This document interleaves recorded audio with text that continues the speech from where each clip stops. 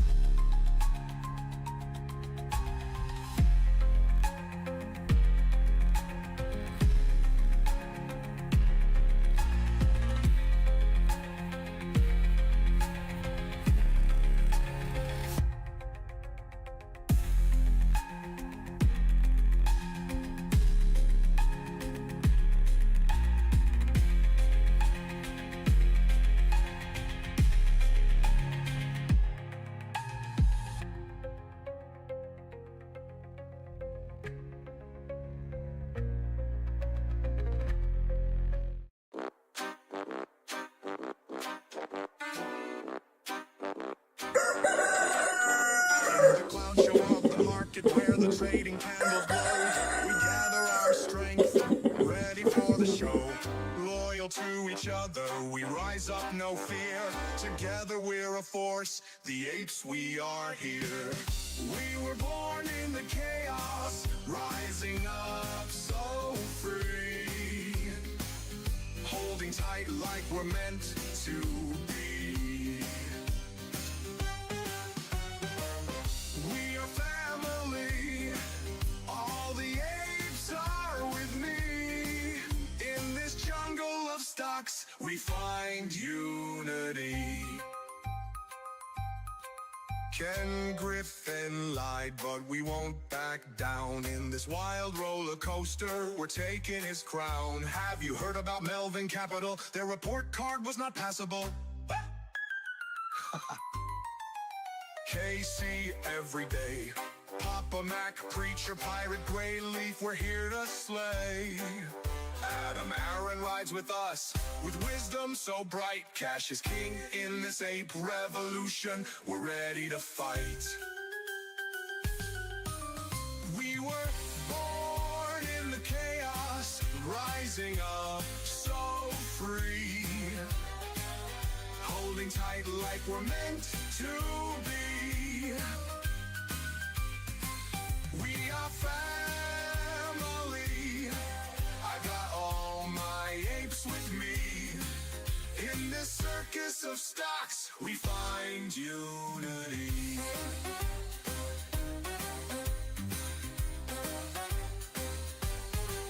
Crayons in our pockets, we're sharing the ride. Bananas in our hands, with respect as our guide. Caring for each other through thick and thin. In this epic adventure, we know we will win.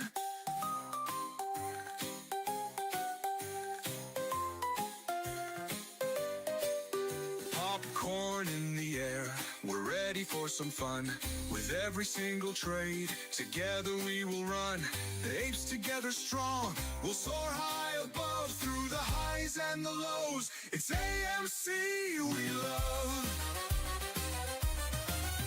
We were born in the chaos, rising up so free. Holding tight like we're meant to be. We are family, all my apes with me. In this circus of stocks, we find unity. Like birds of a feather, our flock is forever.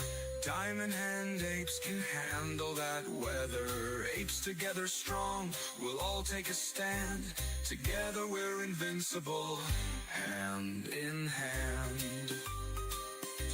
Hold on tight, hold on tight.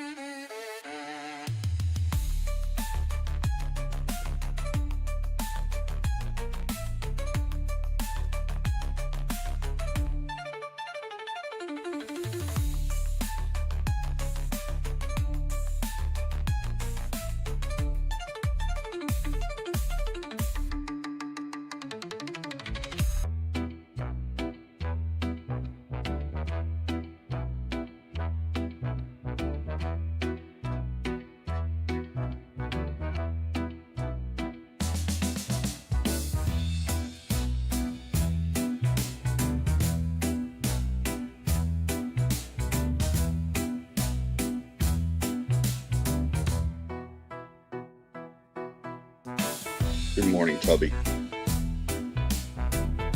Good to see you join us.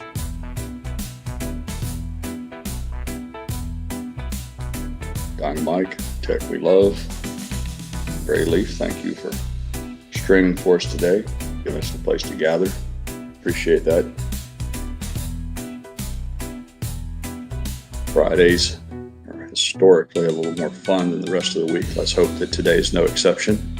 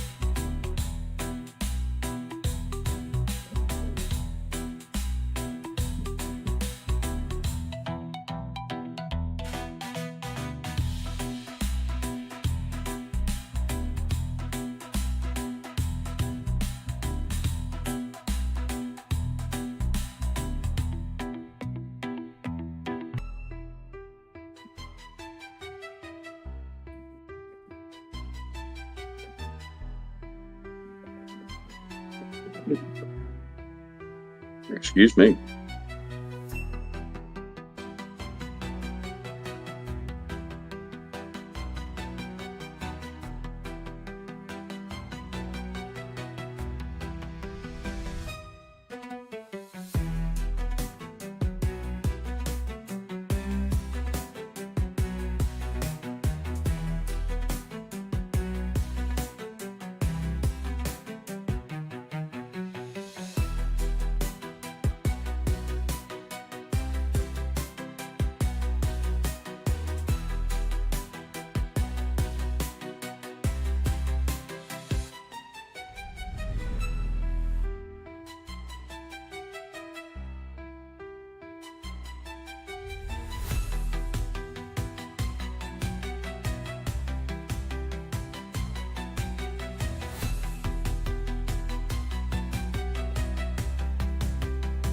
Participant count shows 16.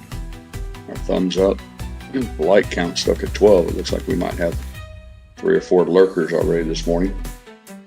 Or perhaps somebody from the call center has joined us. These are all always a mystery. One never knows. I've been trying to keep an eye on it to see if I can identify when they show up. No guarantee that just because people tune into the live stream or enter the chat that for whatever reason they may not hit the thumbs up or what have you, but you would think that anyone who's a regular participant would want the algorithm to recognize that we're gathered here and offer it up to other folks who are interested in AMC. Well, it's always a little bit suspect to me when I see the numbers increase in the live chat, but we don't see a corresponding increase in the thumbs up button.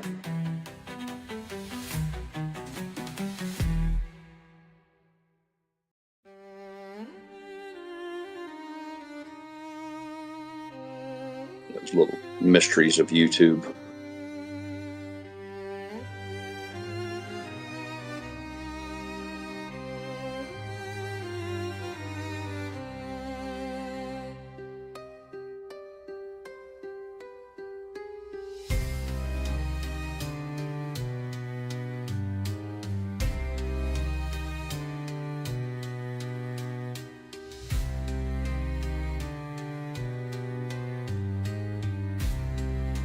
I guess you could explain some of it. It's just an oversight.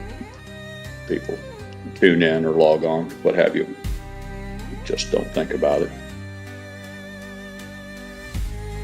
I'm not sure that explains all of it.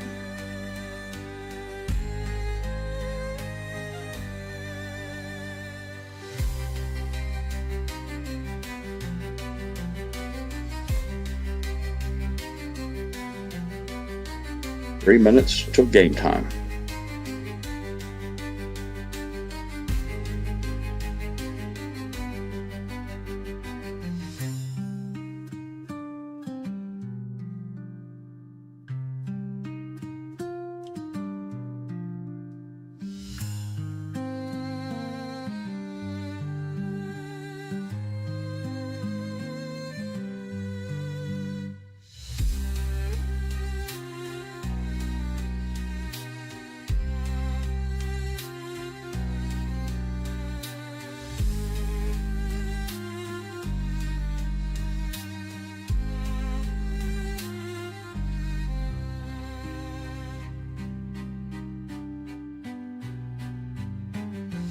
Morning, hell yeah.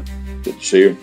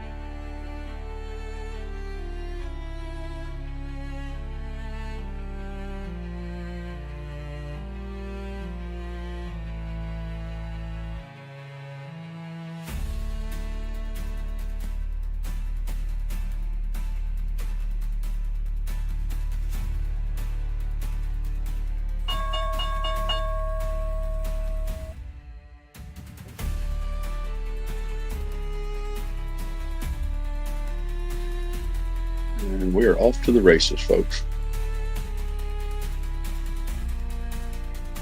Yeah, come back when you can, hell yeah.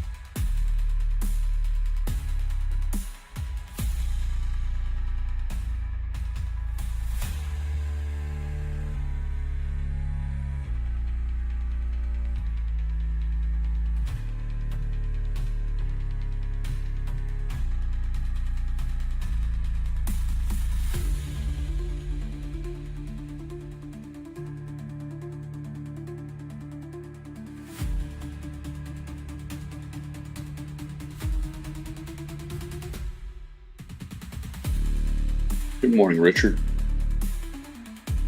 Always a pleasure to see you.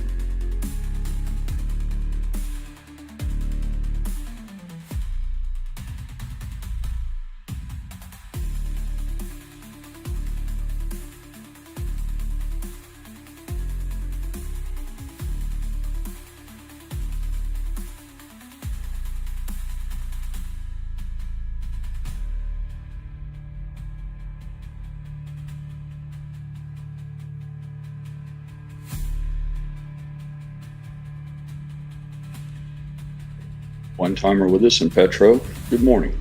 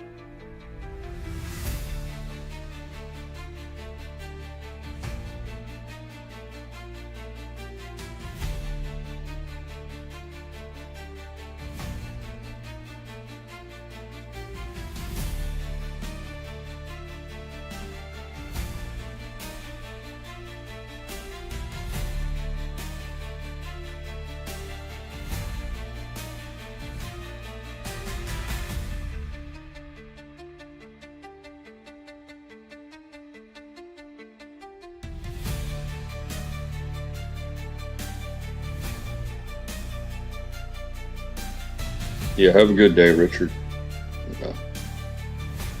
We'll look forward to your return.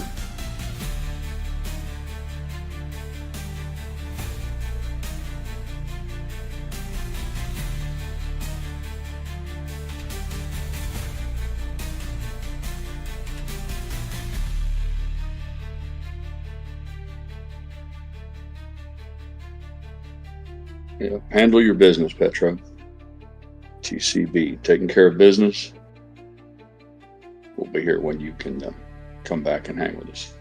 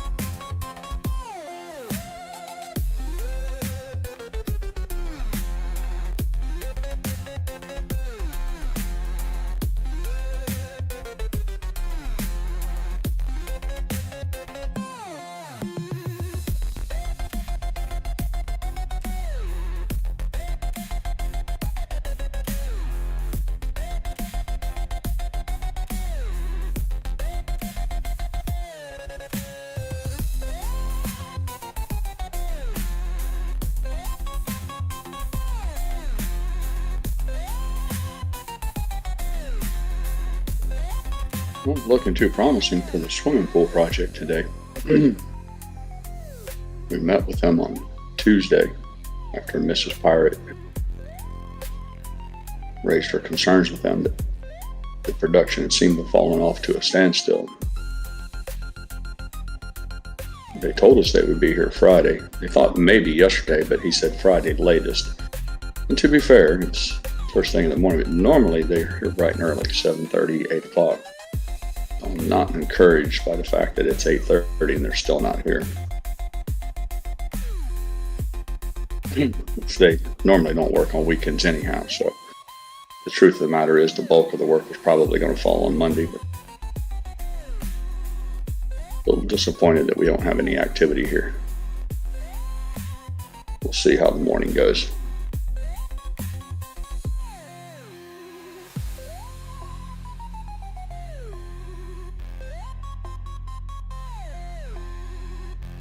That pool design has a stripe that runs all the way around the very top of the blue little 4" by 4" tile. They're supposed to have a tile setter set those.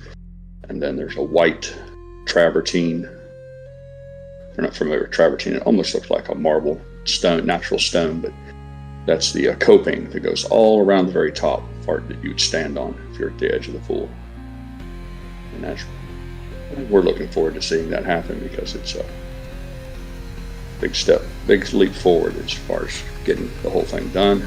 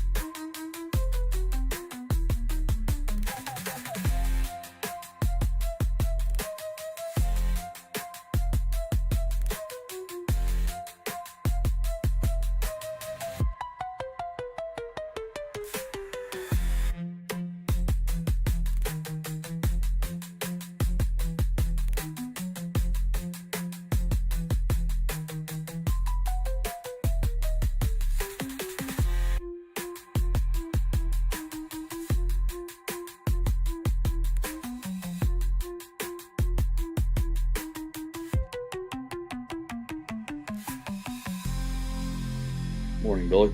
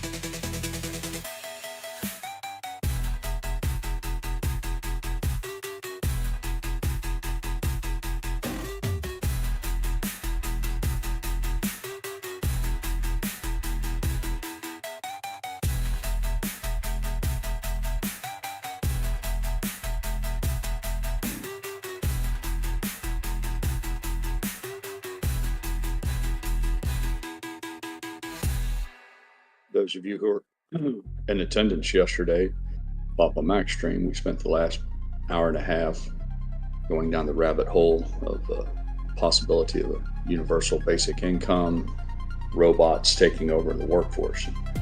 Unfortunately, we ran out of time.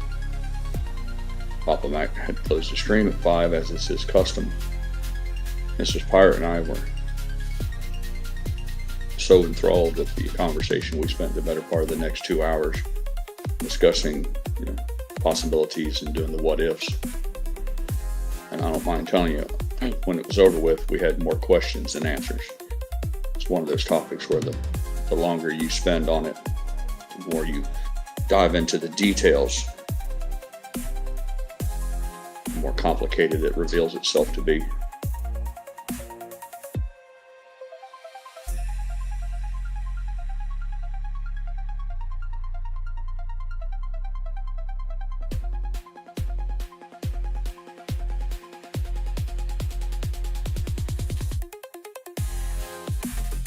Challenges that we discovered in the little thought experiment were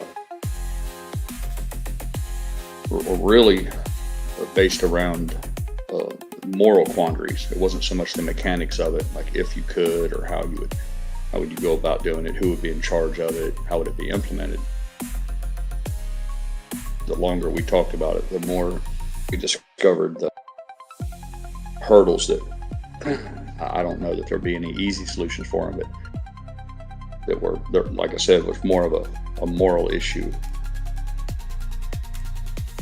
Who gets what, how much?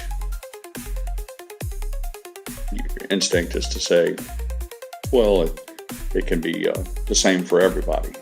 And it's like, that's one of those blanket statements where you say, well, what does that mean? And we started off yesterday's conversation with the idea that everyone would get it, the universal basic income, that is, that wouldn't be per household, it would be for each individual. Anybody over the age of 18, or Mrs. Pirate said anyone who had a social security number or what have you, but each person. But what that does is it shows you the differences in how that can play out in real time. For like a single individual who lives alone versus someone who's, or family, or a household like ours, for instance, where we have 2 adults, husband and wife, and then 2 adult children. We threw around the idea that we would get, $5,000 per person as a universal basic income. And yesterday's conversation, I was quick to point out that for like a bachelor, for instance, like Tech We Love, single, obviously he would get his $5,000. But in my household, with myself and the wife and the 2 boys, we would get $20,000.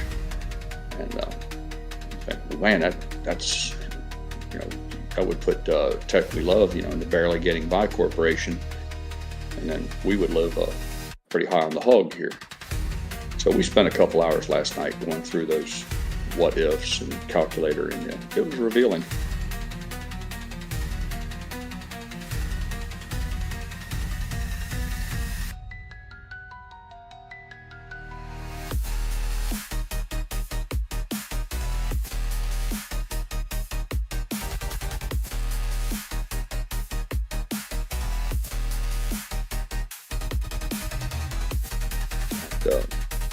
Unique for Mrs. Pirate and I to have completely opposing views on things. One of the things that popped up in our conversations was I was trying to point out that I couldn't see a future where I couldn't see a future where instantly robots would just take over all of the jobs.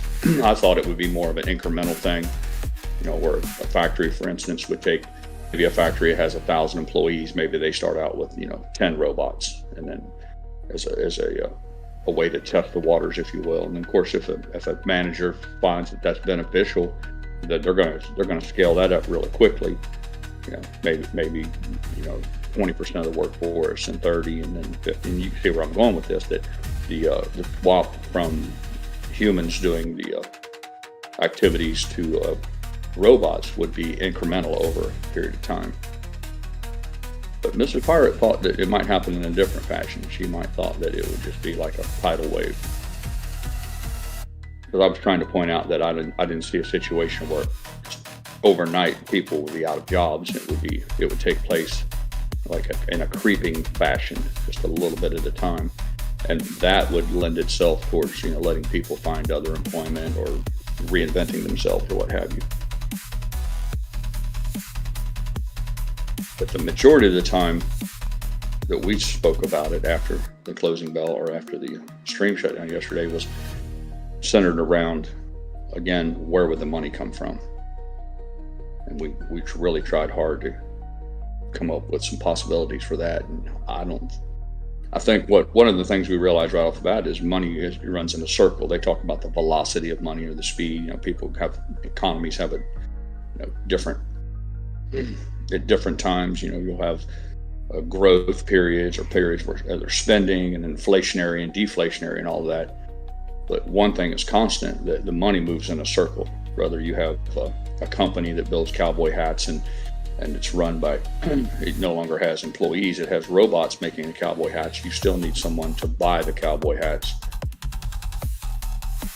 So if enough of the general public's buying the cowboy hats, then you can tax that company.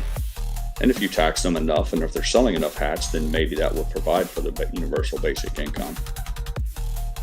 But as Ross Perot pointed out some 25 years ago, if nobody's making anything, it's hard to buy anything. I think his point was you have to have a job in order to have money to spend, but I guess his point would be made moot if you realize that you don't need a job if you have a universal basic income.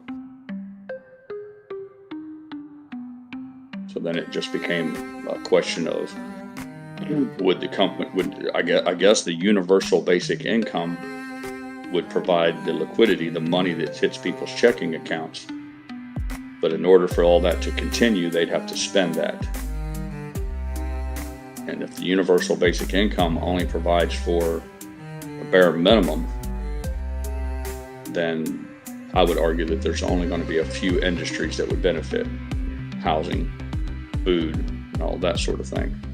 So I'm not sure if there would be enough money running in that circular fashion to keep a system like that alive.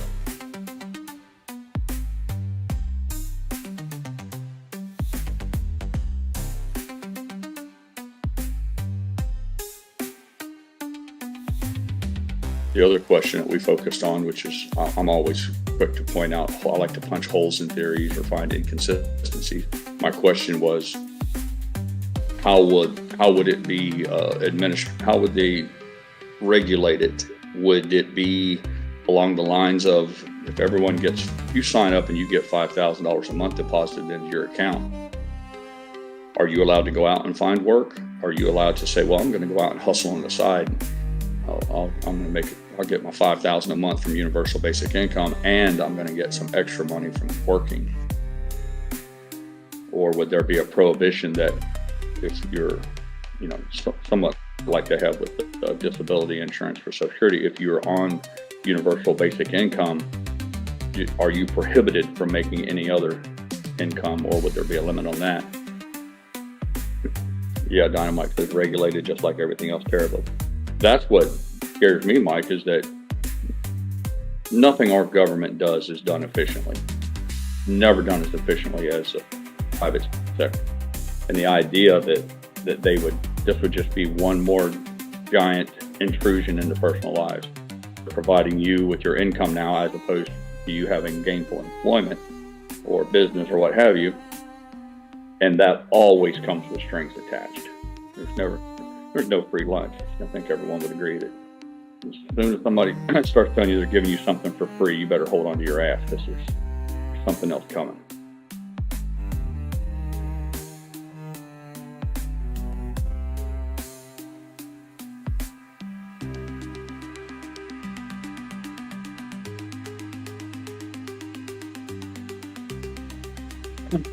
There's another aspect that we briefly spoke about. I can't recall all the details, but one of which was when people don't have jobs, you don't have payroll tax. So if you're going to have a universal basic income and the majority of the people will be on that, you no longer have you no longer have, like I said, employment tax. And Florida doesn't have a tax, a state tax, but many states do.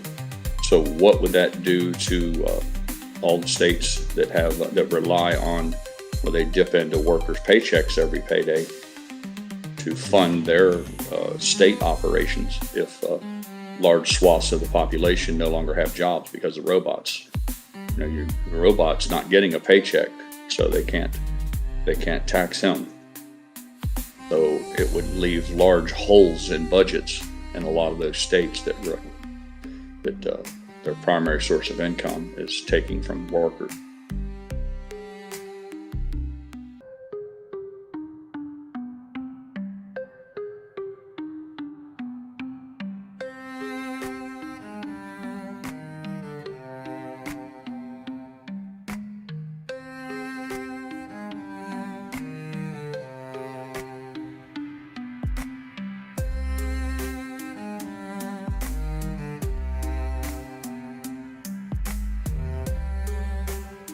We got derailed for a while in our conversations concerning the effects of robots and no longer having a need in the family to have multiple vehicles. If you don't have a job, if your husband and wife aren't both working, do you still need 2 vehicles? And if not, what does that do to that entire industry? And then to further complicate that, if you have self-driving, Teslas and Ubers running around, do you even need to have a personal vehicle at all? So what does that do to the people who are in that? Will there be less cars on the road as a result? I mean, if you think about it, automobiles spend the majority of their time at rest. Anybody, myself included, we have 4 vehicles in our family, or just take any family, for instance. But 1 or 2 vehicles, those cars sit the majority of the time. So theoretically, 1 car could meet the needs of 4 or 5 households if it was coordinated properly, especially if it doesn't require a driver, if you're down to self-driving automobiles from Tesla and all of that. So one could argue that you could see an entire change in this whole concept of each family having 2 or 3 cars. Could that possibly evaporate? My question to the missus was real simple. She said the only thing you'd need a car for would be recreation or entertainment. You're no longer working. And I was quick to point out, well, what happens if I want to go golfing and you want to go shopping or what have you? And that was what kind of took us back to the whole concept of if you don't have ownership, if you're just logging into your phone and essentially a driverless taxi arrives at your house, carries me to the golf course, I can drink my belly full of beer, not worry about getting hurt on the way home. No longer have to maintenance, ownership, cost of ownership, buying the car, insuring it, maintaining it, and all those things. So that added a little bit of interest to the conversation. I thought that it was odd that because of the advances in technology, we could actually see less cars on the road, not more.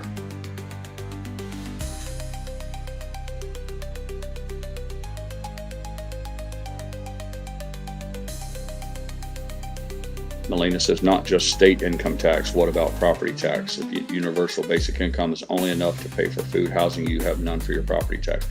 Yeah, Melina, that was what we were talking about yesterday when we were deciding how much would be appropriate. Someone had thought that maybe $1,000 a month would be adequate, and I just chuckled. I thought that doesn't even cover electricity and food for most parts, or barely covers that. So your statement, Melina, is accurate. It's right in line with what I was thinking, that people forget that if you own your home, you still have to pay taxes on it. The property taxes never go away. So if you're not going to hold a job, your universal basic income has to be enough. That's just one more of those line items when we were trying to come up yesterday with just a back of the envelope calculation on what a family needs to survive. We talked about $700 a month in groceries, $200 a month in electricity. And we went down the line of just your absolute basic necessities, and we failed to include that, Melina. But that's another big one. And even if you say, well, I don't own a home, so I don't pay taxes. Well, yeah, now you pay rent, and if your house isn't paid off, you have a mortgage. And I think we did talk about that. We did cover that. I think someone said $2,000 a month or something, or $1,500 a month for housing, whether you were making a house payment towards a mortgage or renting. We did cover that. But if you are indeed a homeowner, now if you have a mortgage, your taxes are included in that. So we did cover that, Melina. But if you're one of those people who are fortunate enough not to have a mortgage and you own your home, you do still have taxes. Now, I guess that common sense says, well, yeah, so we've already figured $1,500 a month for a mortgage. So, like for instance, I don't have a mortgage, but that $1,500 would still be available to cover the taxes, which obviously would be far less. But yeah, your point is well made. That's why it's so important when you have these discussions to be real honest. When you first say, well, how much do you need as a universal basic income? Before you can arrive at that number, the first thing you need to ask, and it's what we tried to do yesterday, was ask, how much do you need to survive? You'd be surprised how many people have no idea how much money they really need.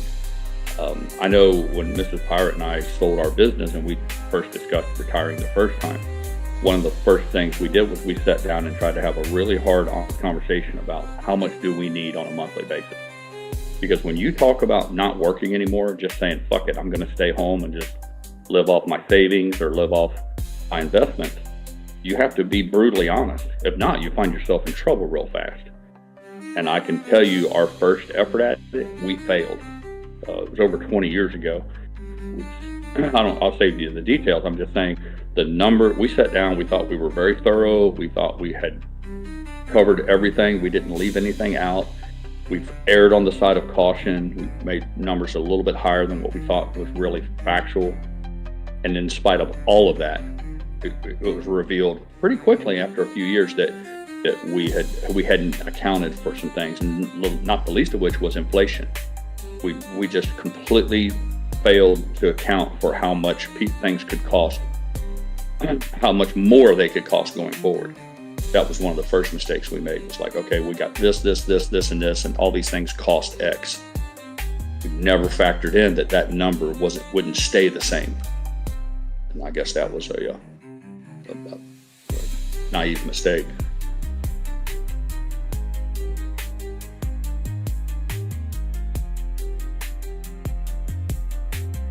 But yeah, if you talk about having universal basic income, robots are going to do all the work. Everyone can stay home and watch the butterflies and the sunsets. You say, well, how are your needs met? And the first thing you got to decide is, what are your needs and how much do they cost?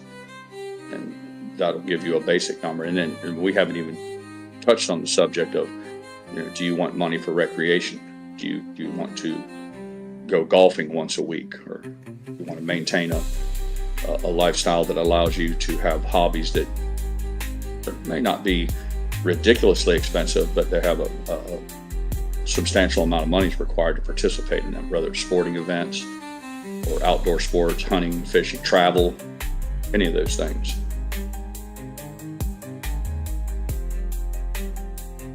Papa Mac said inflation is transitory. Exactly, Papa Mac.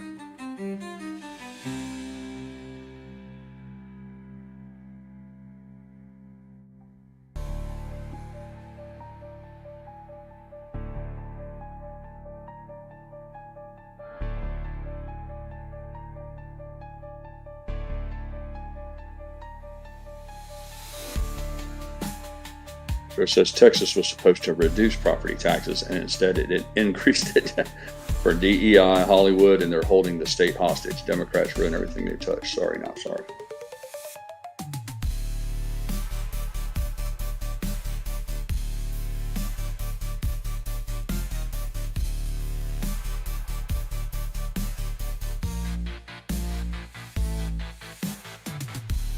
That brings up another interesting question.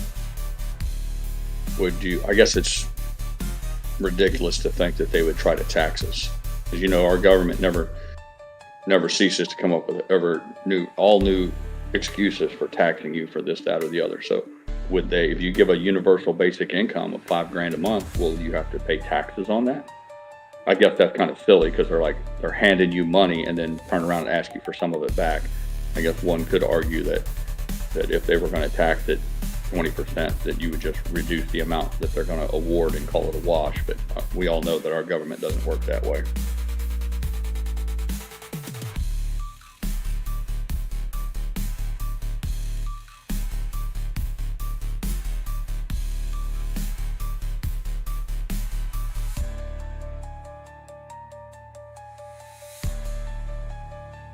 Yeah, doesn't it, Mike? They're like, we're going to give you a universal basic income and then mail you a check, and then at the end of the year force you to do a tax return, claim all of it as income, and then ask you for 25% of it back. It sounds ridiculous, but it's not like they haven't done shit like that in the past.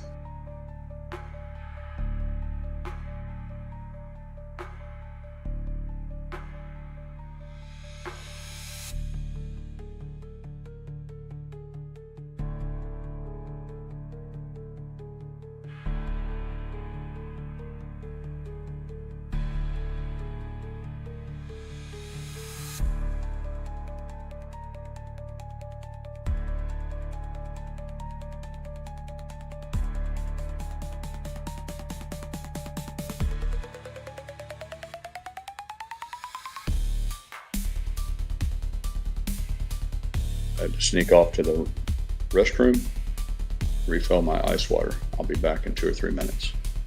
Stand by.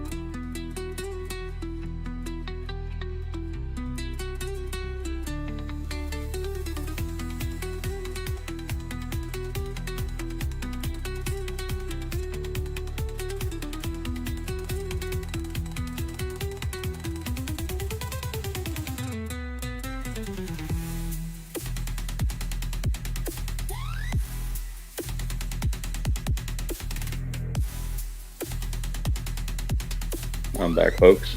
Sorry for the delay. Finish my coffee, and I like to keep a nice tall glass of ice water here. I'm all set now. What did I miss? Papa Mac says UBI of $50,000 per person per month, but tax at 90%, leaving individuals $5,000 a month, but giving the government $25K in tax revenue. Yeah. Solve no problem. Yeah. Yeah.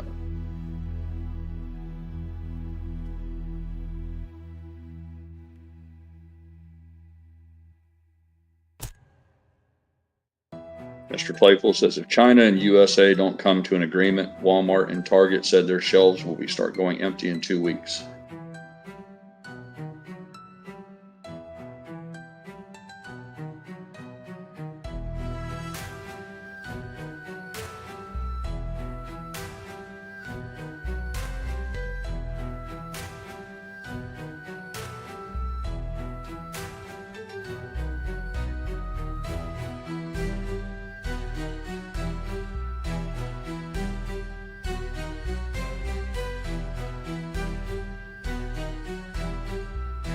Yeah, I personally don't think it'll be too catastrophic for you. I've said many times, I don't think America's going to collapse into a dystopian nightmare because we can't go over and buy a bunch of cheap plastic shit from China.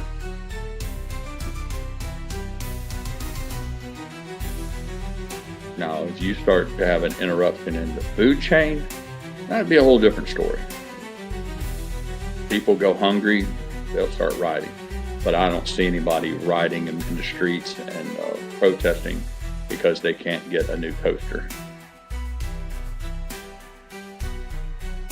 Sooner or later, someone will fill the void. I've said before, whether it's another country like India or pick your flavor. Just because China is not the only place on earth that has cheap labor. So even if you discount the fact that we should have somebody making toasters in the United States, even if we have to pay more for them. Paying more for toasters is the price that my son can have a job, then I expect you to pay more for your toaster. But if you're not willing to play along on that, you say, fuck you, pirate, fuck your son getting a job. I just want cheap toasters. I'm like, okay, fine. But that doesn't mean China is the only place that has slave labor. If we really need to supplement our spending habits in the United States, our ability to buy cheap shit for the lowest prices, China is not the only place. There just may be a brief interruption.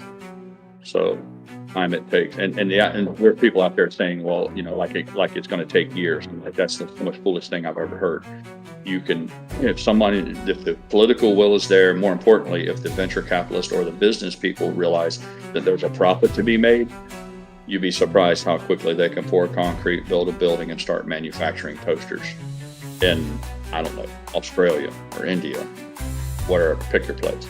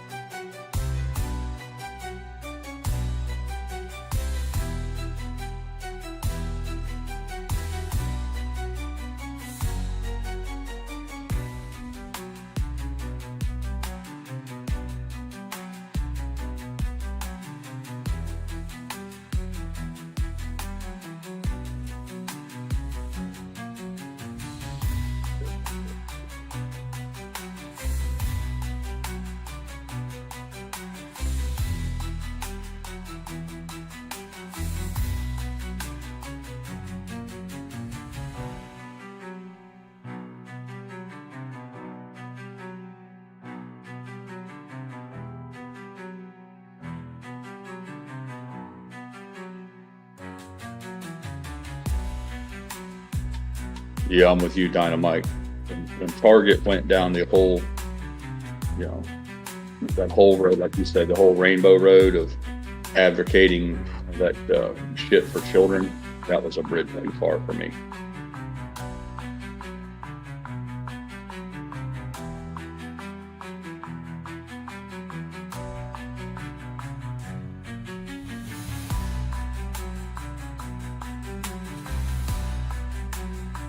GameStop, $27.74. Sneaking up there a little bit. Modest amount of volume.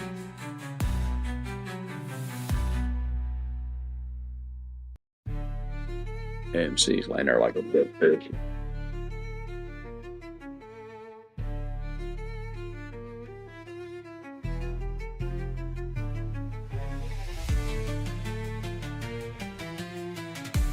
Like I said, sometimes these companies need to look inward at their own policies instead of quick, easy blaming on the tariff tactic. You know, Mike, bless you, honey. A lot of these companies are run by idiots. The same colleges that cranked out the hard left, the Marxist, you know, everyone is entitled to everything for free shit that these colleges are known for. Those very same people use those degrees to find themselves employment, and the C-suite, you know, they become the shot callers in a lot of these corporations. So it shouldn't come as a big surprise that you've got people who they're not necessarily, they don't support, you know, capitalism in its purest form. So it's kind of one of those weird things where you have people who are in positions of power in these corporations who their first goal is social engineering, and then if they make any money or if the company remains profitable, then that's incidental to it. You think to yourself, man, that's kind of financial suicide. But that's part of that whole woke culture, or this whole idea of virtue signaling, that everyone is supposed to, their first goal in life is to show how virtuous they are, how superior they are in their morality and their desire to make the world this utopian society, instead of focusing on their job, their mandate, which is to run a profitable company.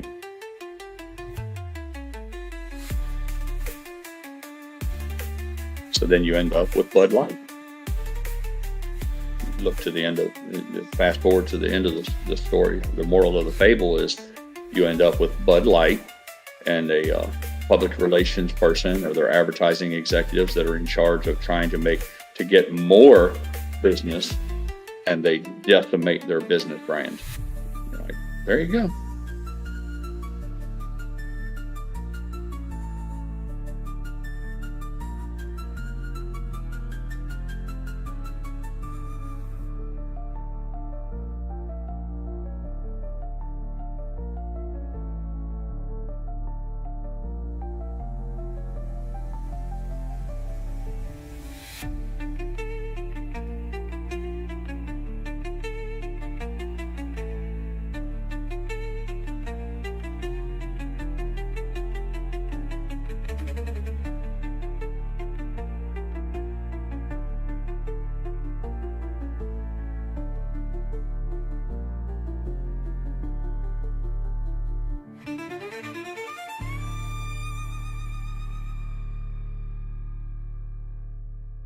I was reading back through some of the chat that I might have missed, see if there was anything interesting. Papa Mac has a statement he made. Will AI robots develop any vices that I could exploit? That's kind of funny, Papa Mac. I don't know if they'll develop any vices. I can tell you there's a few things they won't do. Here's a list of things, because I thought about this last night. I became obsessed with this when I went, as I'm known to do from time to time.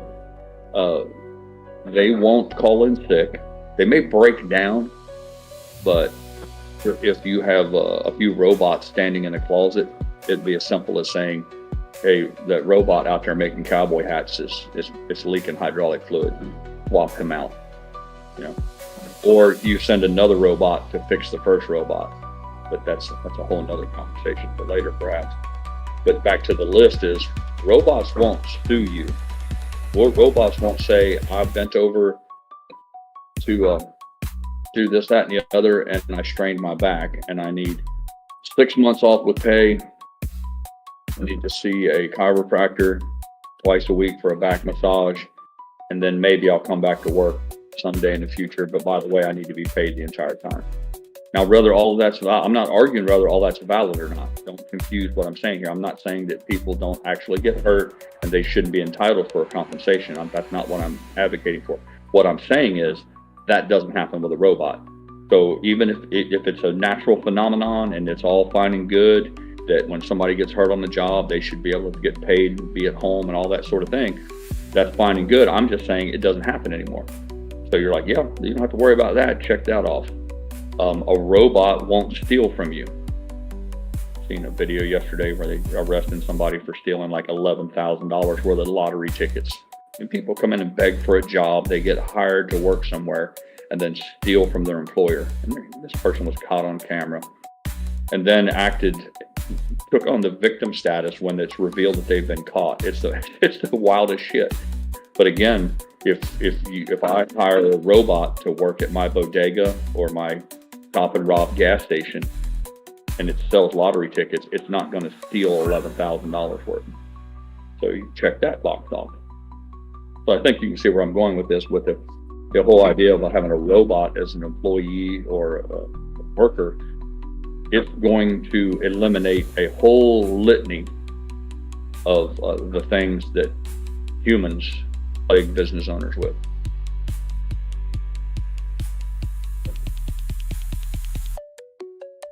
Well, Papa Mac says, what if the programmer programmed the robots to steal for him? Maybe. You might be right, Papa Mac. Maybe we'll have a whole new line of criminals. Because one thing's for sure, the laws, our legal system never keeps up with technology. So perhaps.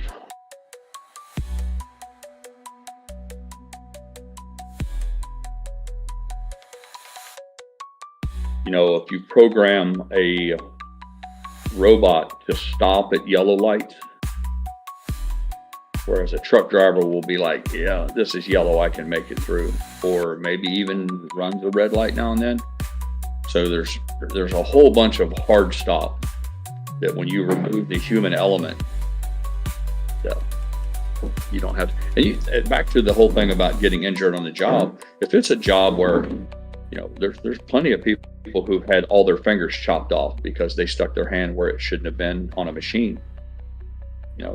There could be some real benefits to the fact that you're removing the human element. If a robot is misprogrammed and it sticks its hand into something and it gets the end of its hand, I say hand in air quotes, chopped off, it's none the worse for the wear. Send them back to the back in the maintenance room and they'll put a new hand on it. So there could be it's like anything in life, there could be some real benefits to it. The question remains is how much is the net benefit better for mankind or worse?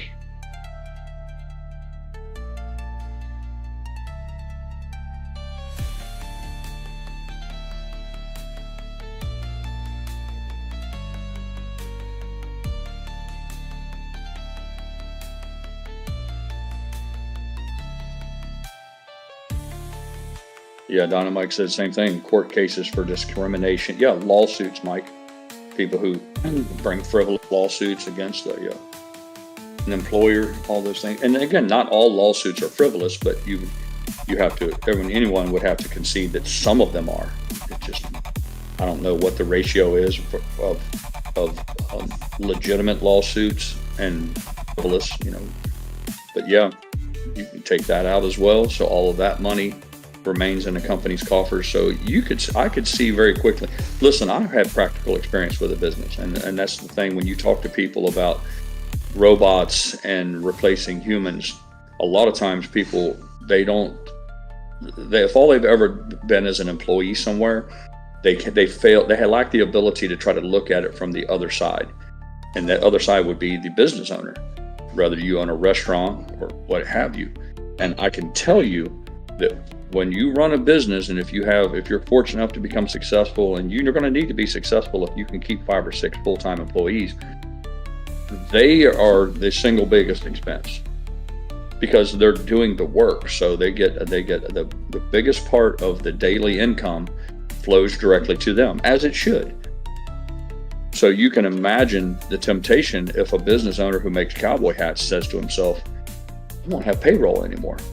I don't have to do matching FICA, Social Security, retirement contributions. I deduct money from your paycheck to send in, not only do I deduct it from your paycheck, but I have to do a matching funds. So all of that just disappears, and that money remains in the company for growth or what have you, for profits. So anyone who's run a business that requires help, employees, if you will, they're going to give you a lot of reasons why it could be advantageous if it really becomes, and it's all built on the idea that the robots will do everything that a human can do. And I'm not sure if they're there yet on that either.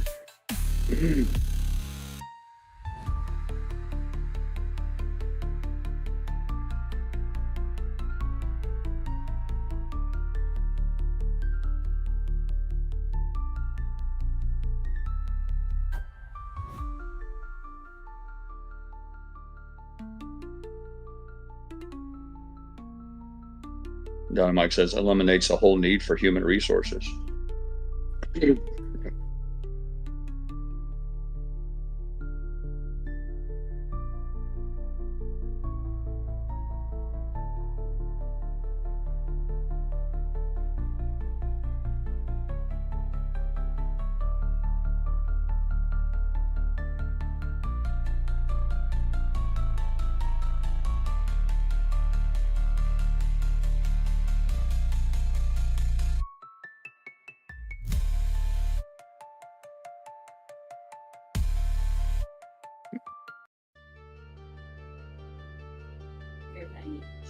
Yeah, I know.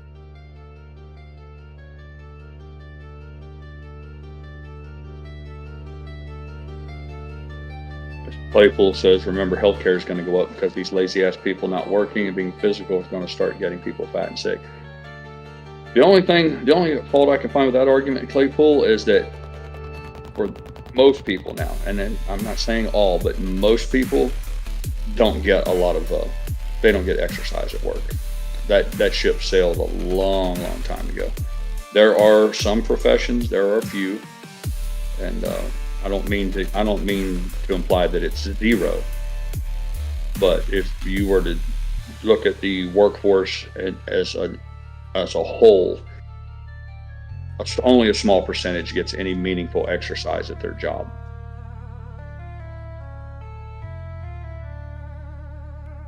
Mrs. Pirate says, if anything, she thinks it might be better. It might give people time to focus on exercise and, fixing better meals. She said fixing better meals, eating healthier because of the abundance of time they would be afforded. So there you go.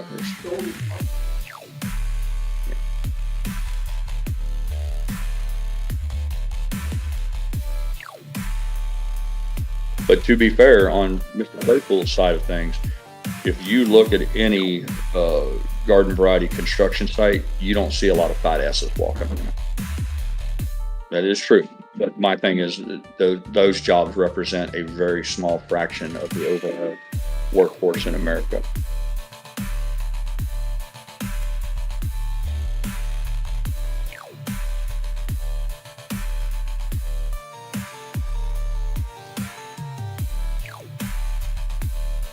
Papa Mac said, if life expectancy drops to 40 years, that would help reduce UBI cost. But why would it drop to 40, Papa Mac? History has shown that, if anything, we're living longer.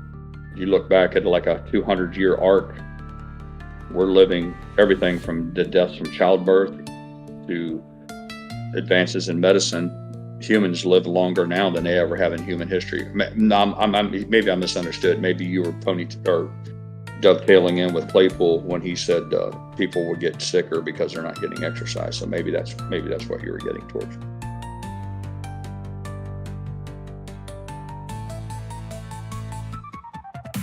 I'm not a believer in universal basic income. It's pretty simple. If you've listened to me blow V8 for more than 10 minutes, I'm a work harder or get out of the way guy.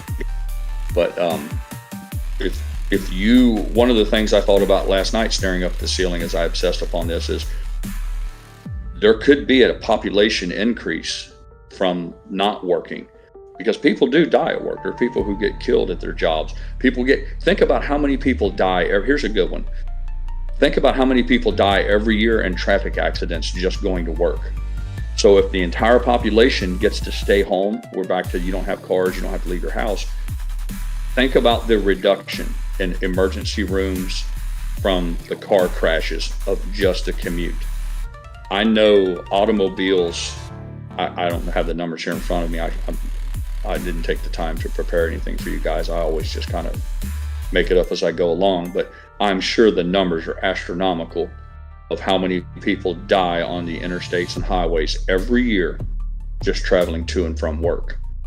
So those people won't be involved in those catastrophic accidents. You'll still have people traveling for leisure and all that sort of thing. But I would argue that by and large, the biggest part of travel that people engage in is related to and from their commute to work. So all of that changes, like huge numbers change. Huge, I say.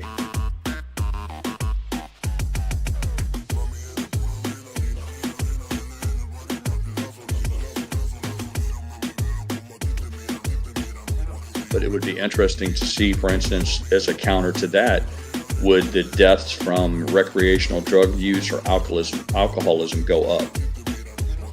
Is it possible that if people no longer have to go to work Monday through Friday, that a percentage of them will fall victim to their inner demons and maybe become, hardcore alcoholics? And would we see a rise in like deaths from cirrhosis of the liver or, overdose and those sort of things? Possible.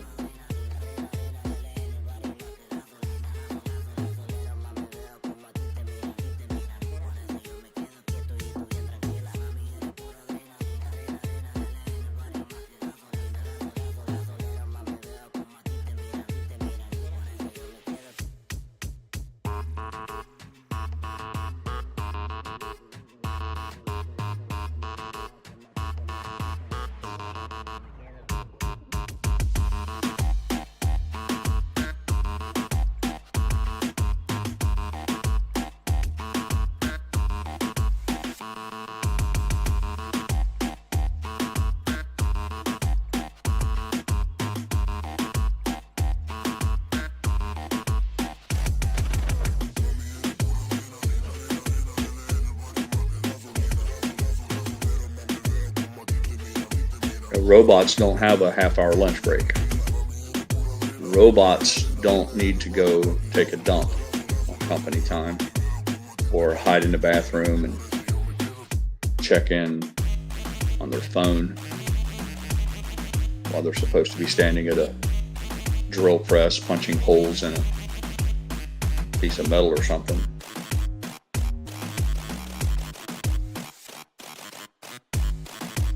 Imagine when you build a factory to make cowboy hats, you would never, or just any kind of hat. I don't know why I keep saying cowboy hats, but when you build a factory to manufacture something, you don't need to build a parking lot anymore.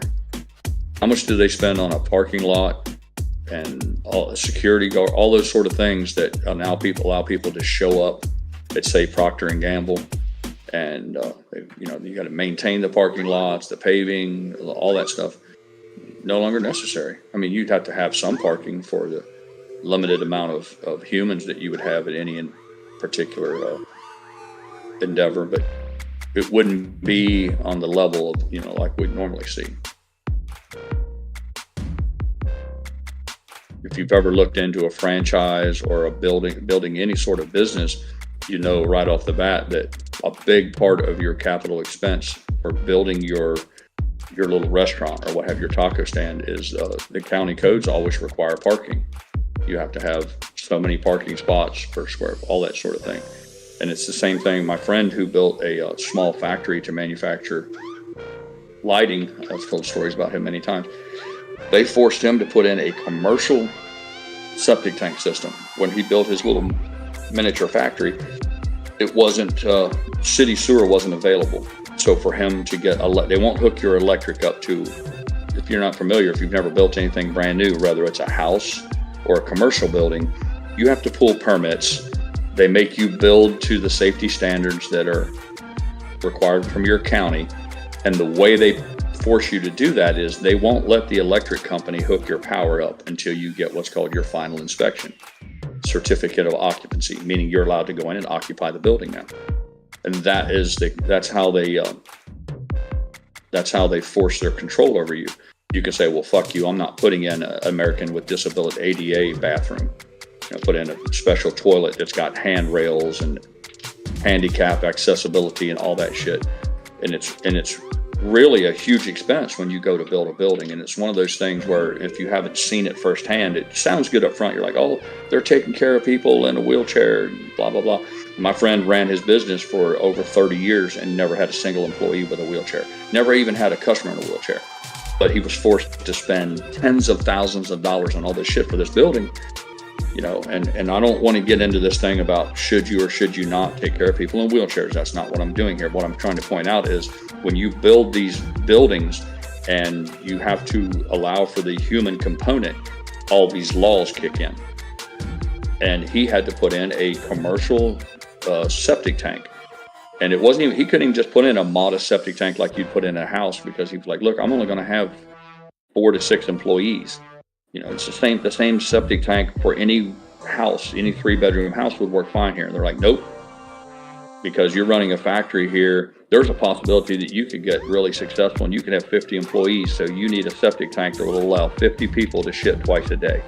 So he built this huge shit tank out in the backyard, paid a plumber to come in and all this giant septic tank system and all that. And it was all for him and 2 other people to pee in twice a day, go to the bathroom twice a day. So again, if he has the ability to build a factory and staff it with robots, would he even need to have a bathroom in it? So you can see that the implications of replacing human beings with a machine has a rippling effect. It runs all the way back to even the very construction of the buildings.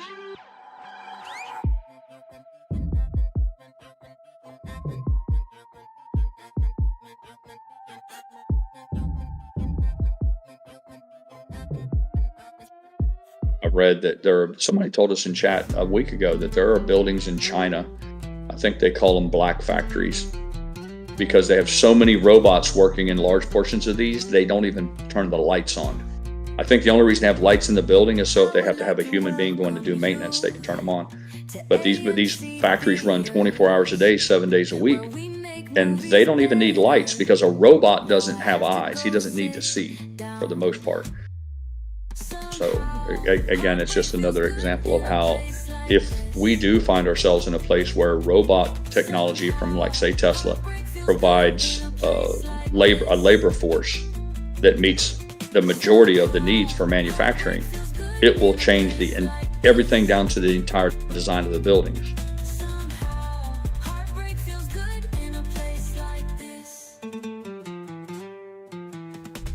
Perfectly popcorn, cinema, sweets.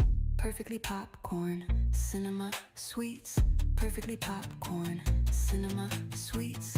Perfectly popcorn, cinema, sweets. We make movies better. We make movies better. We make movies better. We make movies better. Somehow. As a pirate finds herself in a tough spot, for her to get her $350 bonus in 14 days, she's required to do 4 deliveries per day. She fell short of the mark yesterday. There wasn't a lot of offerings to choose from. In fact, she was even willing to take some shitty deliveries just so she could keep up with her target of 4 per day, and she wasn't even afforded that opportunity. So shit's rolling downhill on her now. She's going to have to do 8 today to keep. 7. She said she did 1, but she's got to do 7. Regardless of the details, the point is that she's behind the curve now. So now she's going to have to redouble her efforts today for sparking.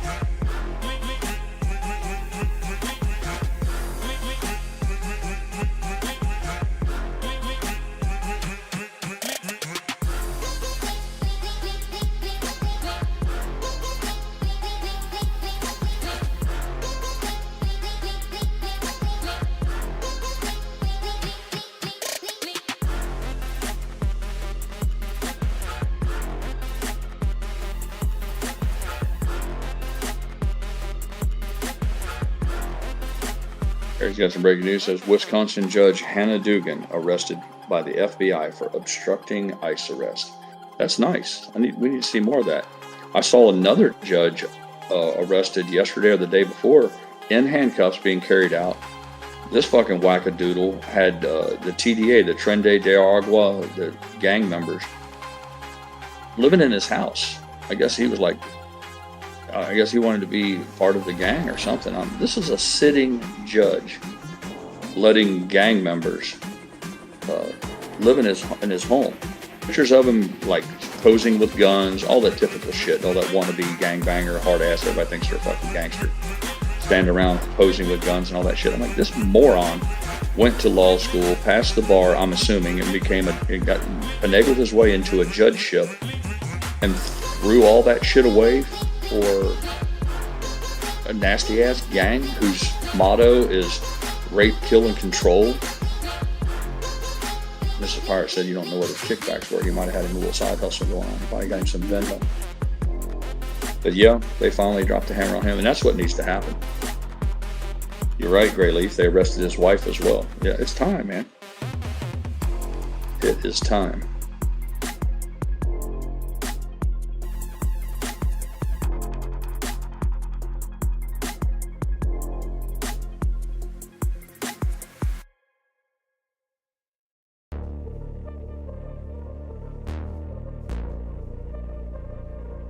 Saw an ad about 2 weeks ago or a post on X, and I don't know if it was true or not, but they said that the robots that Tesla is building, that Elon Musk people have designed, the starting price was $30,000, which when you think about it, isn't a lot of money. I mean, a decent piece of small machinery costs more than that.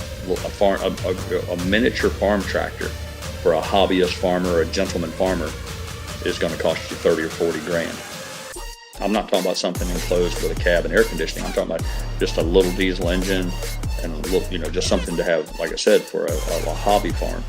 So the idea that you can buy a robot for the same amount of money that will essentially be your personal slave that's pretty interesting to me. I saw they were showing some displays of the robots where, we saw them when they first come out. You could see the robot could walk and it was having trouble keeping its balance. Then the next iteration of that were the videos where the robot could walk through the room and jump over hurdles or jump up on a desk, showing that its agility was almost on par with a human being. The last one I saw was a robot that was dancing. I don't know if it was the Macarena or You Can't Touch This, whatever it was. Now that I think about it, I think it was Ice Baby or something. But it was something that most people were familiar with because of the notoriety that it had achieved. And the robot was flawless.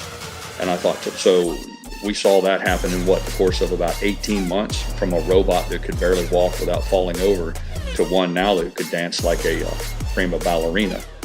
So if you don't think that they're going to be able to program that robot to run the French fry machine, then you're not paying attention. Hey, Real Rugged. Good to see you, buddy. Are you at work or on your way to work? I am working from home today. Is your chosen career in peril of being replaced by a robot? Can you, maybe not you specifically, but what you do to earn a living, could you see a day where it will no longer require a human being, but a robot can do what you do? Like a reciprocating saw with a dildo at the end of it? A fucking machine? Yeah. Come on. Mechanical porn star? Yeah. Well, I don't. I think in due time, yeah. I would say that there's certain functions that will be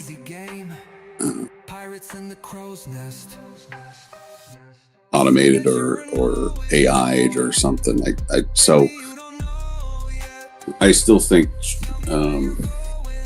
learning the trades and things like that require like a hands-on type of approach until we have things that need to be fixed, repaired, addressed, or built manually. Within the space of technology, a lot of things can be done there, but you can't put, unless you have some kind of programmable robot that every home owns, and then you send instructions, very specific instructions to that robot to go and, hey, do this HVAC repair in the attic. Well, can the thing even get in the attic? Can it get down the crawl? Right. Yeah, I thought of that if the machine can only do what it's programmed to, and oftentimes Right. when you're doing any task, things can pop up that if the machine wasn't programmed to recognize and address. But isn't that what the whole concept of AI is? Doesn't AI change the difference between a robot who's programmed to like drill a hole every 6 inches into a robot who is able to look at a board and recognize eats a hole? See, it's one thing to program a robot to do it. It's another if the robot itself can say this needs holes every 6 inches. Yeah, no, that's I think possible. that's the concept of AI. I think that's the scary part of AI, is that it becomes sentient. Somebody said earlier, sentient. That's the threshold. That's the holy grail of you're getting over a machine that you could argue that in today's world, anybody can program a machine to drill a hole every 6 inches. No big deal. You just put it in the code and it does it. And that machine will keep drilling a hole every 6 inches, even if there's not even a board there. It'll just keep punching the drill down every 6 inches. I think the argument is that with AI, that robot will look at that and say, yeah, this board would be better served if it has a hole every 6 inches. So I need to drill here, because that's what a human does. And if that happens, then all the rules change. Yeah. I think the idea is that this AI they're continually learning, much like a human does. A human from infancy or childhood doesn't necessarily understand that you can fasten two boards together by driving a nail through it with a hammer. That's a learned skill. It starts out with a hammer and somebody shows them, they're instructed, and then maybe the first few times they struggle. By the end of their career, you have a carpenter who can put a nail down and drive it home in 2 strikes. I think these robots, if AI is successful, these robots will be similar, that maybe initially they won't understand how to drive a nail, but they can learn. And the way I understand it is they learn much faster than a human being does because of supercomputing. So instead of it taking 30 years to learn how to drive a nail with 2 strikes, through the refining of motor skills, muscle memory, and experience, the robot, once it understands that it needs to apply 400 pounds of downforce and it needs to be on a XY axis to hit the nail perfectly, it doesn't take 30 years. So it may not understand the concept initially, but I think the idea is that these things learn. And I don't know a whole lot about AI. Yeah. They're incredibly interesting, but I think that that's the goal that they're working towards, is that they're trying to get past, I need to train this machine to drive a nail. What they want the machine to do is realize a nail needs to be driven here. Well, some jobs will be easier captured than others, won't they? yes. I mean, if you're the guy that sits in a warehouse and they bring you in a forklift bucket full of grapefruit, and your job is to put 4 grapefruit into a box, send it on down the line, because people don't want 600 grapefruits. They come from the farm, 600 in a tote, but I think that guy's job is probably far more in danger of being replaced by a robot than perhaps like a neurosurgeon who has to open up your brain or your wife's brain and take a tumor out without killing her. Back to the old, if you don't want to be replaced by a robot, you might want to start looking for skills that. Mrs. Pirate says she thinks she can see a time where the robot will even do the brain surgery too. Possibility. Yes. The argument they made is, and she's got a good point, is that anything you can teach a human being to do, you can teach the robot to do. Because again, a brain, Ben Carson arguably one of the most famous neurosurgeons in the world, he didn't start out with the ability to, do brain surgery. He sat down in a class and they're like, high school biology was his first class. So you build upon those skills. And I don't know now that I think about it, that any occupation would be immune if the AI becomes, I don't think it's the matter of robotics. I think the AI is the linchpin.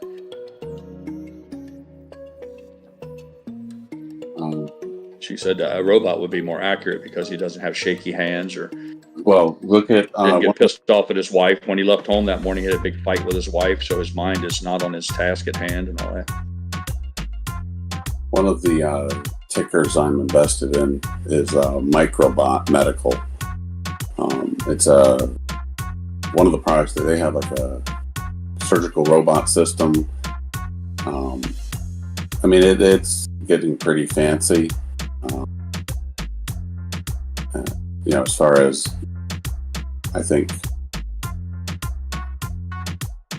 removing or reducing medical errors and things like that.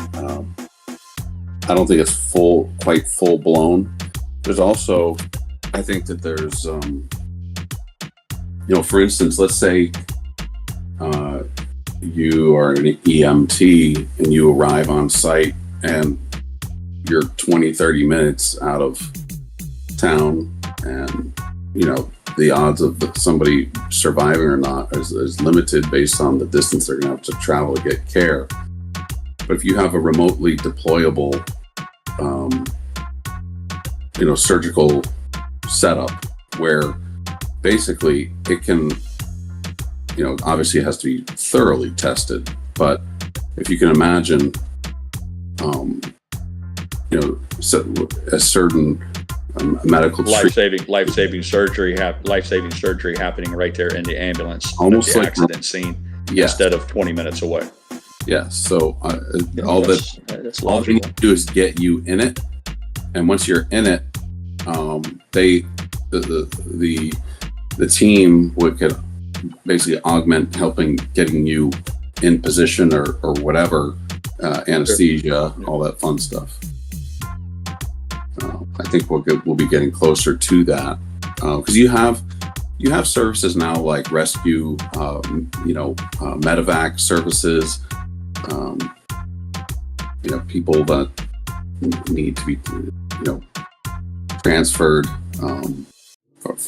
for something to be done. Obviously if it's like an actual organ transplant, that would be a little different. But I know they've had stuff for some time now where I've seen videos where you have a patient laying on a table in an operating room and a robot stands over him, the same type of robot that perhaps maybe paints cars in a factory, but instead it has a scalpel and it can do sutures. And I've seen where the doctor can be across the country and through virtual reality or through cameras, he's actually making them. But that robot is just an extension of a real doctor somewhere else. I'm thinking about the possibility that you won't even have the human element in it, that the autonomous, the robot works with autonomy. It already knows that it needs to, tie off the arterial bleed and do the sutures and all of that. Without the aid of, like, say, somebody like if you're a doctor and you're playing on the golf course and your beeper goes off, I'm dating myself, your phone goes off and you're like, oh, I have to operate on this person right now. I can see that would be maybe a part of it. I could see it going that direction. But I think ultimately the idea was that you don't need a human doctor, that the computer, will fix you up. Well, I think obviously it'll have to go through several iterations of testing. Yeah, it could be another 50 to 100 years from now. It could be, but I mean, if you think about soldiers in the battlefield of, Gettysburg or whatever. Absolutely. Where we versus today. Yeah. So Mrs. Pirate brought that point up yesterday. After we were so engrossed in this conversation, we spent a couple hours talking about it after the stream went down, and that was her point. I was like, "What's the timeline on this? How long do you think it'll be, plus or minus, before we see like this sort of thing with the AI and the self-driving cars and all that. And I said, is it 50 years? And she said, I'm not sure, but she pointed out, just remember, we're 59 years old. When we were 9, 10, 11 years old, we didn't have cell phones, typewriters. We didn't have her thing was computers. My wife was trained she had a formal education and all that sort of stuff. And she watched supercomputers go from like a computer was the size of a 18-wheeler inside of a building at AT&T. Now you hold it in the palm of your hand, and it happened fast. It didn't take 200 years. If you go back and look, there's all kinds of wonderful, even some of them are black and white photos of some of the very first computers. I mean, these things look like, it's like in a warehouse. It's like 10 feet tall and 30 feet long.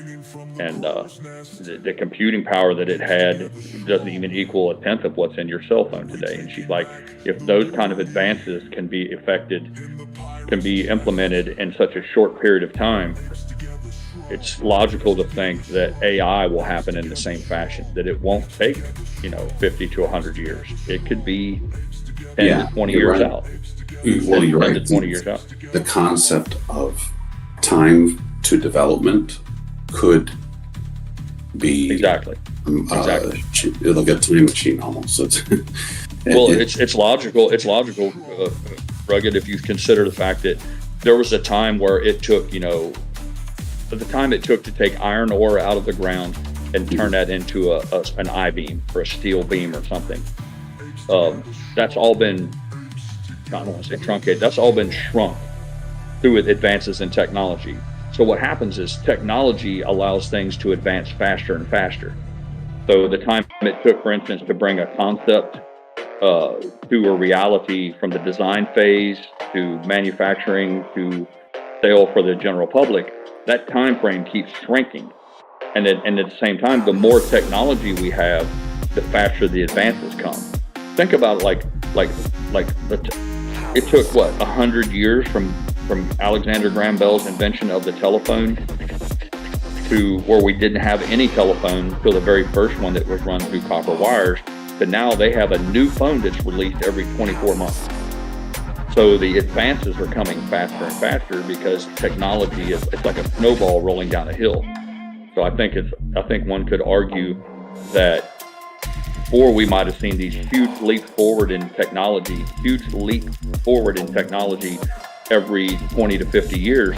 Now that it could be every 2 to 3 years, and then eventually it could be every 2 to 3 months, because you have technology and AI leading you don't have the human element any longer. It's kind of encouraging. It could be, I guess one could argue it could either be really bad for mankind or good, but I'd like to be optimistic and say we could be in the golden age of technology. I think we've already been in the golden age of technology. I don't think there was a better time in history to be born as far as what we have, but I think the best is yet to come, actually. I have to run to an 11 o'clock Eastern meeting, which is straight away, but I will be back. All right, buddy. Come back. Okay. Cool. Bye.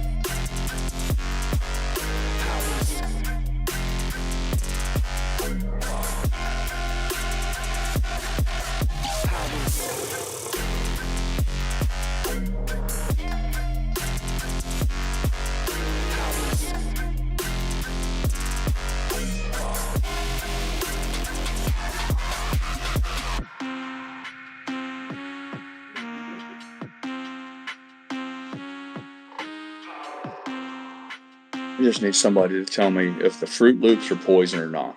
I never did get a logical conclusion on this yesterday. I got my ass. I am bent. Mrs. Pirate said yes, they are poisoning us. That the Fruit Loops, the coloring in the Fruit Loops was. But my point remains the same. Are they fucking us with Fruit Loops or not? I'm pissed off about the Fruit Loops thing. Doritos too, huh? Damn it now. Well, this I cannot abide this.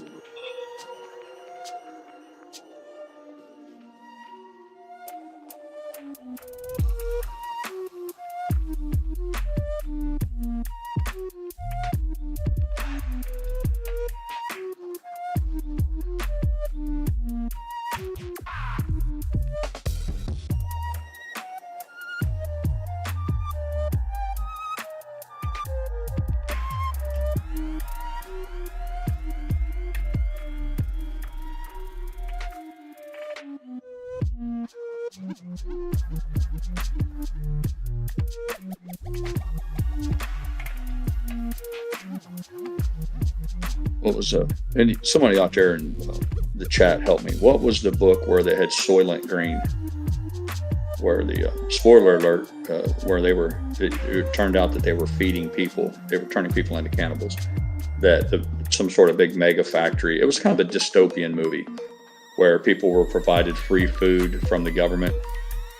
I guess it was green, and I think it was called Soylent Green. But the discovery was that they took people when they were dying or getting old, and they turned them into food and fed them right back to the population.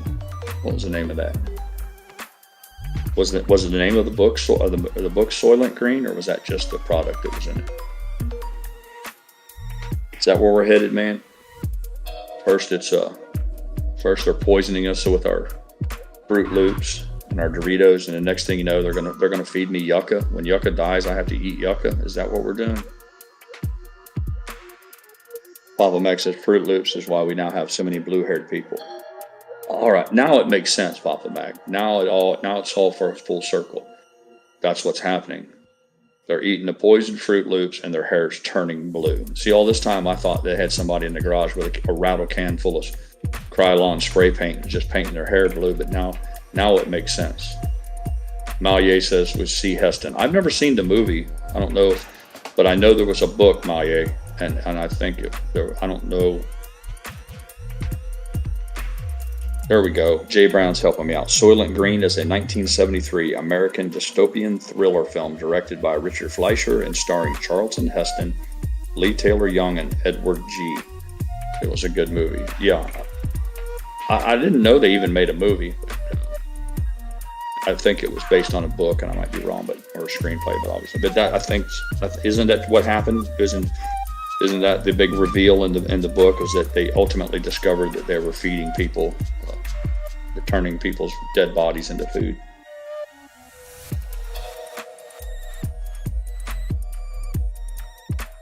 Yeah, I don't care how hungry I am. I'm not eating yucca. Can you imagine what yucca would taste like? I don't care if they put him in a blender, if they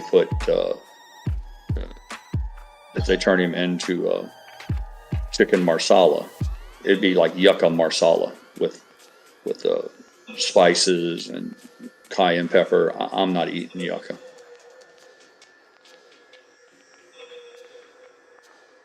Jay Brown said it was loosely based on a 1966 science fiction novel, Make Room. Thank you, Jay Brown.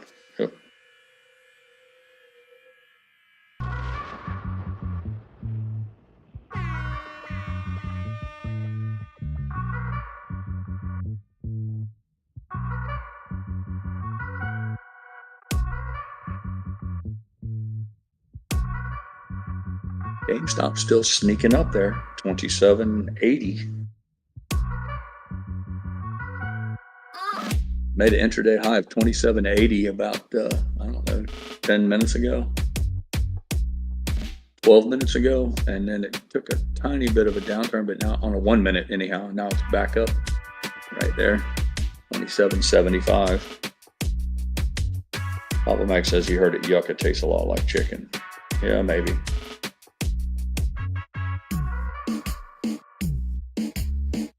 Mrs. Pirate said, that's bullshit. You think you would taste like a taco at least. If I have to eat Ven, does he taste like banh mi? Is that how it's going to work?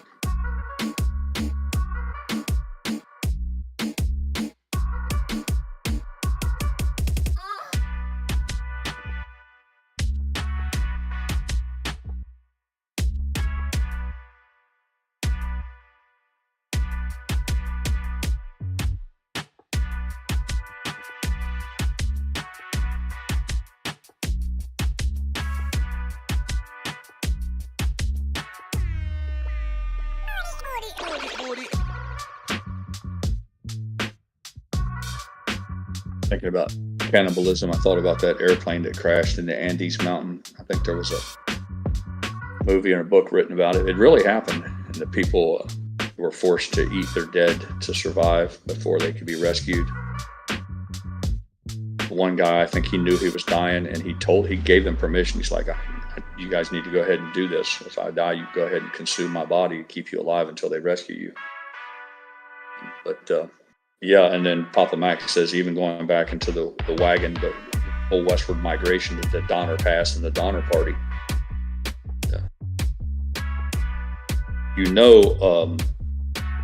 On a human being, their ass is the same as a ham on a pig. I don't know if you know that or not. I think you people consider, if we just had Easter and you have a big, if you were fortunate enough to have a ham, the ham off of a pig is literally his ass. The rear thigh, the rear upper thigh bone in his ass. So I guess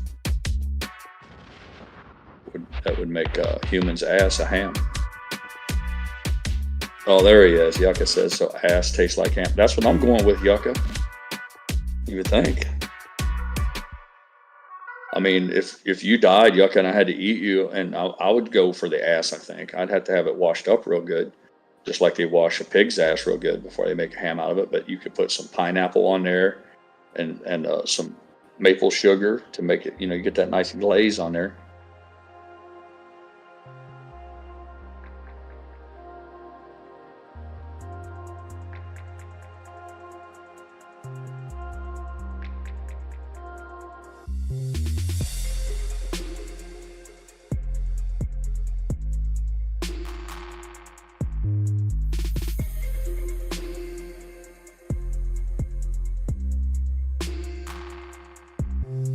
Yucca, I'm going to ask you the same thing that I asked Real Rugged. Are you going to lose your job to a robot? We all know what you do. You manufacture trophies. Is there a time in the future where you're going to have to buy robots to stay competitive? What if I open up a shop right next to you and I build my trophies with robots? Am I going to put you out of business? A robot doesn't fall off of a stool. We saw the video of you trying to put a trophy together and you fell asshole over elbows backwards off of a stool. A robot's not going to do that.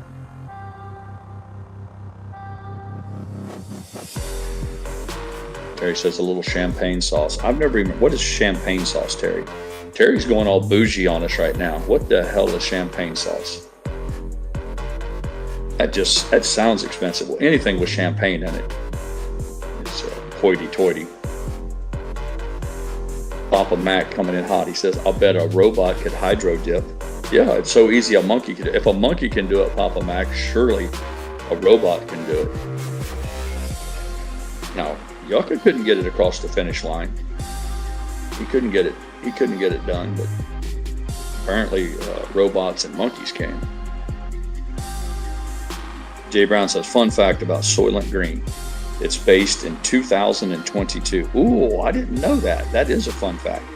So if you get a chance, check the wiki and the movie poster. WikiLeaks, there you go. No kidding. Terry says, honey baked ham sells it. It's delicious. So they sell the champagne sauce, or they put the champagne sauce on a ham. When you order a ham, it has it on there. I'm intrigued about the whole champagne thing. I should have known, Terry. You have an air about you of eliteness. I should have guessed. Said it comes in a jar. Will J. Brown says the movie poster shows a bulldozer front loader with people falling out. That's funny.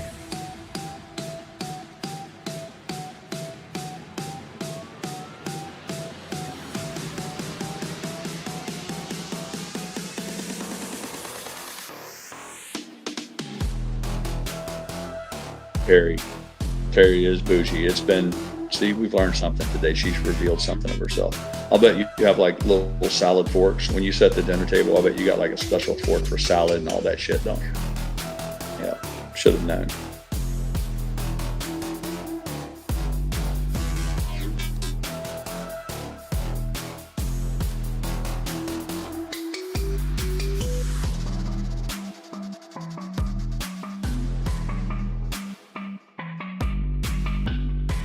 Somehow or another, something popped up on my Twitter feed, and it was a guy, maybe it was a YouTube video that was suggested for me to watch, and some of my boredom, I'm flipping through, but it was a guy giving etiquette lessons on how to eat green peas the proper way.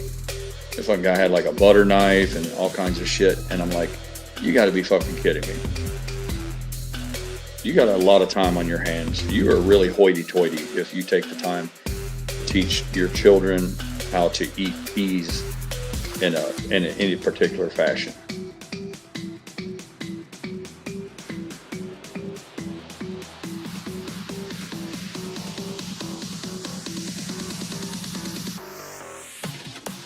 Everybody knows that you eat peas with a spoon and you use your finger to push them up on the spoon. If you're at my house and I serve you food and there's peas on the plate and I see you using a butter knife to scoop the peas up on there on the fork or something, or to stab them individually, I'm asking you to leave. You're not even going to get to finish your meal. I'm just going to politely ask you to go ahead and put your utensils down. You're not even going to get a drink of water to wash your mouth out. I'm just going to ask you to leave. Not the table. You're going to leave Camelot.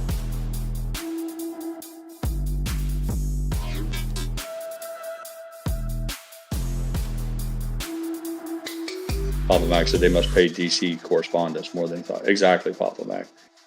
They were paid a ridiculous amount of money for what they do. And then they're getting like a stipend for travel. They're probably getting a per diem for food.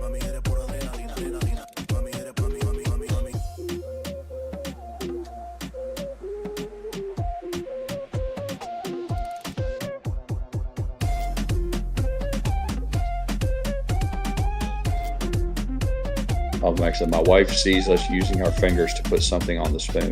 Yikes. Not pretty. Me and my kids only. Yes, excluded. Look, that's why you need a piece of bread. You should really serve buttered bread with almost every single meal. There's very few meals that can't benefit from it. If you don't have butter bread, at least a piece of good old-fashioned bread. Because that bread, it's kind of like if you got bread in one hand and a spoon or a fork in the other, you can scooch some shit around. I should take a video of Mrs. Pirate eating. It's been a running joke in our family since our very first dates. I have never seen a person play with her food more than my wife. She's got it's a thing. She likes to scooch them all around. I've often said that she needs to move a piece of food no fewer than 4 times on her plate before she even considers scooping it up and putting it in her mouth. They have to be repositioned, rotated. There's certain combinations. It's really something to see. One of these days, if I can surreptitiously video it, I obviously couldn't get away with it. If I tried to videotape her eating for your edification, she'd probably throw a glass of water at me. But if I can, one of these days, I can do something along the lines of a little sneaky videoing. Project Veritas, you know that guy on Project Veritas where he's secretly videoing people for interviews and all that stuff. The next time I catch Mr. Pirate playing with her food, I'll see if I can't snap a quick video. It's going to be a dangerous op, though. Like I said, if I get caught, it's going to be ugly.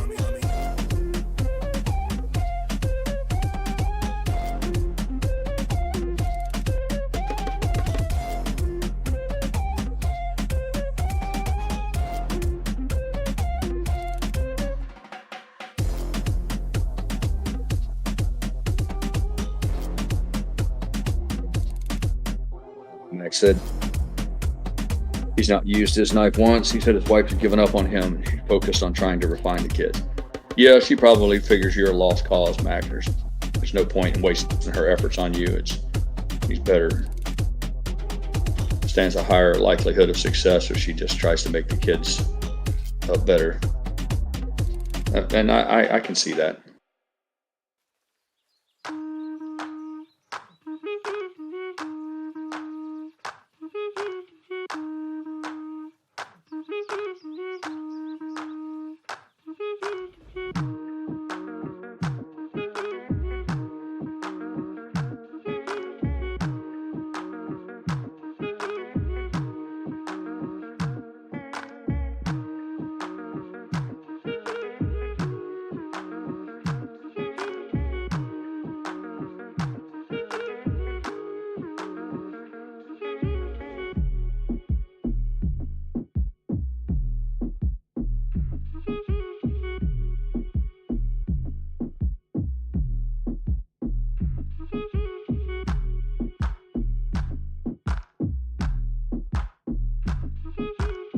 seen no fewer than 3 posts on X, videos of young black men advocating for the wholesale slaughter of white folks.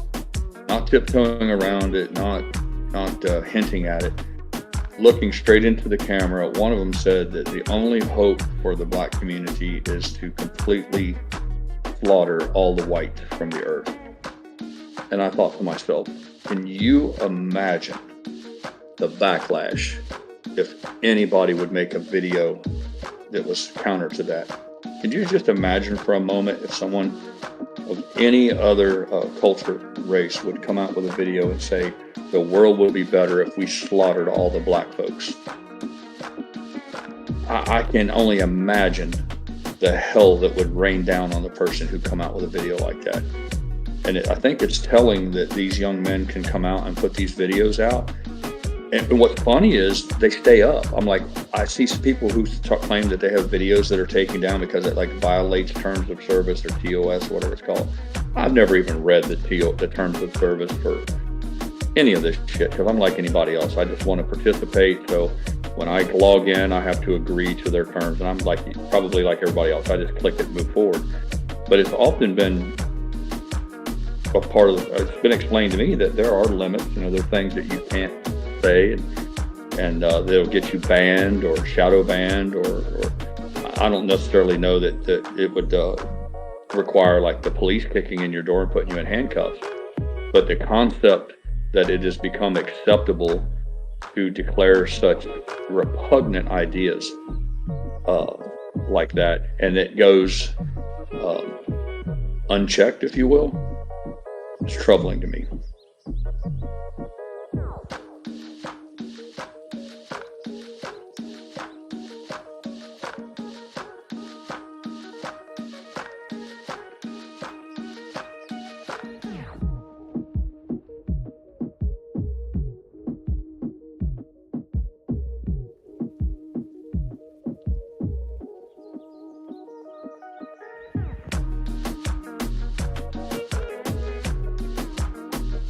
Crazy times we find ourselves in.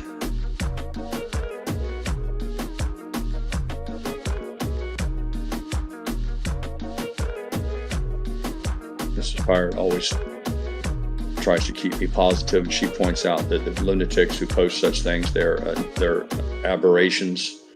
They're in no way reflective of the population at large, and I believe that, and I want to embrace that idea. But it still gives me pause that they even feel emboldened enough to do it. You know, there was a time where, like, for instance, if people were hardcore racist or members of the KKK or whatever wherever they did, they understood that the public at large found the whole idea disgusting, so that they risked heavy blowback and backlash if they publicly declare those things. So even the most ardent supporters of, say, the KKK, and they would kind of operate in secret or make sure that they were in like-minded company before they would share those views, because they, and rightfully so, would be excoriated. But for whatever reason, there's no reciprocity in that.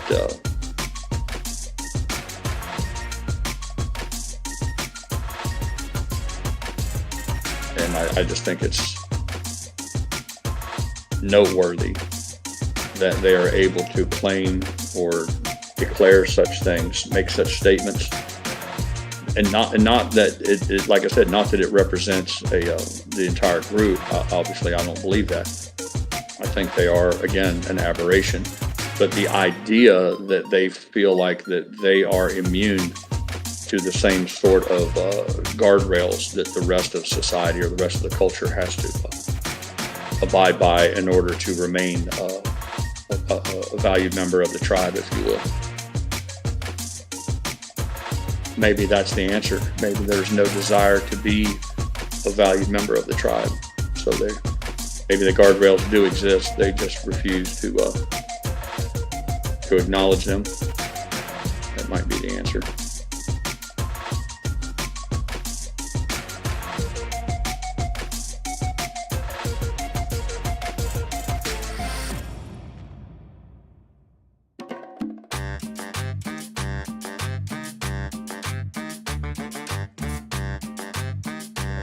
too late.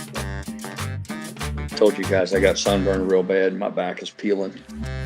I itched all night last night. Couldn't get any sleep from itching, and I pulled my shirt up and asked Mr. Pirate to look at it. She's like, yeah, you're peeling really bad. She's offered to put lotion on it. I said, I think we're beyond that now. A little too late for that. Does it? Well, I might have you put some on later. Our news correspondent said Social Security is expected to complete records audit in 2 weeks, disabling a total of 12.5 million fraudulent accounts. That's newsworthy, Terry. The first question that pops into my mind is, will there be a clawback provision? If it's just a matter of fact, if it's undisputed that these were fraudulent accounts, I can't, for the life of me, I can't understand why they're not criminal charges. That's complete fraud. If it was fraud, there was a law breaking. So how is it just to say, how is the remedy only, oh, we're not sending you any more checks? Now, I don't care if they got a check for 6 months or 16 years. You'd think that not only would you stop the flow of money to those direct deposits or mailing those checks out, but also there would be a referral to local law enforcement to place them under arrest and charge them with a crime.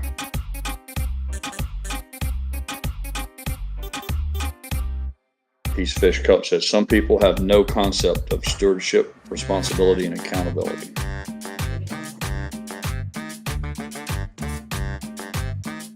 Mrs. Pirate says maybe that's another tactic they're using to get rid of more illegal aliens, that if we turn off the Social Security that they're getting, that because that money is being denied them, that will encourage them to self-deport.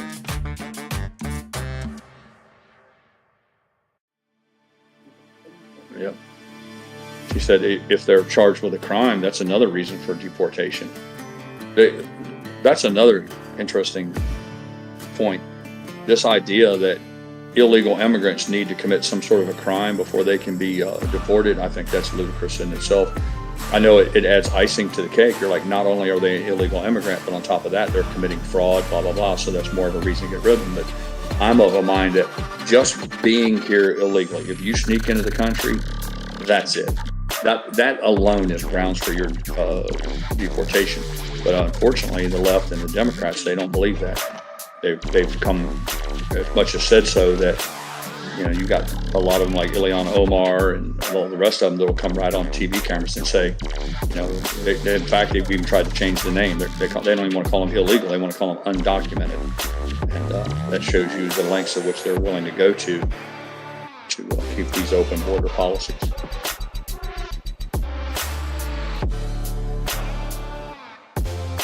Playful says, if you got a Social Security check illegally and defrauded the government, 20 years federal time.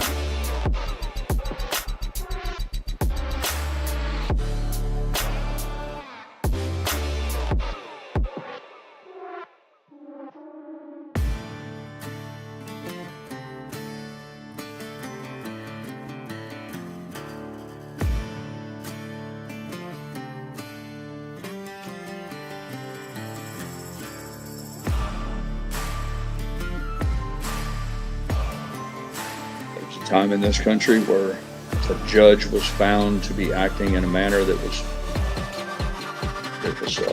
criminal, harmful to the population at large. They would drag them out of their homes. They would boil tar. That's where the saying "tarred and feathered" comes from. It was it was a real act. It wasn't just a saying. They would take roofing tar, like a black tar type substance, and you had to heat it and boil it in order to make it liquid. Pour it over the person. Oftentimes it would kill them because it would be like being scalded to death. And then while the hot tar was poured over their body, they would dump a bag of feathers over them. The feathers would become embedded in the tar. It was meant to shame them, to show, you know, it was. And again, I realize that we've advanced as a society, and we're not like animals. We don't advocate for vigilantism and all that. But when you have a society or a population at large that feels like that the judges and the politicians are no longer acting in their best interest, not only they're not acting in their best interest, but they're actively working against them, you're setting up a culture for an explosion of that sort of thing. The vigilantism is all that remains. And I think that this current administration, all these judges that are acting in a manner that's clearly in opposition to what the majority of the people want, they're getting perilously close to creating conditions where that can happen again.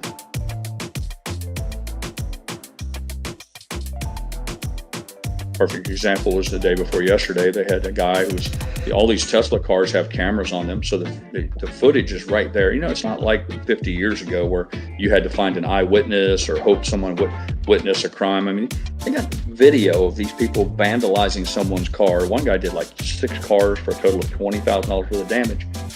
But he was fortunate enough that he found himself in a courtroom where the judge was a hardcore liberal, left-leaning Democrat. And because her politics are against Elon Musk, they didn't even bring charges. I don't know if it was the attorney general or if it was the judge. I think it was a judge. Yeah, it was a judge. So she just dismissed all the charges. I mean, literally just let the guy go. And you say to yourself, that's a recipe for disaster. I mean, it'd be one thing if she found him guilty and gave him a sweetheart deal, or, you know, what they typically do is like, oh, I'm going to sentence you to a few years, blah, blah, blah, but we're going to give you a suspended sentence and put you on probation. If you don't get any more trouble, that's bad enough. That's essentially letting them off there. But to just openly declare, we're just going to dismiss the case, that's essentially signing off on it and saying you're allowed to do this. And I don't know what recourse, like for instance, if it's my car and you vandalize it and then I catch you and take you to court and the judge says, yeah, you can just go, what remedy is left for me? I guess you could argue, well, you can take them to civil court and sue for the damages there. But if you didn't get any relief from a criminal court, I would just argue that that's the sort of thing that pushes you closer and closer to unchecked violence. And I don't think anybody wants that. It would appear that that's what they're trying to push for. I've seen several people have the theory that the whole idea is to keep people divided, that the powers that be, both the Democrats and the Republicans, they want the population at large to be at each other's throats so that you're distracted from what they're doing, which is looting the coffers. And there may be some truth to that as long as we're all at each other's throats, you know, overkeying each other's cars. Meanwhile, they're moving tax dollars through NGO organizations into an offshore account in the Bahamas, and their wife is out shopping for the new house on the beach.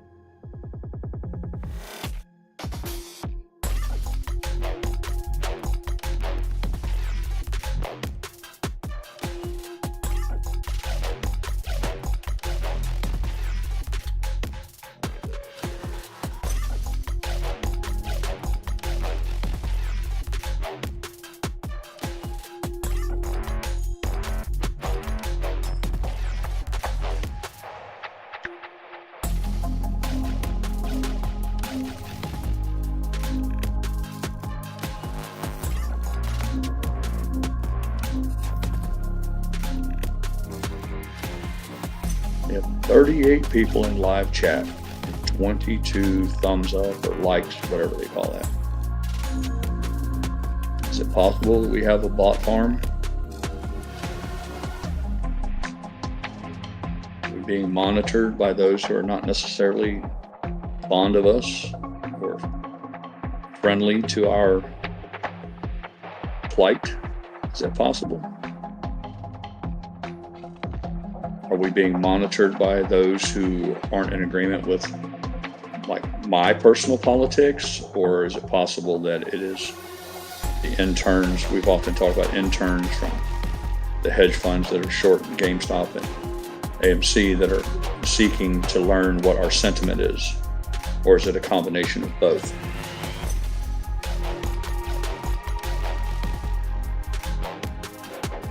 Mac says, I counted 3. Stop sign proving I am not a bot.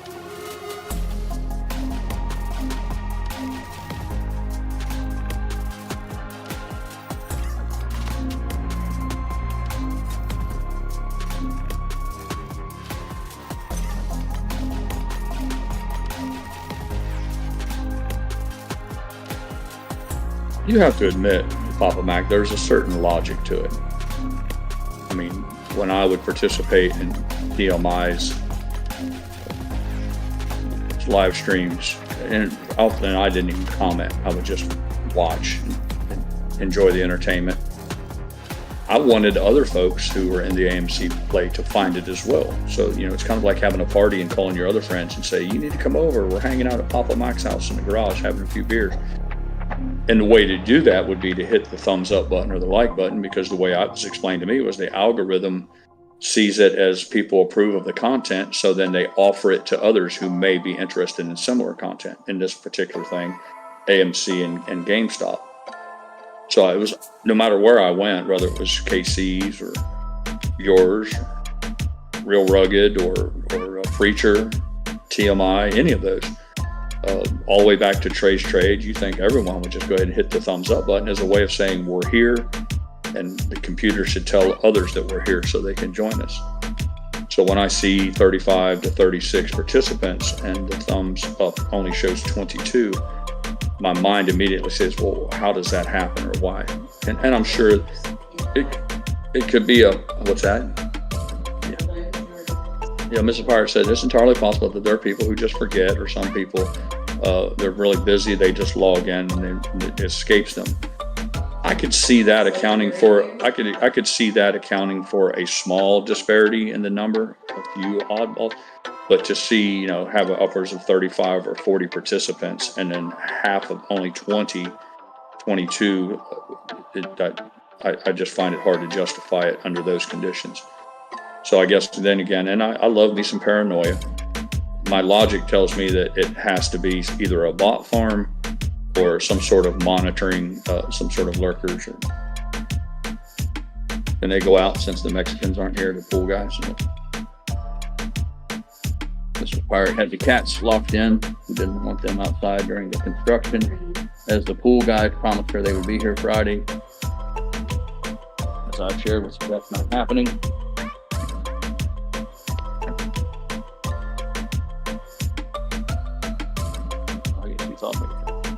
Always worried that those cats are her favorites, and somehow or another they'll come to harm being out there around all the construction.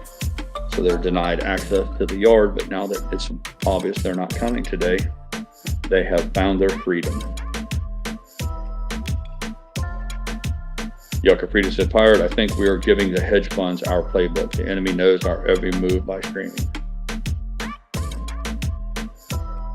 I don't disagree with that, Yucca, but like, our playbook it isn't real complicated.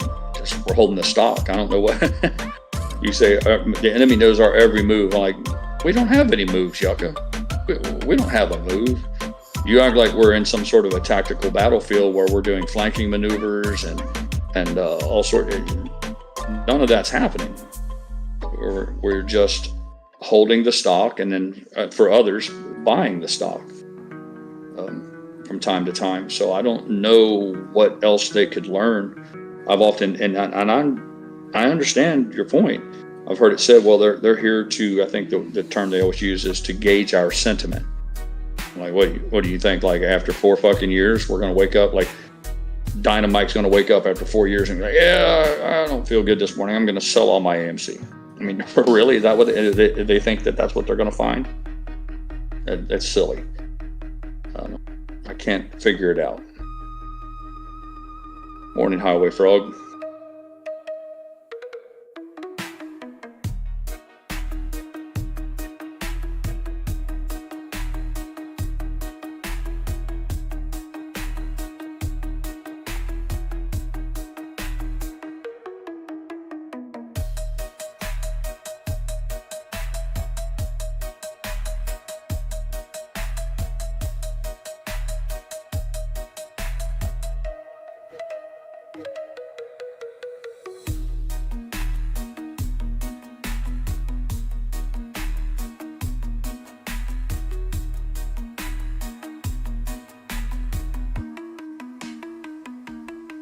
That's up 8.4%.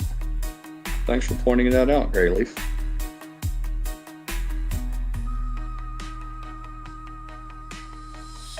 Maybe that's us, GrayLeaf. Maybe all our talk about self-driving cars and a utopian future ushered in by the advent of robots and free self-driving cars, not free, but self-driving cars.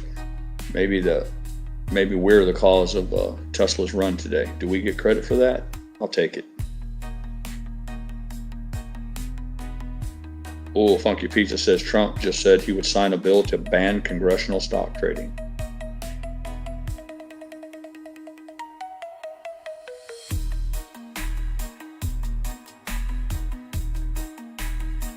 Max says because Elon is planning to focus more on Tesla and less on Doge. Yeah, I think he's winding up.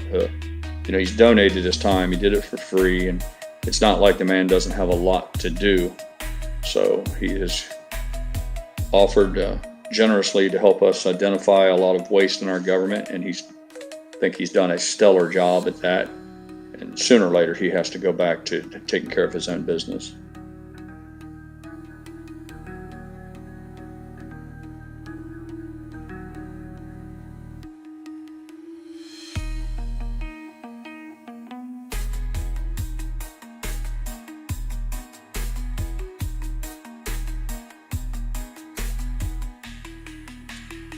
I mean, Elon is just a manager after all, but he's masterful at it. I mean, he's got it down to a science.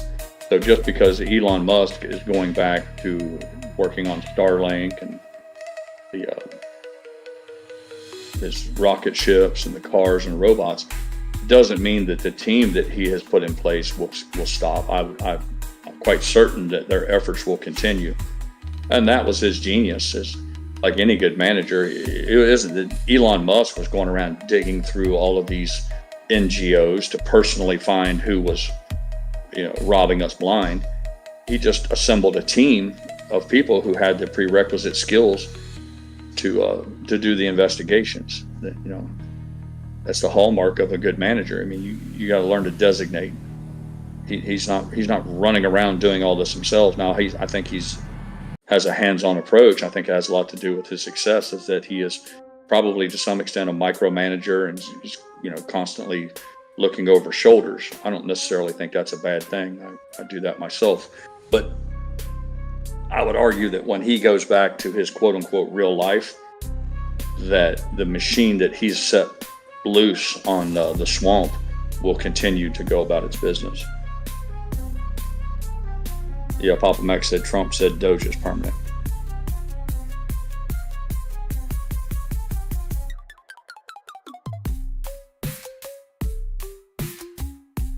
That was one of the funniest arguments that they made earlier on, the Democrats and the leftists, was we don't need Doge. We already have I think it's called the GAO, Government Accountability Office. I think that's what it's called. But they're right. There was another group of swamp creatures that drew salaries, got benefits and all that shit, worked towards retirements, and their job was oversight, government accountability. They were supposed to look out for the common man, make sure that we weren't getting cheated, and they just became part of the problem. But that was one of the earlier arguments that the left made, was we don't need Doge, we've already got. I'm like, yeah, and I'm like, if they could have done it, why didn't they do it? All of a sudden now that Doge is there and they're revealing all of this theft, now all of a sudden they're like, yeah, we're going to get the GAO office to look into this. I'm like, yeah, they had their chance at it.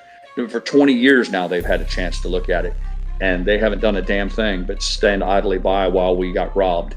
So yeah, excuse me if I don't, cheerlead for them, doing what they have proven that they're not willing to do. Stop it with that foolishness.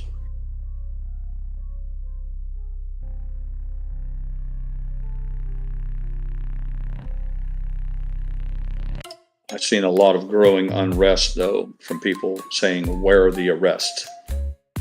And I've urged caution on that earlier on, but I'm running out of patience myself. I'd be less than honest with you if I didn't share that with you. quickly approaching the threshold where I'm like, okay, and that goes for Pam Bondi and Kash Patel and all of them. There are a few who've gone about doing a few things that they were sent there to do. And I understand the need to build airtight cases, gather evidence, and go about things in a proper way. But we're quickly approaching the point where reasonable people would be like, yeah, they're not doing anything either. It's just going to be more of the same. I hope I'm wrong. Few judges that were recently arrested, put in handcuffs, maybe that's the sign of greater things to come, but hope springs eternal.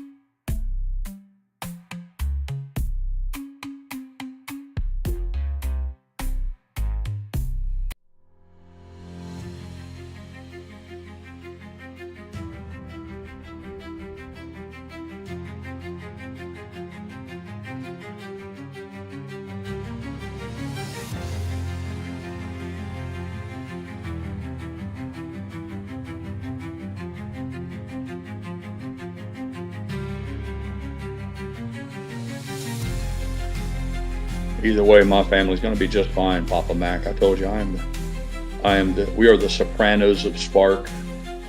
Spark being the delivery for Walmart. We are I'm the Don Corleone of Uber Eats. We are going to corner the market in the Florida Panhandle with all of this. So either way, man, regardless of what happens in DC, Pirate and those at Camelot, we're going to get paid.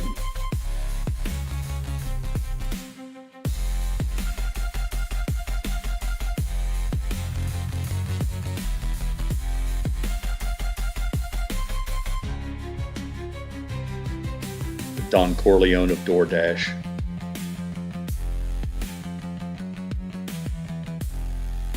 Yep, you have your music career to fall back on. You just keep cranking out those hits. Make some room on the shelf for your the awards.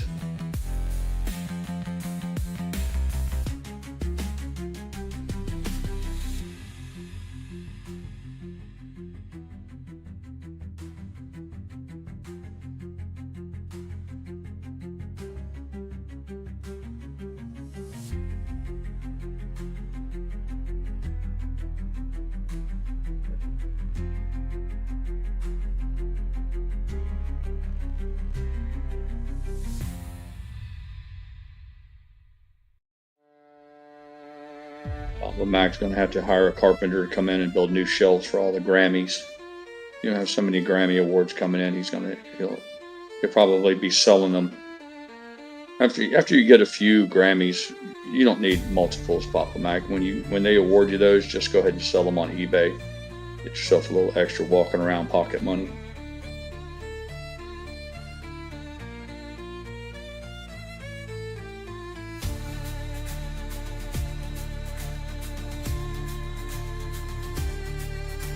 I don't have a particular gummy day, Yucca. It's I don't have any hard and fast rules. I mean, every day is Friday in my world. I mean, Friday's no different than Tuesday for me. I haven't been a wage slave for many, many years, but I approach the gummies as an as-needed basis, kind of like like anyone would want a beer. I think I'd like to have a beer right now. That's how I approach the gummies. But Fridays. Any other day, but if I do, it's normally after lunchtime. I try to refrain to at least noon. A lot of it depends on my attitude at the time. If I'm particularly stressed or aggravated or pissed off, or celebratory. If there's some event, celebrates. My son checks off a check mark or passes a check right or something. But no, if as it stands right now, it won't be till maybe closing bell or something. Yucca, you're just being silly, man. You're gonna have to do better than that. Surely you can come up with a smarter comment or a question than that. Come on, work with me here, man.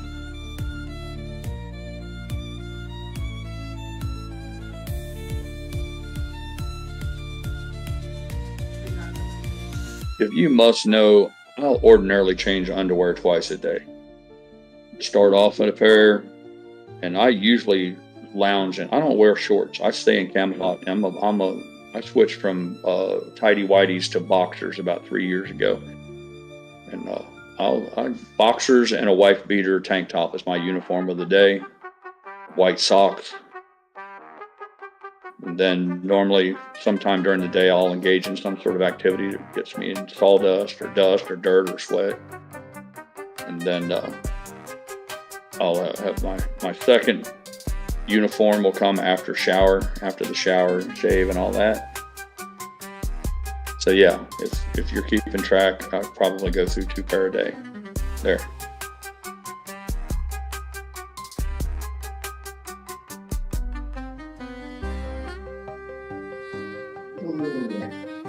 Tell them these.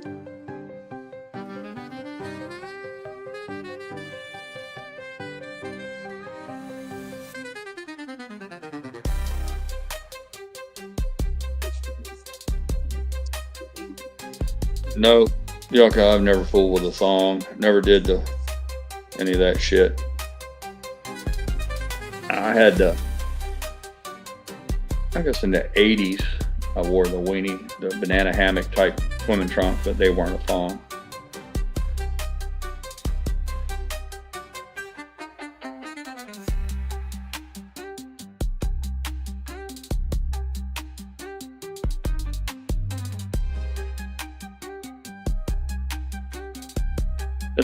This is what troubled me, man.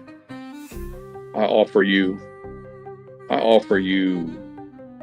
robots and their effect on mankind, business, the impact of politics on your life, universal basic income,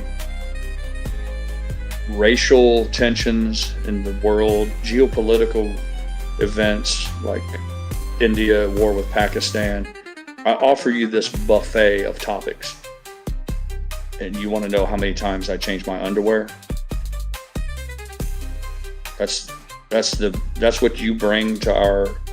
If this is a potluck dinner, Yucca, and we're all bringing a covered dish to allow everyone to partake, that's what you're bringing.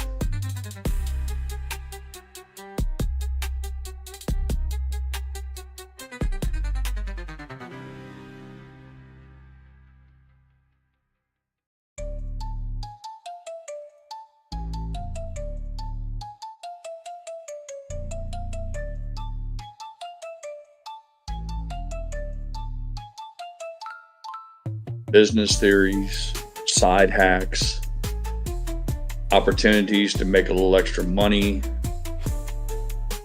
ideas about personal finance that could benefit your family. All of these topics. We have an abundance, an all-you-can-eat buffet topics. Yucca's worried about me wearing a thong.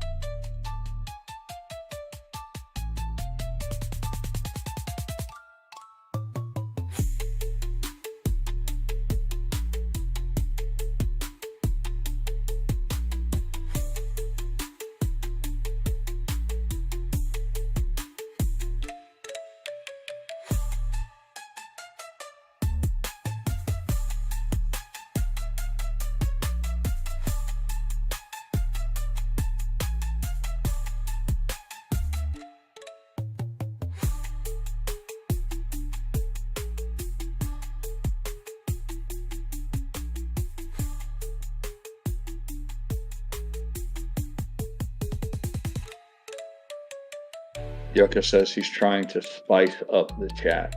Okay, I get it, man.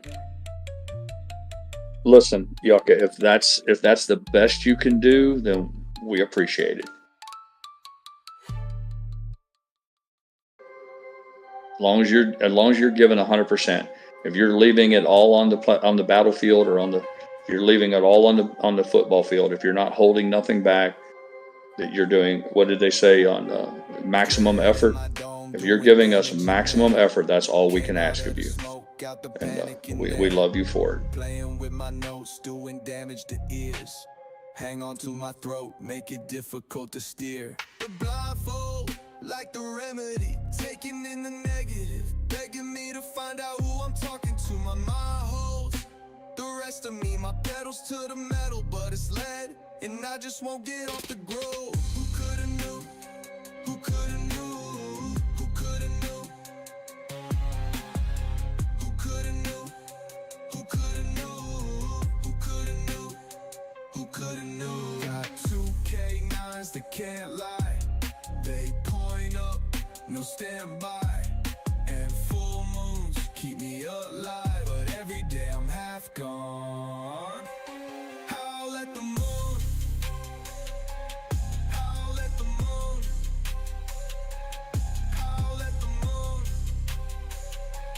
Howl at the moon. Howl at the moon. Howl at the moon. Howl at the moon. Howl at the moon.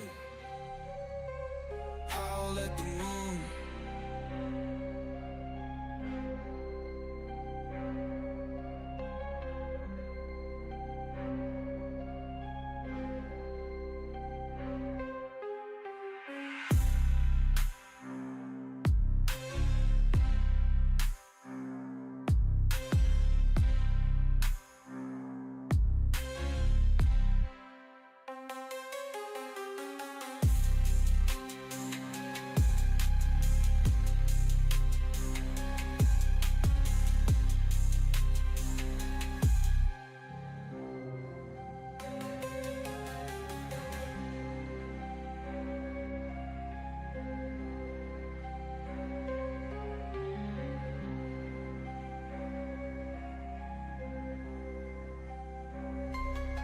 Running out of excuses for not running the weed eater, and more importantly, spraying weed killer.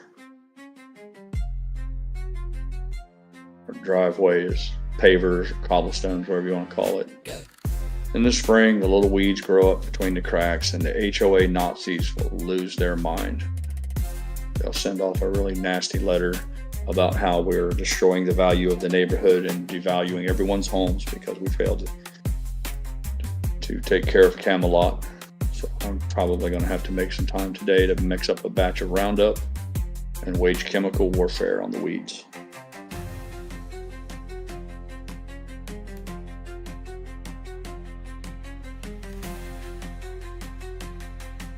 It'll rain tomorrow or like today. That'll wash the Roundup weed killer from the driveway into the yard, and then that'll kill grass. Then they'll be pissed off about the dead grass.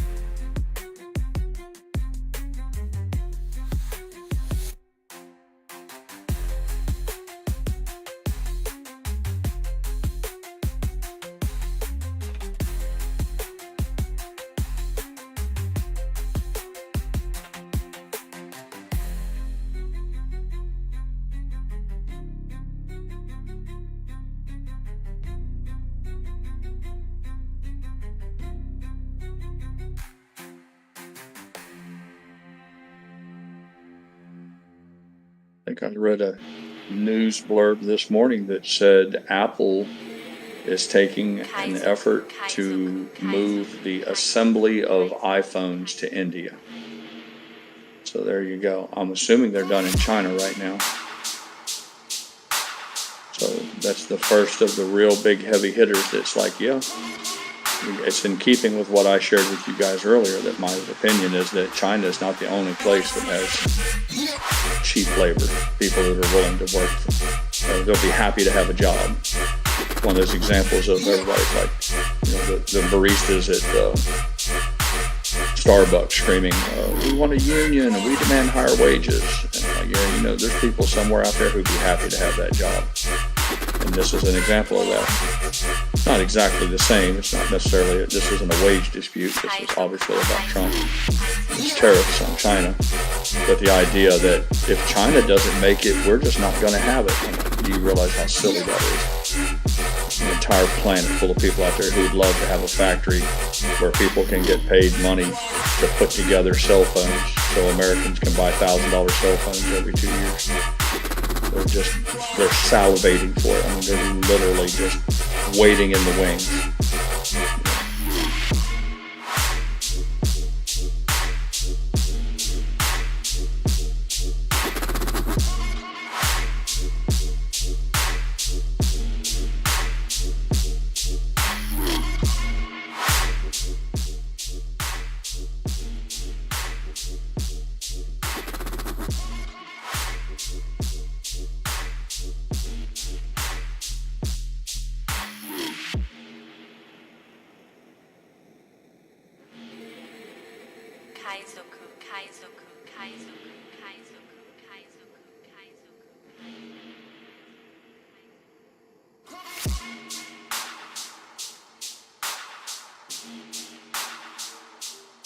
Mrs. Pirate buys my reader's glasses that allow me to read the chat. See, my eyesight, like many others, went all to shit about 3 or 4 years ago. It just happened overnight. Went from having incredible, better than average eyesight that I enjoyed all of my life to just overnight. It first revealed itself at restaurants when I would still go out to eat from time to time. And Mrs. Pirate would catch me holding the menu at arm's length. I had to hold it way out so I could see it because I was becoming nearsighted. She told me, she said, you need glasses now. And then it started out with I would borrow hers to read the menu. And after a while, I had to surrender. I'm like, okay, it's time to buy glasses. So I went and saw an eye doctor. And of course, they charged me for the appointment and they charged me $100 for a pair of glasses. And I realized real quick that I could buy the same shit at the dollar store for literally $1 a pair. And there's a lot of men are known to do. I'll sit on them or run over them with a lawnmower, or break them or leave them behind. So the idea of breaking $100 pair of glasses wasn't exactly pleasing to me. So, but now she'll stop by the Dollar General, go in. They have like 5 different, I guess, prescriptions, whatever. I think it's 3 plus or what have you is what I use, but it's almost the most powerful one. And she'll buy 10 pair for $10, and those will get me through a year. And I guarantee you, there's not a doubt in my mind, they're coming from China. Almost guarantee it. Straight from China. They're probably coming over, they're buying them container load at a time for Dollar General. They're probably paying 10 cents a pair for them. And they're selling them for 99 cents a pair. So those will dry up. Speaking of which, I might encourage Mrs. Pirate to swing by there and buy me another 10 pair before the shelves run empty. But the point I'm trying to make is there's absolutely no question in my mind that when China quits sending them over here, that Dollar General will find somebody else on this planet who's willing to crank out those cheap plastic reading glasses. It just may be a momentary blip where they're unavailable for a while. I'm convinced of it.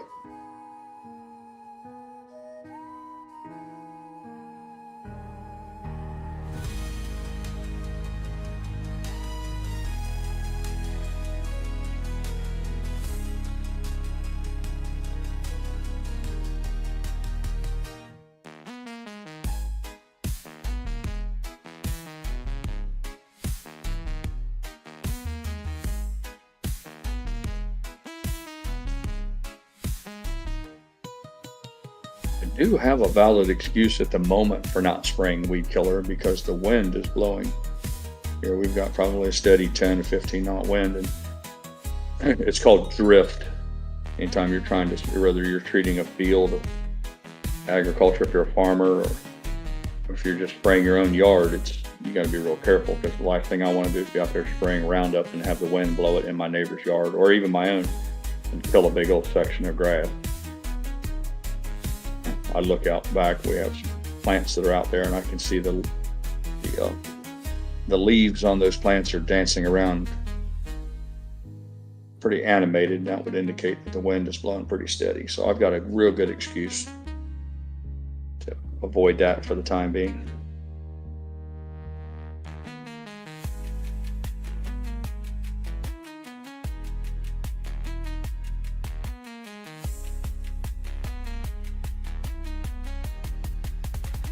Can't work on the son's car because they have yet to source parts from a junkyard. The sprinkler pump repair is on hold. Mrs. Pirate's Amazon delivery is in transit. Might see that today, maybe not. Monday, she's saying Monday, so I'm off the hook on that one. The swimming pool tile guys identified one of the shortcomings when I did the work on the seawall. I failed to recognize that one part of the wall, for whatever reason, was almost 2 inches higher than everything else. And so the time that I'd spent on that 20-foot section was wasted. I went out yesterday at sunset and took up all the brand new boards that I put down in that particular area. So I've accomplished that. I no longer have that sort of Damocles hanging over my head. So it would appear for the time being that I've had a good reason just to hang out with you folks. And I guess I could run the weed eater. Normally I try to combine that with the spraying. And once I get suited up, I can't spray the chemicals with shorts on. I don't like that shit on my bare skin, and I don't like running a weed eater. So that's my excuse for why I can't run the weed eater today. If I'm going to put trousers, if I'm going to put Levi's on, it's going to be for the whole project. So at least for the time being, you're stuck with me.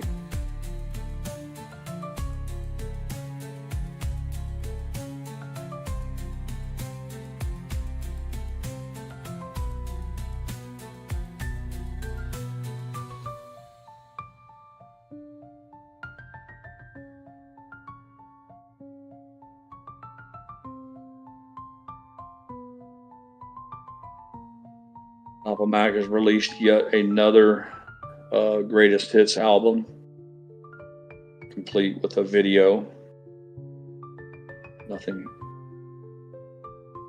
Nothing short of a masterpiece, I'm sure. It would have been perfect content for MTV back in the day. So if you haven't seen that yet, I would encourage you to find that, enjoy it.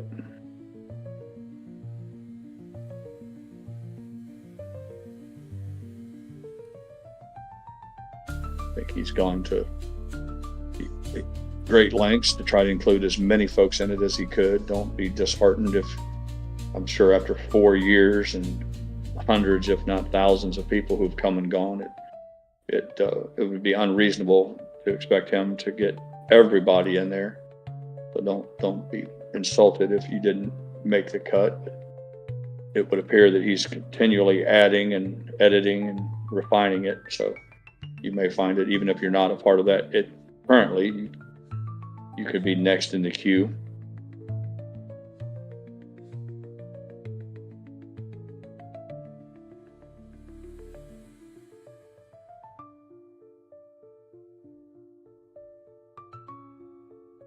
Yucca, I couldn't help but notice that you had a lot of inquiries as to other folks' unmentionables. That's in the old days. That's what they would call underwear.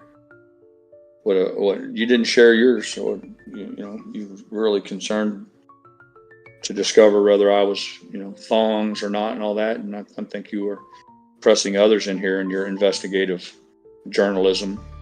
I noticed you didn't share any. Are you a commando guy, or do you wear your underwear until they can practically stand up in the corner by themselves? They get all crusty and nasty.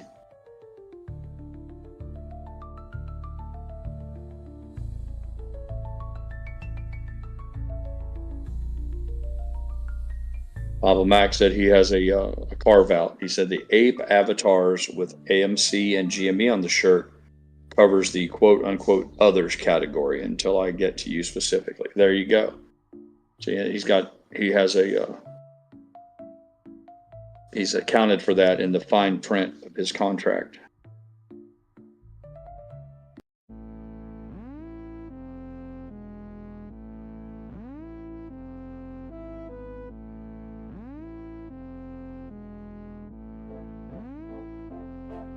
Bonk.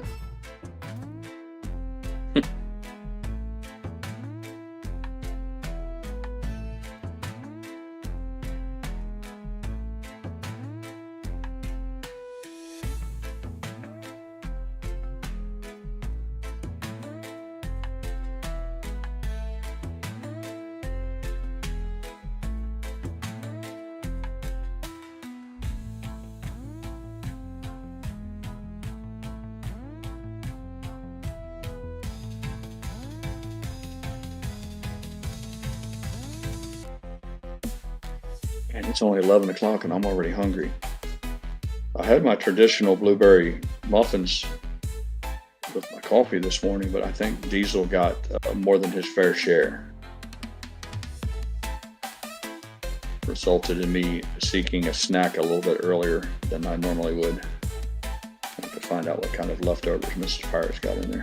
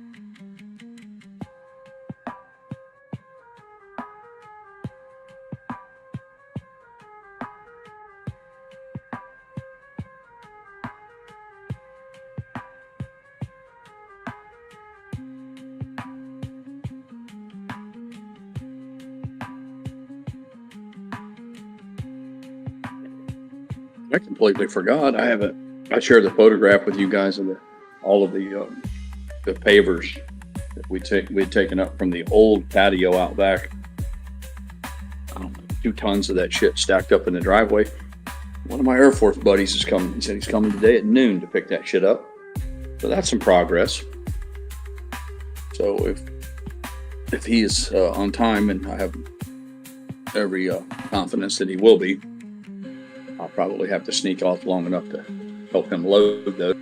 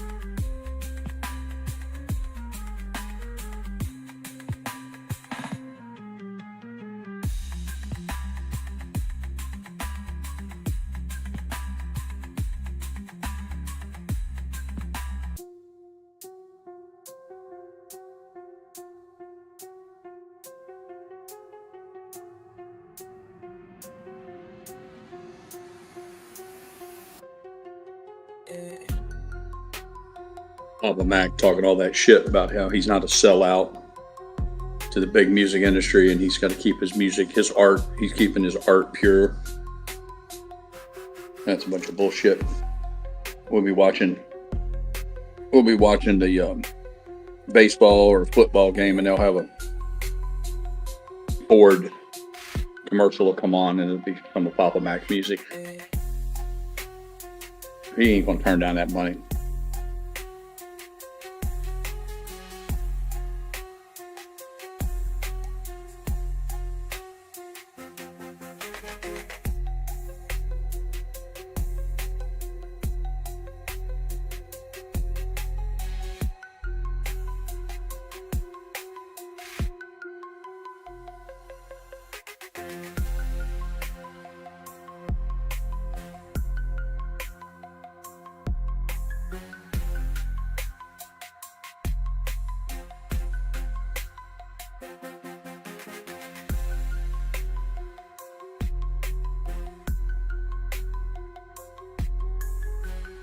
Actually, Bud Light is begging him to help him get him out of a rut.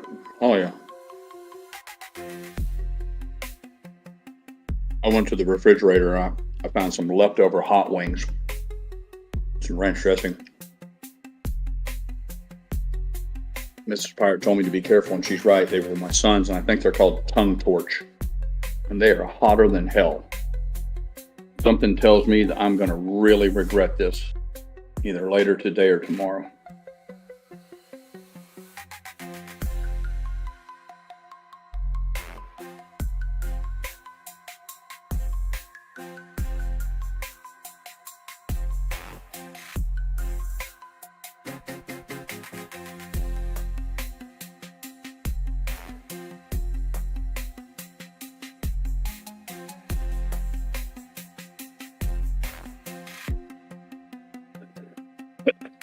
I beg your pardon. Ooh, that's hot.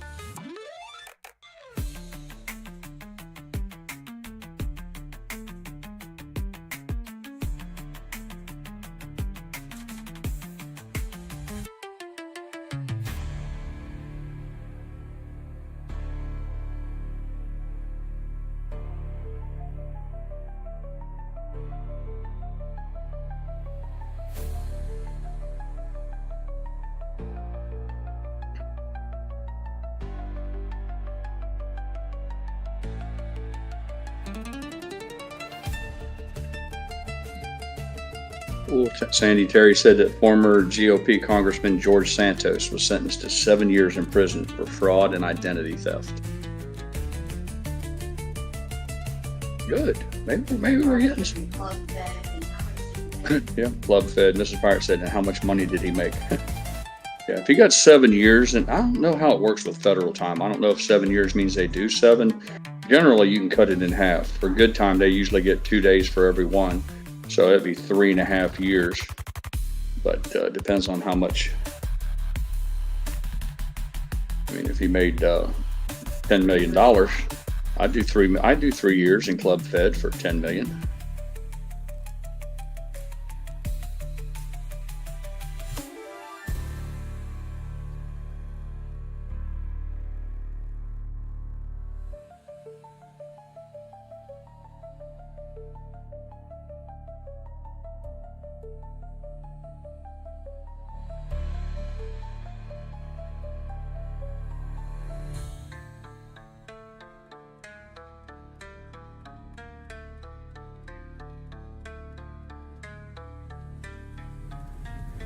Nah, attendees, you know it doesn't work that way, man. I mean, it should, dude. I'm with you, man. It really should. Those guys should go into general population and regular old prisons, just like my brother. They won't. It doesn't work that way. They have a Eglin Air Force Base. They have a fighter wing here. I think they're F-15E Strike Eagles. Real close to the base that I was at. It's in a little place called Niceville, Florida. They have a prison facility there. They hold prisoners. We call it Club Fed. I think they cut grass on the golf course and all that sort of thing. But they live in like a dormitory style setting. There's no chains. There's no fences. There's no barbed wire. They know they have to do their time. There's no violence. None of the things that are normally associated with doing hard time in a prison applies to these guys who end up in these federal crimes.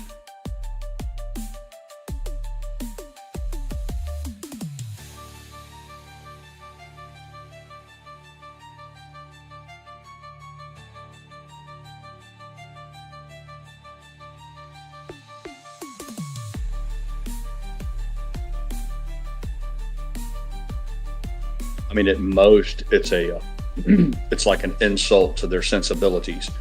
You know, take somebody like, for instance, George Santos. You know, they're used to having a chauffeured limousine and a security detail or secretaries, people fawning all over them at their beck and call, and $200 lunches at Tavern on the Green.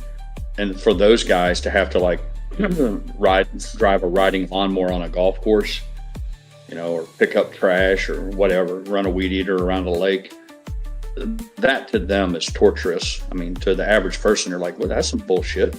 That's not, what's that? But when considered where their lifestyle was, I guess they would argue that for them it is torturous. But I think anybody who lives in the real world knows that that's not reflective of what being in prison's really like.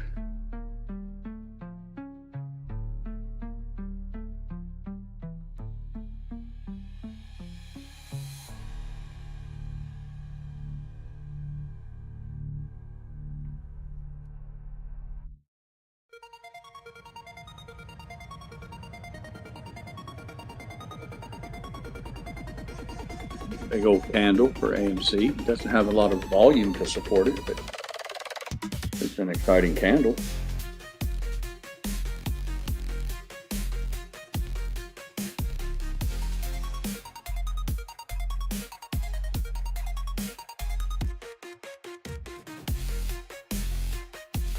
Yeah, Highway Frog and Four-Leaf Clover brought us some good luck. They show up and we get a big price candle, big price increase. Yeah, exactly, Dynamite. Dynamite knows he won't be making homemade wine in the toilets anytime soon. Exactly.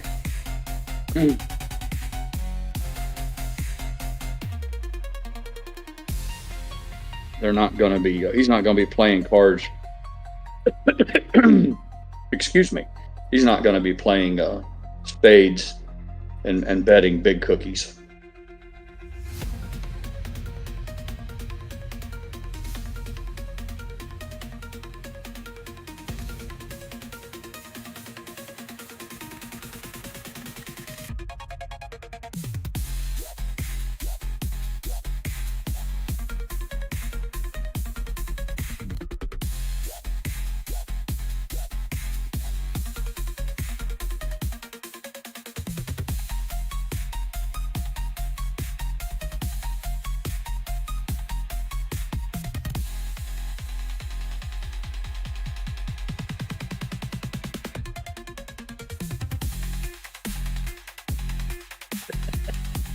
Four-leaf clover said, prison toilet wine is delicious. Yeah.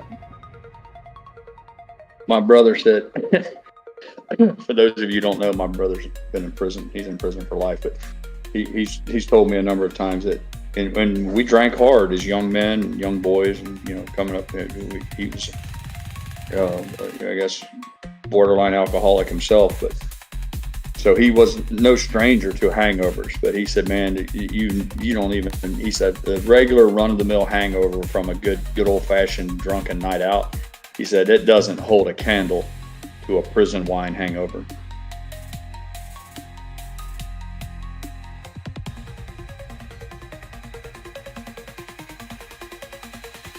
Anybody that's tried to ferment spirits or make wine or anything knows that you need yeast. The yeast is what converts the sugars into alcohol. And of course, guys in prison, they have an abundance of fruit. They'll sneak a apple home to their home as their cell, by the way. They'd sneak an apple home, or they would from the chow hall, or they would sneak home any fruit, peaches, any fruit. And naturally, it's like any other process. They need some sort of fruit to ferment. But because they didn't have yeast, they would use bread. So they'd sneak home, you get a slice of bread, a couple slices of white bread. But yeah, those guys are resourceful, man. So you get yourself some fruit from the commissary, your kitchen, chow hall, what have you, and then get you some bread. And then obviously water, you need a water source.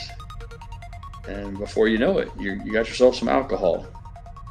But you might end up, you get yourself drunk off of it, but you might end up with a headache when it's all over, with a splitting headache that feels like somebody cleaved your head in half with an axe. But that doesn't stop them.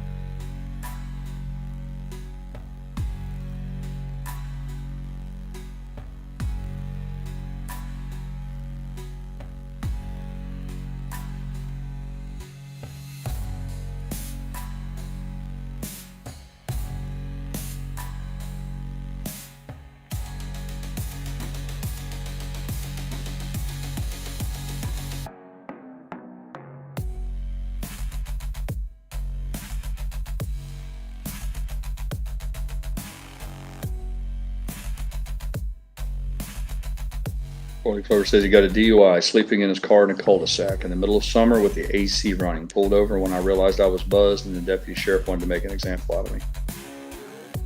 Yep, that's always a tough one, because the police never know. For the most part, they don't know if you just passed out drunk or if you pulled over. Their argument is that you should have never gotten in the car in the first place. But there used to be the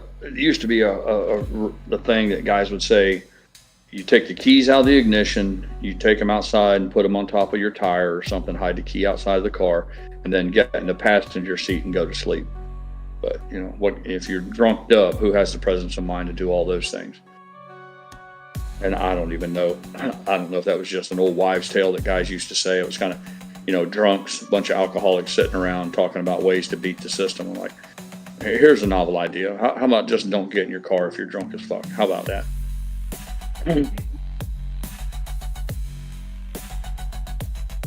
Yeah.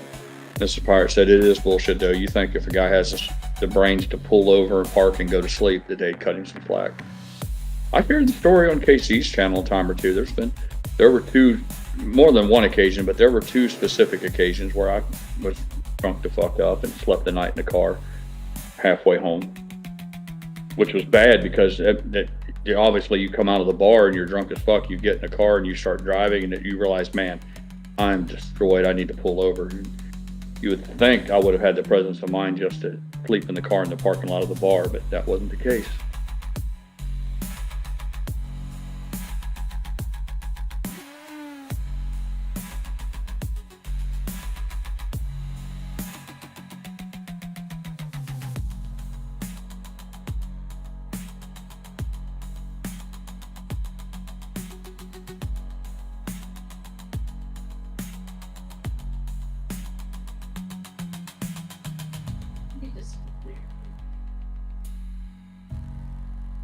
Diamond likes this one eye at home. The other way. Yep, I've done that before. Have to close one eye because you got double vision. The worst for me, Mike, was when the car's coming at me the other direction on a two-lane road. I lived out in the country. If I was unfortunate enough where a guy was coming the other direction, the car would come towards me and it would be two headlights, and then when it got close, it would split and there would be four headlights because I had double vision, and you never knew which set of headlights was the real car and it was a bad deal.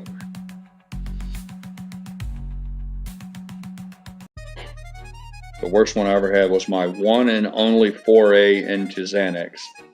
I told the story on KC's channel. My brother he always had all types of wild shit, and I stayed away from all that stuff. But one night I come home and I was really jacked to the max, and my brother was a bad influence. He's like, man, you need to take one of these. I'm like, man, I ain't taking your fucking drugs. Keep that shit away from me. He's like, look, my little brother, he's like, man, just take one of these. It'll take the edge off. You'll be fine. We'll go out and have a few beers. And I took one, and he got in the shower. And I can understand how people like them. I mean, because instantly the anxiety went away. I was in a good mood. I thought, man, this is nice. I can see why guys enjoy this. Wasn't really buzzed or anything. And he's in there in the shower, and I'm like, damn, we're getting ready to go out. I'd like to stay in this frame of mind for the rest of the evening. So I'm going to go ahead and take it. So I helped myself to another one, and he didn't even know. He would have obviously stopped me, because I had no tolerance for it. So then I take a second one, and then we pre-gamed. We popped a bottle or something before we left, and I was driving that night, and then I drove us to the local watering hole. Man, about 40 minutes later, I was face down on the bar. The bartender literally told my brother, he said, you got to take him out here. You can't just sleep on the bar. Woke me up, dragged me out into the parking lot, and then I'm like, yeah, I'll drive us home. And my dumbass brother's like, okay, and he got the car with me. But yeah. Indiscretions of youth. Those aren't, not looking back on them, I'm not particularly proud of those days.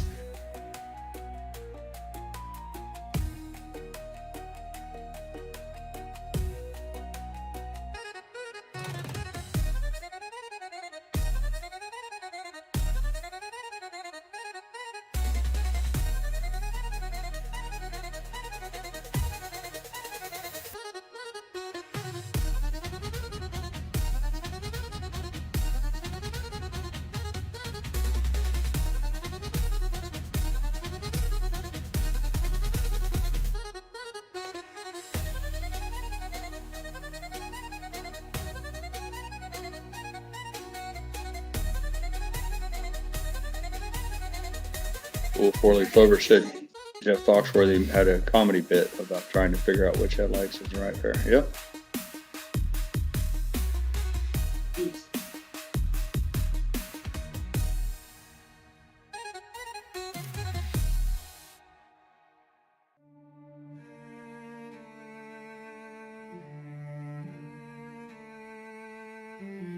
Whiskey bottle and brand new car. Oak tree, you're in my way.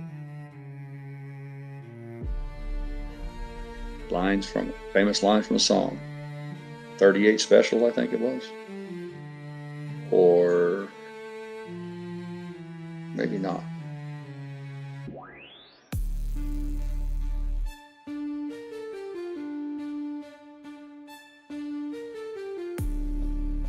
Skinner? Maybe it was Leonard Skinner.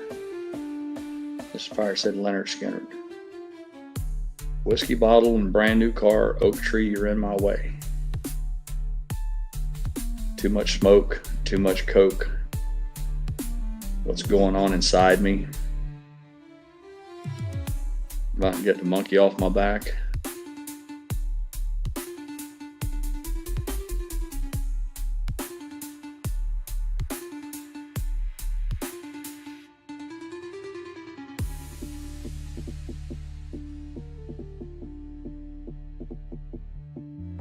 You think guys would learn, man. James Dean killed himself in a Porsche. Yeah, that guy recently from the movie Fast and the Furious or whatever it was, or those drift movies, I forget his name. Sandy said he wasn't effed up, he was just speeding. But there's a long list of guys who come to a abrupt end to and had it all: wealth and fame, celebrity, riches, good looks, movie stars. Getting in a car completely obliterated, and that was the end. Anybody else think of any? James Dean, I think it was a Porsche that James Dean crashed up.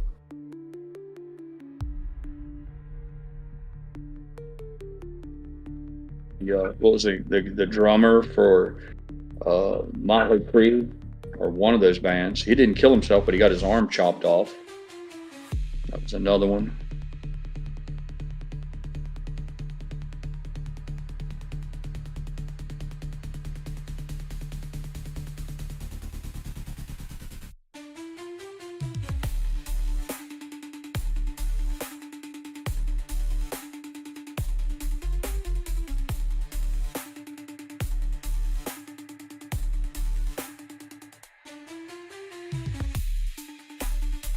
Not just limited to rock and roll stars or movie stars either. You had Kennedy at Chappaquiddick, ran his car off the bridge, drowned that girl, left her to drown in the car. He was drunked up.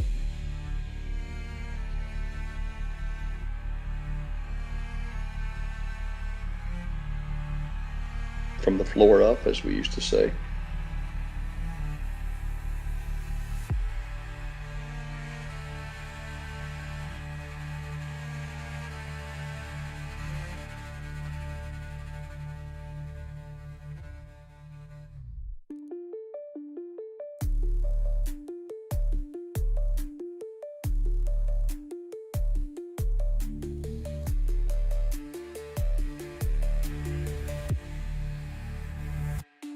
Oh yeah, Elgato, Sam Kinison. How could I forget him?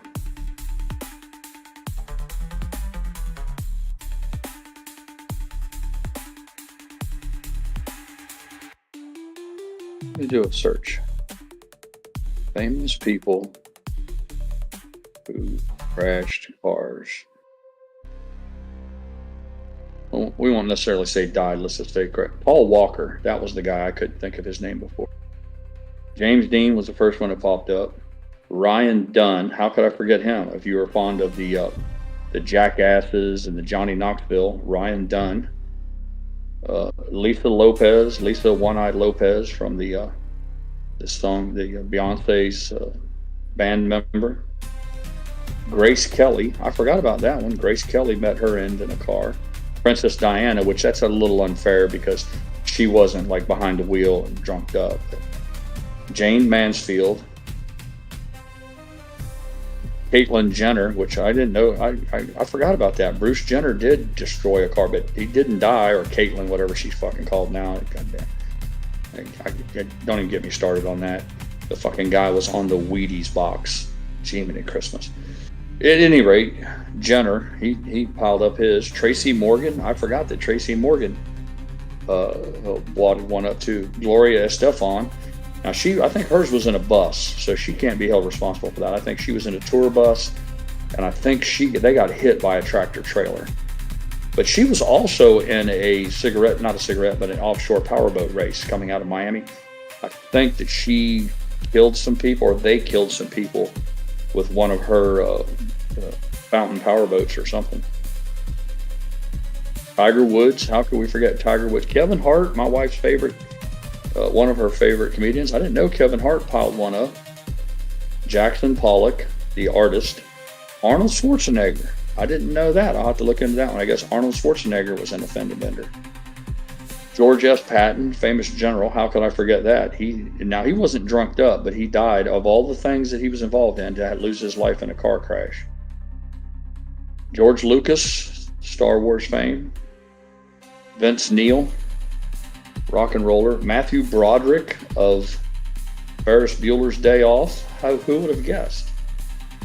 Yeah, there you go.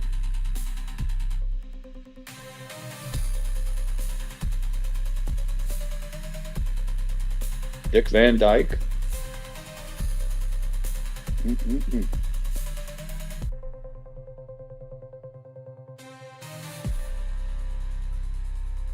And there are more.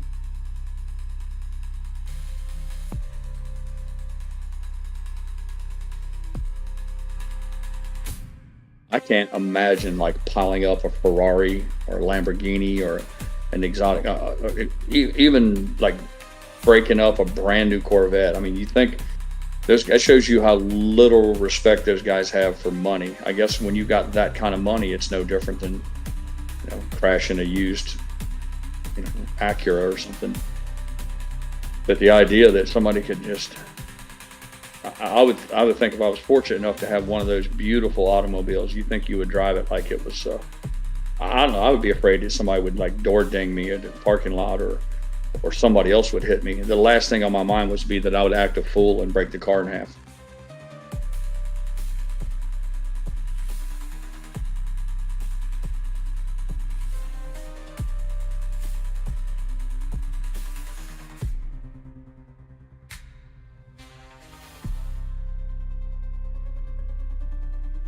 Ooh, Sandy Dynamite said Kevin Hart has a killer car collection. Had no idea. Yeah, good for him.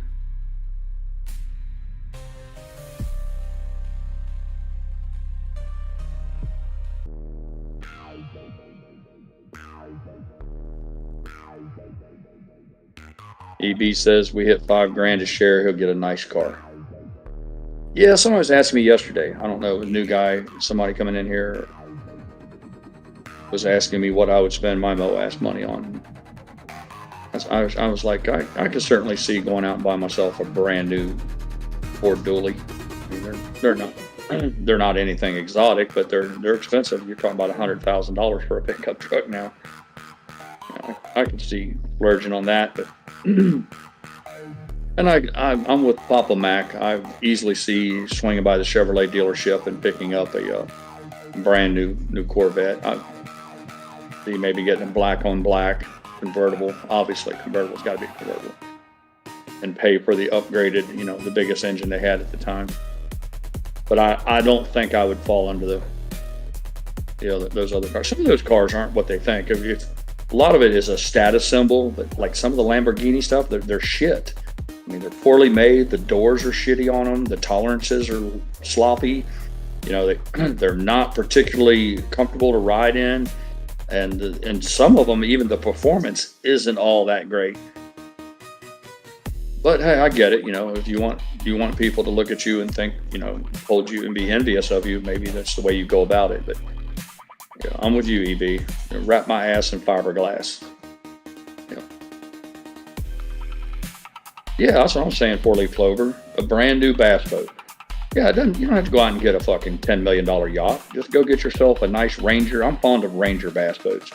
Go get yourself a brand new 2026 Ranger with about a 300 horse outboard on the back, so you can get across that lake as fast as you want. You take your best friend or your son or daughter with you and go out, spend the day on the water catching fish. I mean, that's top shelf shit right there.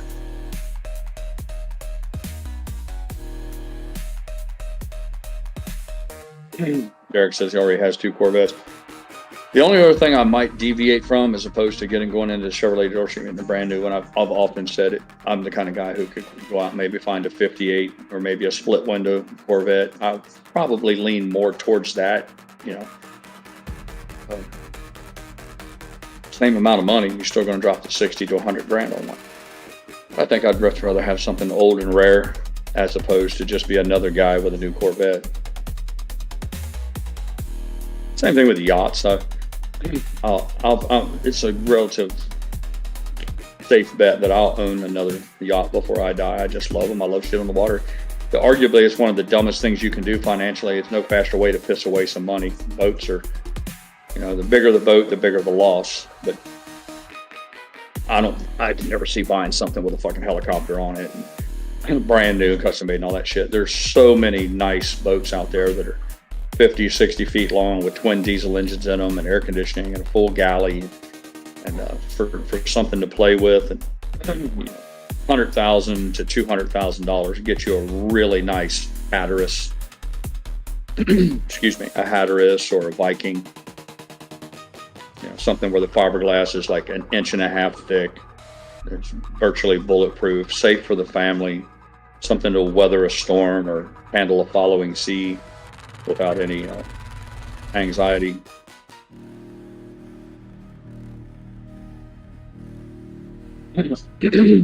Costs a lot of money to keep a boat. They charge roughly around $10 a foot for the flip at a marina.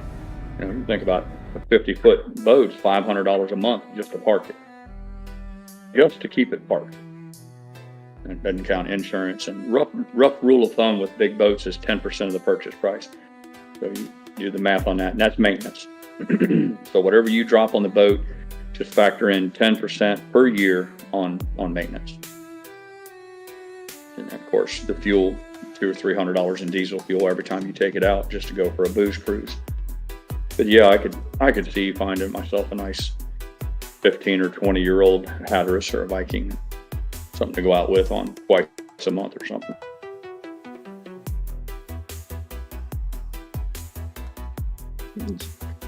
It's something special. If you've never done it, I would encourage you, even if you have to rent one, you can go someplace where they have big marinas, and if you can go line it up with an event, like nothing more fun than going to see the Blue Angel fly from a boat. Avoid all the traffic jams, the parking, the shoulder crowds on the beach. So, take the day out on the boat, anchor up where you can see, take your snacks and your boat drinks. Same thing with the fireworks. There's something special about gathering up some friends and family and going out, whether it's on the Ohio River and going to downtown Cincinnati and watching the WEBN, the radio station there sponsors a fantastic fireworks show. And a lot of guys will go up on the river, even same thing, bass boats, pontoon boats, or yachts, and watch the fireworks display. You got your own bathroom there. You got the convenience of all your drinks and your food, comfortable seating. So make no mistake about it, the boating lifestyle has its appeal. It's incredibly expensive. It's a very poor justification of thing to spend money on.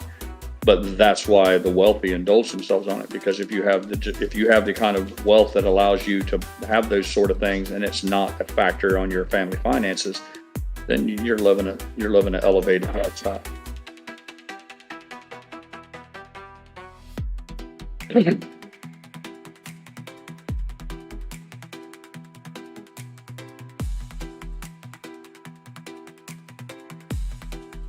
I could easily fall under I don't know that I'd want to be a car collector like Kevin Hart that someone had mentioned earlier, but I could easily find myself with an abundance of toys again.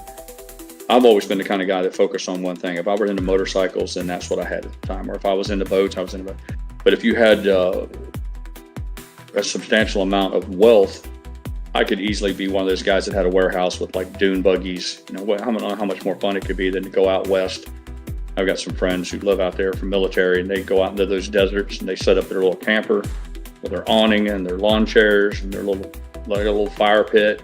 They circle all the campers around, and then everybody's got either a dune buggy, 4-seater dune buggy, or 4-wheelers with paddle tires. And they're not going trail riding like we did in Ohio up in the woods and all that, in creeks and valleys.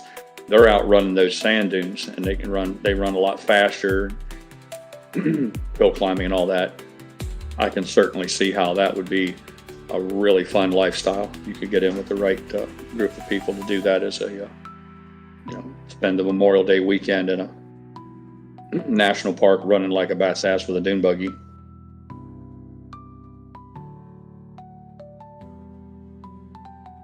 Easterby said some idiot gave him really good advice about sports cars. If you can't afford two, don't buy one. That makes sense. You know, the idea is that it shouldn't be a stretch for you. If buying anything is a stretch, you're probably making a mistake.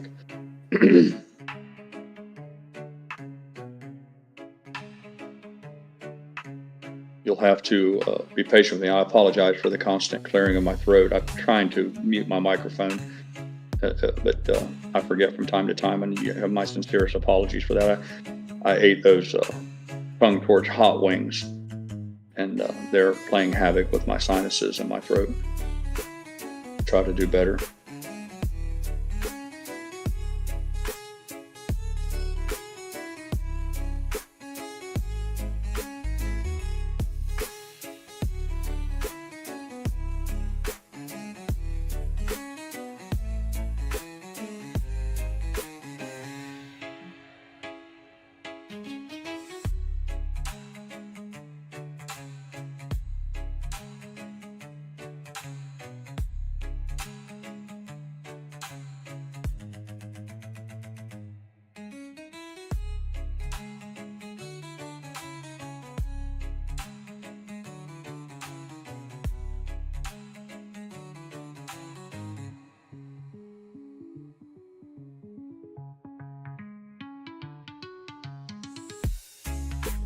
I always wanted the 1969 Pontiac Trans Am. A lot of folks think that the Smokey and the Bandit edition Trans Am, the big body car that was made famous by that movie, they think that that was the first run of the Trans Am, but that's not true. In 1969 was the first year. Those were, and that was a wonderful year for automobiles. The Z28s of that time, the Super Sport Camaros, the Rally Sports, but they made a Trans Am. And there was one that I seen in real life. It was white with 2 blue racing stripes. And that car was magnificent. I'd love to have one of those. And the only other one that I saw that really spoke to me was I saw a Super Sport Camaro. I think it was a 68 or 69. And I've never been fond of orange cars, but this car was orange with 2 white racing stripes down the hood, and it was a convertible. My memory serves right. I think that was. And then they had the upholstery, the white stripes. They kept the white stripes in the upholstery for the bucket seats in the front, and then of course up the bench seat in the back, and then of course the stripes went across the trunk as well. And I think that car had hideaway headlights where the front grille was solid. But in the evening, when you turned the headlights on, the little panels would flip open and the headlights were underneath of them. Those cars were very striking. So if I wasn't able to find one of those Trans Ams, I think I would seek out one of those Super Sports. The guy I went to high school with, whose family had money, his father helped him restore a Z28.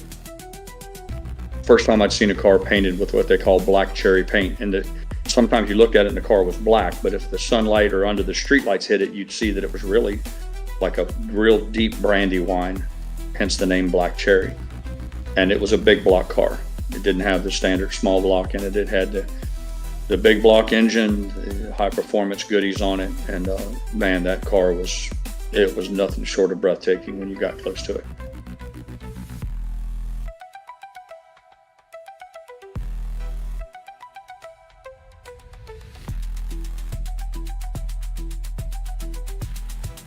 A lot of guys lean towards the Chevelles, the Super Sport Chevelle at those times, at that time frame, that same era. And of course you had your Mopar guys and all that. But for me, yeah, it was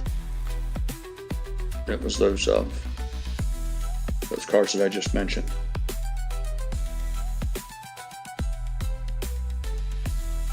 I was never really a big Ford Mustang fanatic. I bought my wife a brand new one, and my son a used one, a little convertible he drives, but Despite the fact that I was so brand loyal to Ford because of how well they treated with me with their trucks and my businesses, I never got excited about the Mustang models.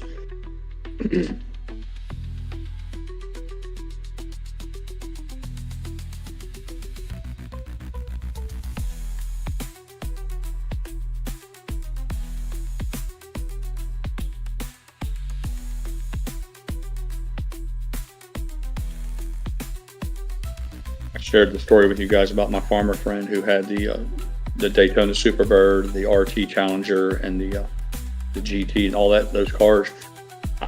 I loved them. I was impressed by them, but they never tripped my trigger. They always seemed big and ungainly to me. The idea that those, like I said, that 69 Z28 with a big block car in it, that thing was brutal. And it would just, there were very few cars that it wouldn't just dominate, on street racing and all that. And I just couldn't, I liked them, and especially once Dukes of Hazzard come out, made famous to General Lee, and I'd always liked the Super Bs and all that. I mean, they were nice and all. 383s with the 3 deuces, the 3 2-barrel carburetors that ran it. They were progressive. The more you push down on the gas pedal, the more the carburetors would open up. All that stuff was mechanically amazing. It was really cool. I remember seeing a 1959 or a 60 Corvette that had fuel injection. People think fuel injection's like a new phenomenon. Chevrolet had fuel injected cars early on, but they were a nightmare. They were prone to all sorts of issues because they didn't have computers on them. It's all mechanical, 100% mechanical, and you can imagine the challenges that would present for fuel injection. A lot of that shit's highly collectible. I've been to some auctions where they sold parts where guys back in the 50s and 60s were taking, like, for instance, a Corvette that had a fuel injection on it, and they would snatch all the fuel injection shit off and just put carburetors on there for ease of maintenance and increased horsepower. Well, they kind of hurt the value of the car because you want a car that's unmolested, meaning it's not been changed. And so a lot of those guys, the people who are smart, they left all that shit sit on shelves. All that OEM, which stands for Original Equipment Manufacturer. So now there's guys that go out there. It's like an Easter egg hunt. They'll go to auctions and estate sales, especially mechanics and stuff. And sometimes you find them little goodies in the back room. They're like, good Lord, here's an entire fuel injection system for a 1960 Corvette.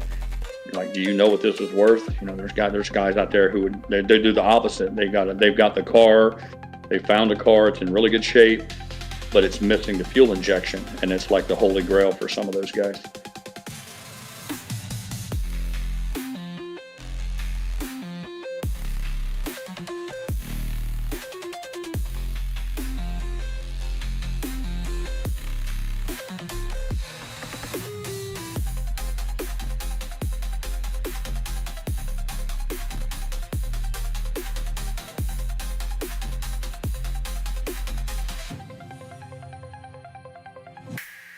Yeah, you had the Chevelles.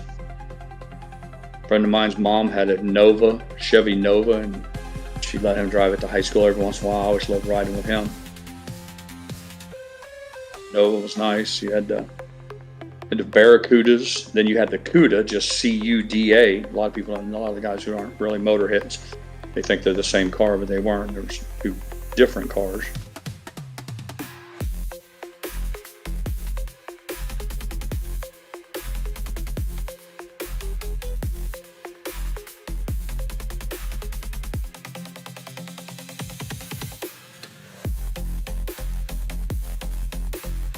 Was a young man in the military, one of my closest friends, and we ended up doing a business together, building a business together.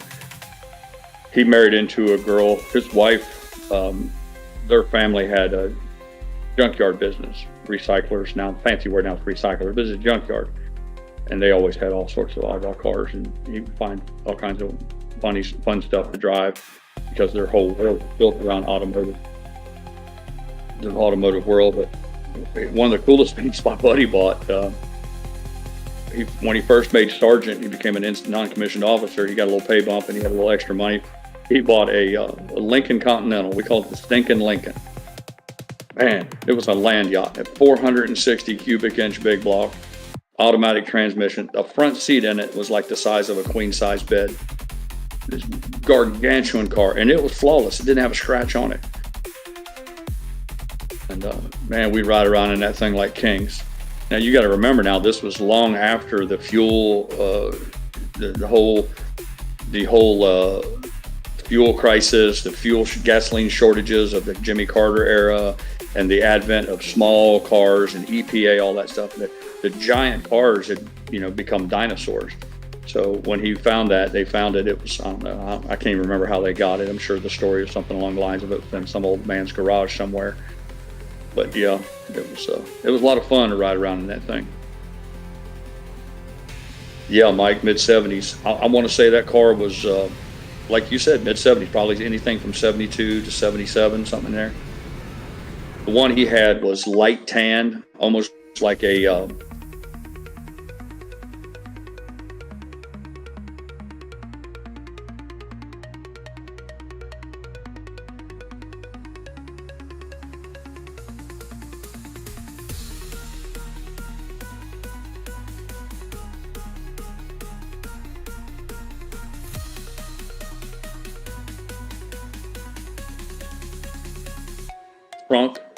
trunk in it, big picnic table. Like I said, the seats, I know you could put 4 people in the front and 4 people in the back. Young, skinny military guys. We ride eight guys in a sedan.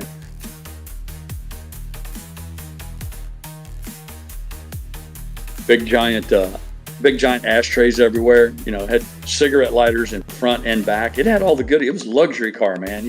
You didn't have to ask the guy up front to push the cigarette lighter in for you. You had your own cigarette lighter in the back and the ashtrays and all that kind of shit.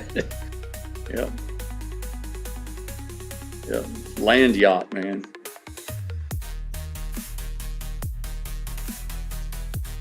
Fucking cars today. I took my son's car apart the other day from that. It's all plastic. Everything plastic.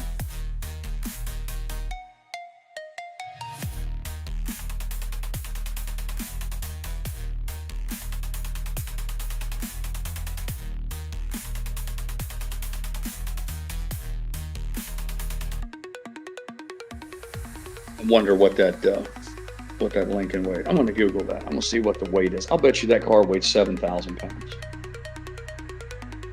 Let's see what Grok has to say. What is the weight of let's just pick a day. We'll say 1974 Lincoln Continental.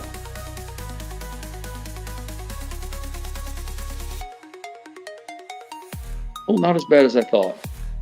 Curb weight was 5,414 pounds. That's still a lot. That's still a lot at 2.5 fucking tons. 2.25 tons, yeah. That's not as heavy as I would have thought.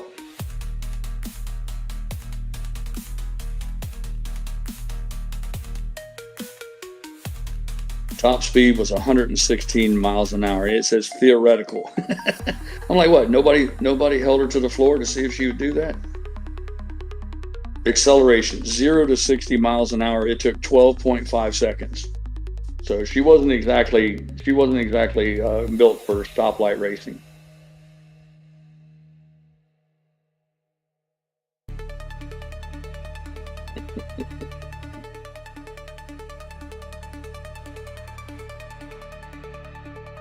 Let's see. I was hoping they would include the fuel mileage there.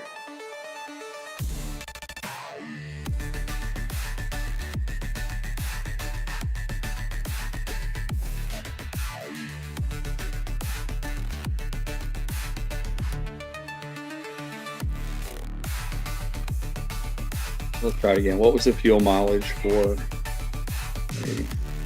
1974 stinking Lincoln?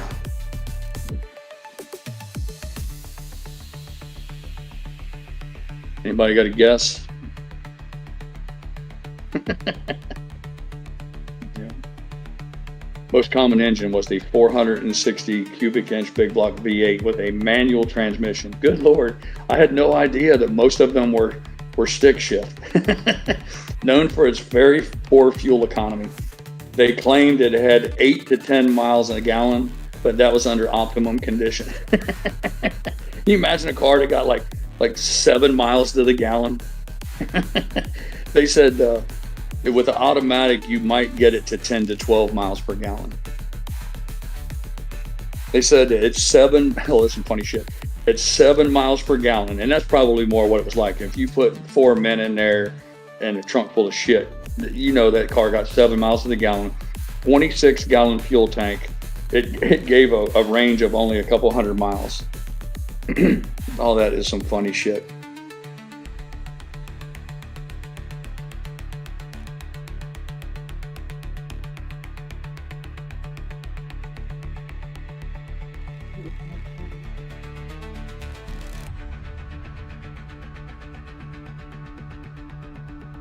Yep, Mike, you nailed it, man. 8 miles per gallon. He was a thirsty devil, wasn't it? Can you imagine? And driving that to work every day, you're like, I spend $30 a day driving to work. As I said, all my buddies back then, we had motorcycles because I remember you could pull up to a gas pump, and I shit you not, I put 50 cents worth of gas in my motorcycle. And a Honda 350, ugliest fucking motorcycle ever made, but it was pretty reliable. It was the first street bike I ever owned. But I can remember pulling up to a gas pump, and I'd go in and I pumped 50 because you had to get it just right, get 50 cents, and I'd pay it for $1 and I'd get my change back. And I can't remember how far it would fill the tank up. I don't remember what it would. I don't think that fuel tank probably held 1.5 gallons or something. But I could run, 2 days on 50 cents worth of gas, run all over town. Yep. See those guys pull up with one of those big Lincolns, and you're watching those numbers click off on that fuel pump. Funny shit, man.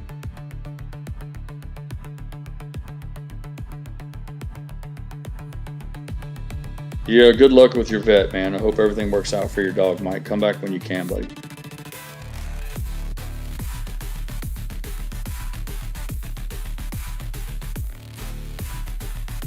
Yeah, Malier said his friend had a Chevy Nova with a straight 6 in it. You could stand in the engine well and work on it. My buddy Johnny, that's what his mom had. That car was olive green, had a black interior, I think, but it had a 6-cylinder in it. And yeah, the engine bay was wide open. You could, like you said, you could climb in there and work on it.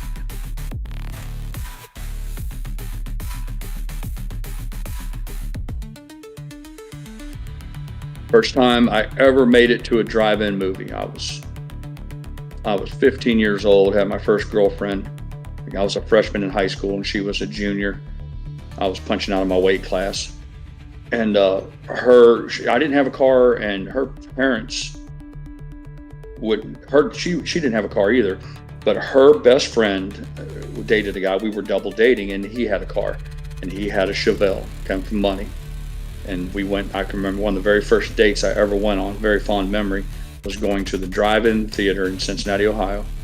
We had a drive-in called Dent. They called it the Dirty Dent because everybody went there to make out. But we went to the Dirty Dent drive-in, and because it was his car, I rode in the back seat. And you realize real quickly that was an advantage, being back in that dark seat in that drive-in for the date. Yep. Different world now. We didn't have Tinder or Grindr or whatever the fuck they have out there now, where people, they want to get laid, they just swipe left and all that shit. Nope. You had to walk up to a girl, try to find some way to encourage her to give you a shot at taking her out. And then like I said, it was off to the drive-in or some other activity.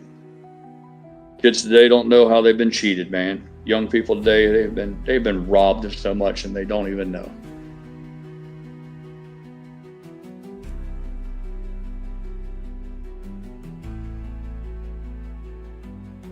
That was when I first started to realize being poor didn't necessarily bother me too much as a kid. A lot of times a lot of my friends, when you're poor, you don't realize it because everybody around you is poor.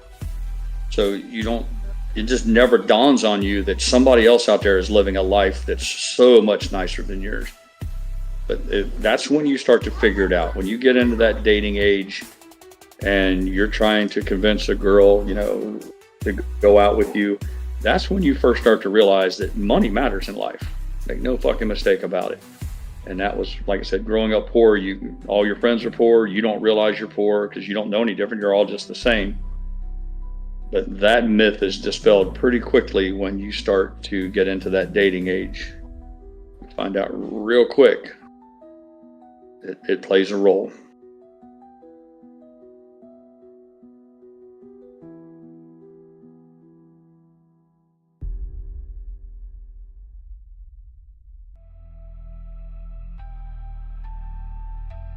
One of my favorite arguments, whenever time I hear that shit of all men are created equal, I'm like, save that shit for the naive.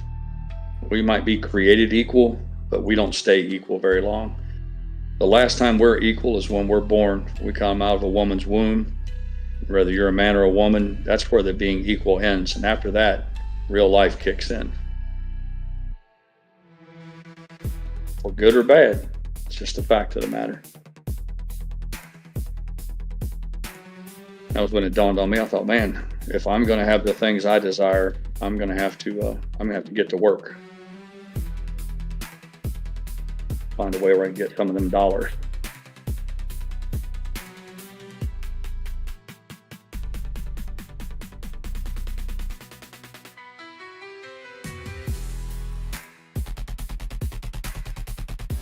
I mean, and to be fair, I get the whole concept of the gold digger thing and all that, but to be fair, I think there's a certain logic to it. I mean, if I had daughters, I wouldn't want my daughters dating some poor loser who didn't have any prospects. How's he going to provide for? How's he going to feed my grandchildren, or put a roof over my daughter's head, or keep her belly full, and all those sort of things. So to be fair, I guess it's like most things in life. There's probably a gray area in the middle where the truth lies.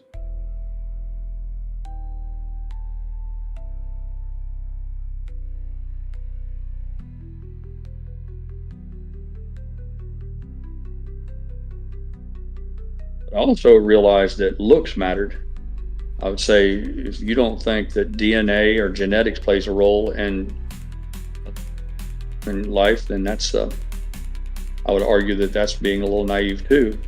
And all things being equal, I'd much rather be born blessed genetically with relatively good looks and be poor, because I can remedy being poor.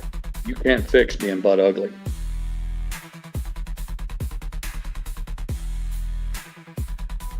Mrs. Pirate says, but that's where the money comes back in. If enough money comes back in, you can make up for being butt ugly if you got you're driving a 1969 Z28 with a big block in it.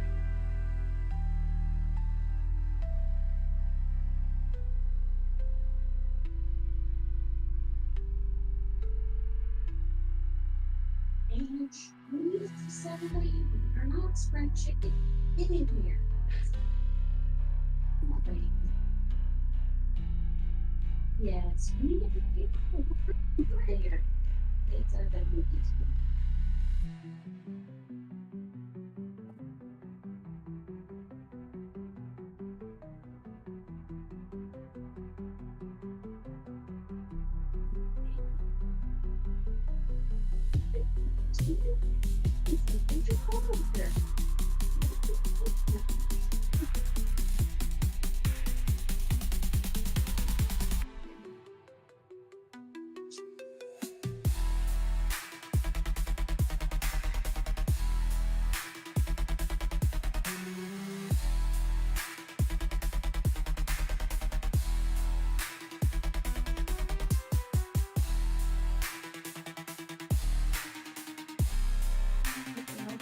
Yeah, you have the gym shoes too, Mom. The gym shoes are right in her prime launching spot there.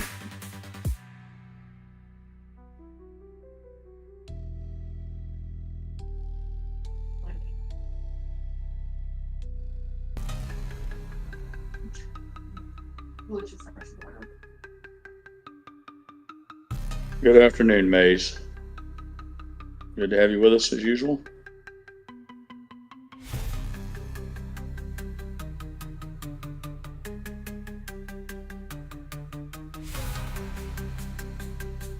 Yep, Terry said the back seat was important. Absolutely, Terry. The back seat was where the magic happened, man. It afforded you a little privacy. You're in the front seat. That was, like I said, the guy that owned the car, him and his girlfriend, he got to be cool and he got to sit up front. They had the best views driving around town. But when it come to parking time, when you find yourself a cul-de-sac or an old country road or a drive-in movie and you want to play kissy grabby time in the back seat, then the power dynamic shifted. The back seat became prime real estate because you were afforded a level of privacy that might work towards the. Let's just say you might enjoy activities that you might not necessarily get if you're in the front seat.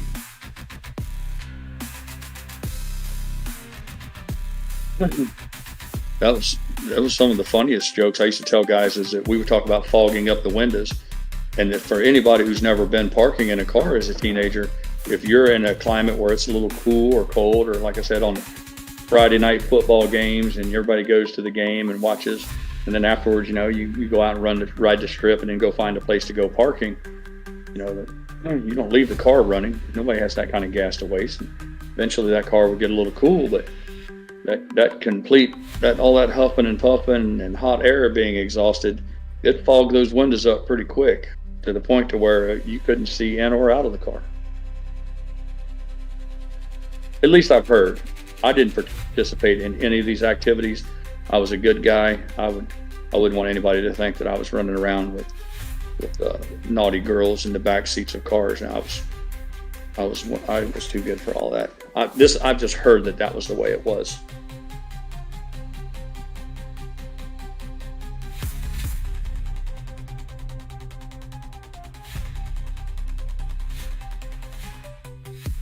Yeah, Mallier said the back seat of the Camaros had the hump in the middle. Yeah, they weren't exactly bucket seats, were they, Mallier? Well, they were kind of bucket seats, but instead of having the shifter or the console between you had the hump, and that hump was for the drive shaft that ran from that engine all the way, or from your transmission all the way back to the tail of the transmission back to the rear chunk. Yep, you're exactly right. I forgot about that. That's a cool memory. Yep, had the hump. If you rode in the back seat and there were a bunch of friends in the car, it sucked to have to sit on the hump. That was like, there was a pecking order. The guy that owned the car got to drive, and then his best friend rode shotgun, and then the pecking order went downhill from there. For me, I was always thankful if I got invited to go, because I was on the Gym Shoe Express. I drove the Nikes around. So I was always I was just glad that I got to be in the car going wherever they were going. But yeah, the back seats, one on each side, and then if you were left shittiest, lowest guy on the totem pole, you got stuck riding the hump.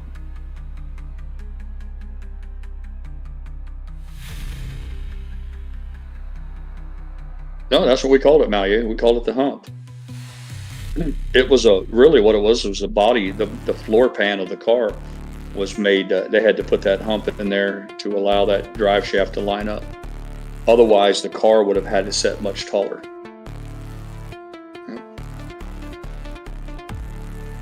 Talking about cars setting taller, I can remember when the big thing then in the 70s was air shocks. You went and bought yourself a set of air shocks, and you took the rear shocks off of the car. If you had a car, you put them on, and as the name would apply, you could pump air into them, and they would extend, and it would jack the ass into the car up real high.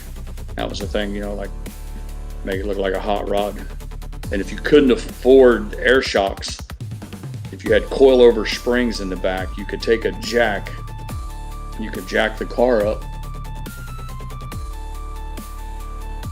You could jack the car up, and then the springs would expand, and you put blocks of wood or pieces of rubber in the spring. So when when you let the jack down, the car would be up real high. But that was always funny. You could tell when a guy did that, because if you went along and you hit a big chuck hole or a bump in the road, Steve, you would the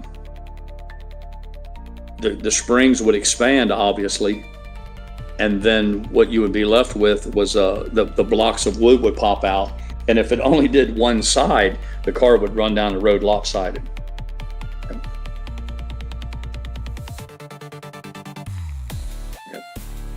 guys in their cars.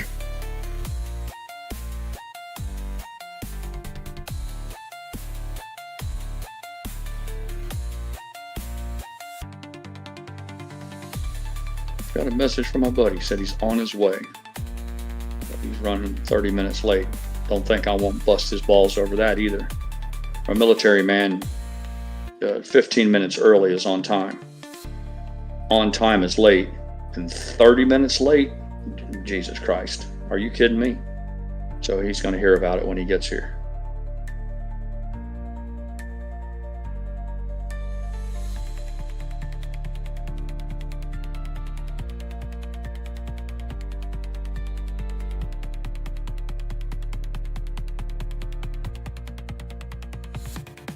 Prom was always a special time because if you didn't know what families had money and which families were poor, it was certainly revealed at prom. There were the families who rented a limousine for their family. You knew they had money. I mean, are you kidding me? You rented a limousine for the night. Those folks had money. Then there was the next tier down. Those were the people who had really nice cars. Like my best friend Dave in high school, his grandmother had, yes, you guessed it, a Lincoln Continental. And brand new, I mean, big luxury automobile. And I don't mean an old one. This is when it was a new car. So she gave him that, you know, and he was able to drive that. And so you could see the families, or if their mom and dad had a Cadillac or big giant sedans. And that was always the big thing at prom. You could tell real quick where people fell in the socioeconomic hierarchy. Then there are guys like me that my best friend took pity on me and loaned me his, he had an El Camino. He's like, what are you going to drive to prom? I'm like, you're joking, right? I'm like, I'll be lucky if I don't have to take a city bus to downtown Cincinnati. He's like, no, man, you can take my car. But that's the beauty of having a best friend. I rented my tuxedo like all the rest and jumped into his El Camino. Hell, I even washed it, man. If you're going to go to prom, you got to go in a clean car.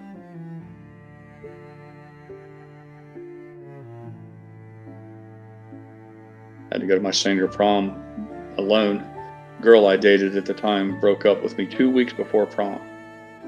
Particularly shitty move because you can imagine as a guy, everyone's already got their dates for prom. And if you have to run around 2 weeks before prom and find a date, it's obvious to any girl that he wasn't your first pick. And I wasn't willing to do that, although I probably could have pulled that off. I just didn't have the guts for it, so I just went alone. But I had a good time because I never realized how many girls would go to prom without dates. So when you go with a date, your options are limited. So I found myself in, I guess, what you would call a target-rich environment by being at prom without a date. So it kind of one of those things where there was a silver lining to that cloud. But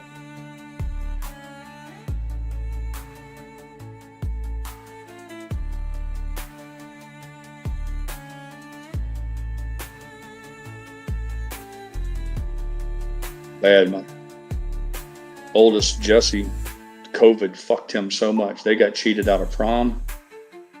They got cheated out of so much. I don't even think they had a graduation ceremony for high school. They went to each house. They drove a school bus around, didn't they? How did that go? What did they come here with Oh, I get it. Yeah. They had some awards for the kids who graduated with honors and all that, and they couldn't even have a ceremony for that. And in order to compensate for it, they loaded a bunch of the school administrators up and people, and they drove around with a school bus, and they went to each individual house. They pulled up to our house here, blew the horn, and they brought a sign out that said, whatever, graduate in the top 1%, and put it in the yard and all that sort of thing, and it had a photo op. But the worst one was prom. They literally canceled their prom for fucking COVID. I'm like, man, you talk about the green weenie.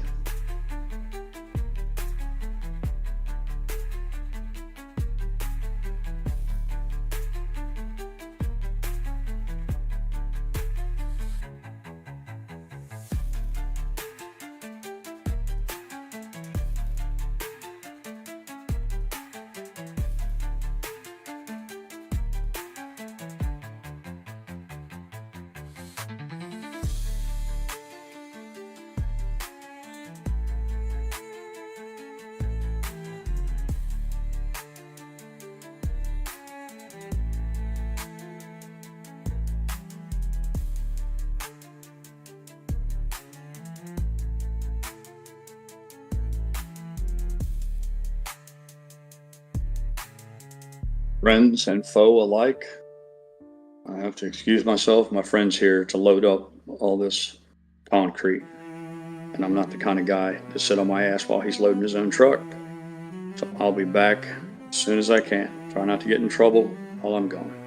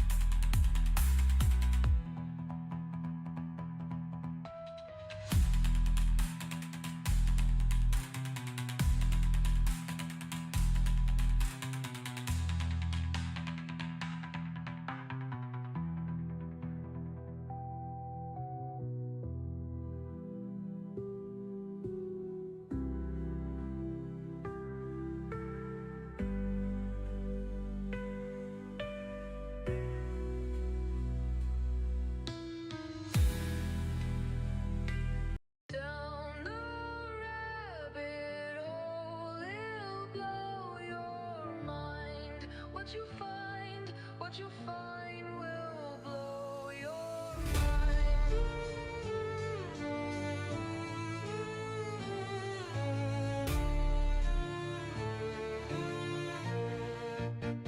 She's dancing with her twin, wants to meet her end, wonder if she'll win. Takes a long descent down the rabbit hole. It'll blow your mind. What you find will blow your mind. Down the rabbit hole, it'll blow your mind. What you find will blow your mind.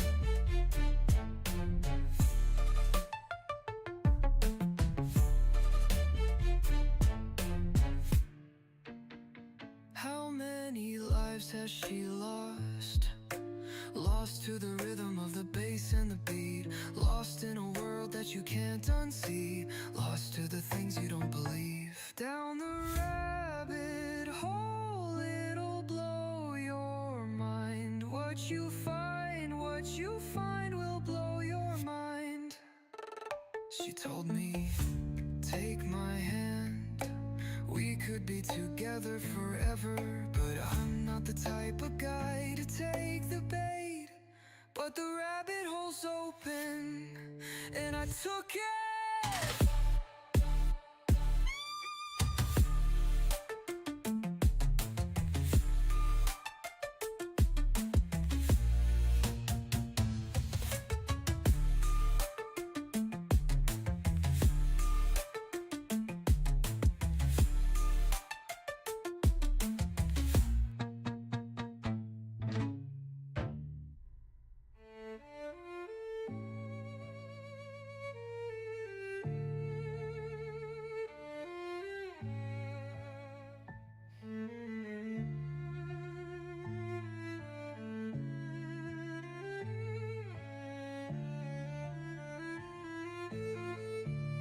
She told me, take my hand, we could be together forever.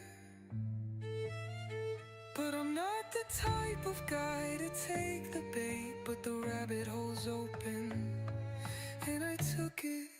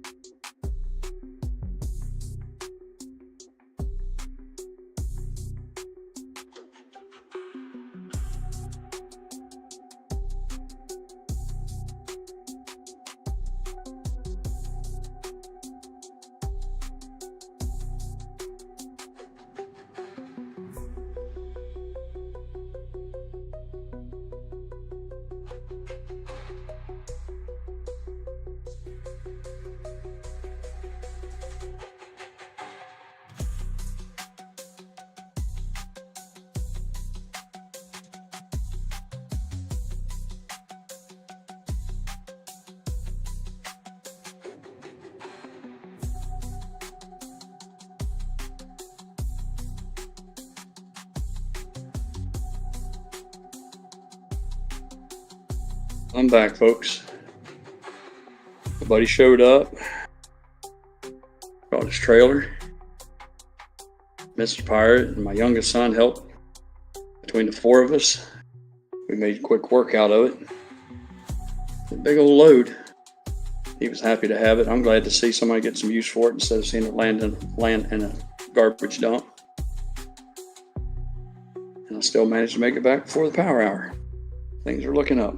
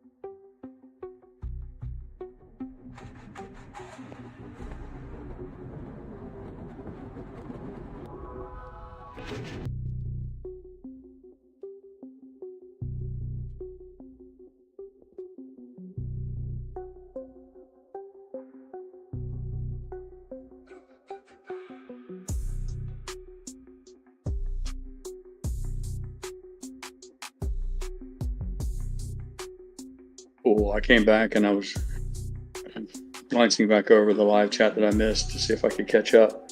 And it just dawned on me that Malye, when we were talking about the Camaro that had the hump in the middle of the back seat, talking about the drive shaft, I completely missed that one. Man, you talk about something that just shot right over my head.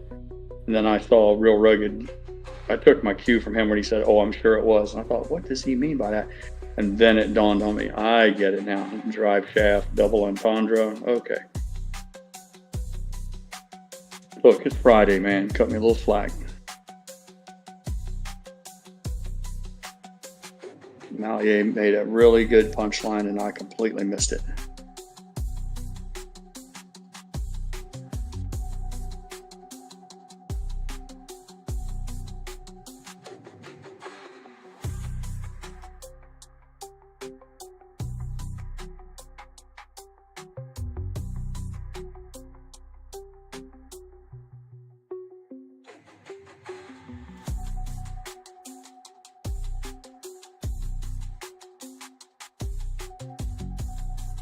Breaking news says Karen Reed jury visits a death scene. I haven't kept up with that. I don't know what the whole Karen Reed story was about.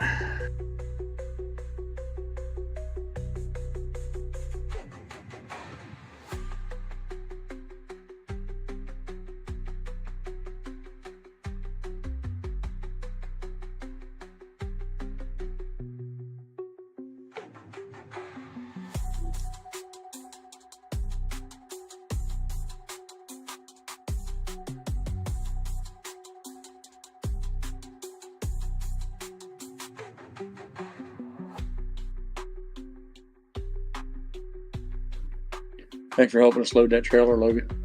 Appreciate it.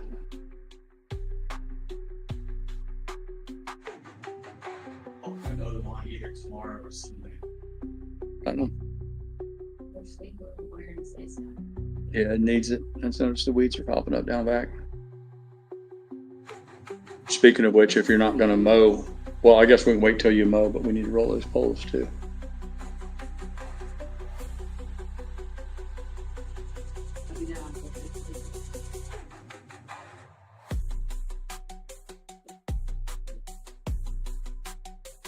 Heat patrol.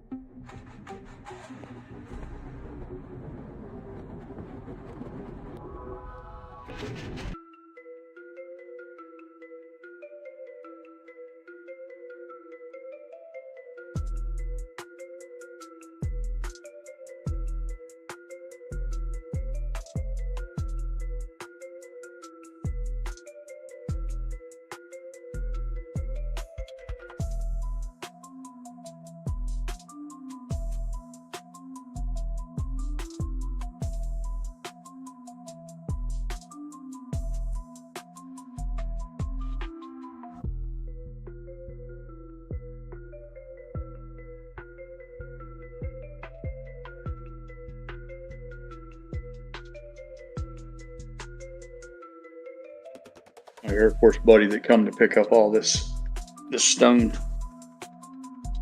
He's always been a hobbyist as far as like a woodworker. I call him a chipmunk or woodchuck. He always liked making stuff out of woodwork, little birdhouses and little grandfather clocks and things.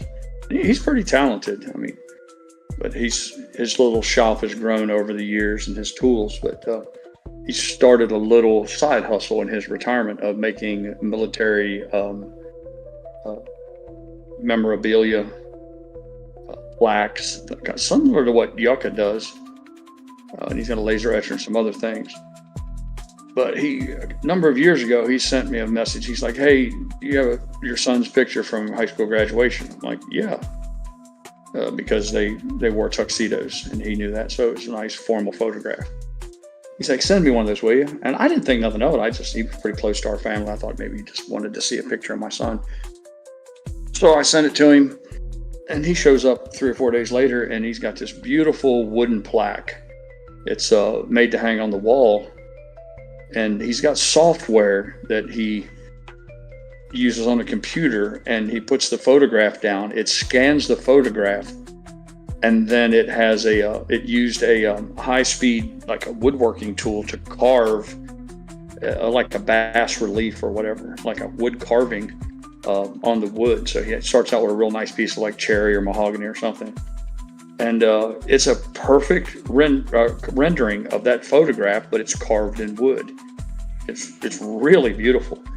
And he came by here today, and I said, "Man, I need to send you my youngest." The youngest was still in school at the time. I said, "I need to have you do another one of those plaques for me." He's like, "Yeah, by all means, send it." I was like, "Man, well, I never did even pay him for the first one. It was just a gift." I said, "Dude, I need to pay you for the first one.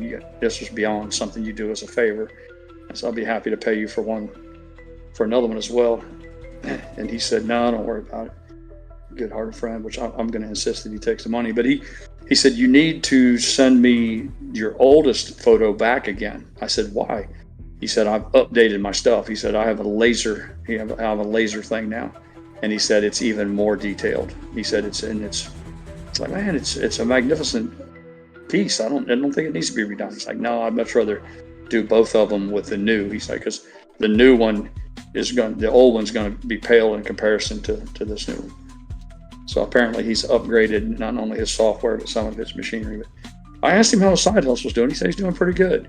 Doing little plaques and things, keepsakes, like I said, just general memorabilia, unit citation stuff, and guys that retire and they maybe want some sort of a plaque of the depiction of their aircraft or what have you. Making himself a nice little nice little profit on the side.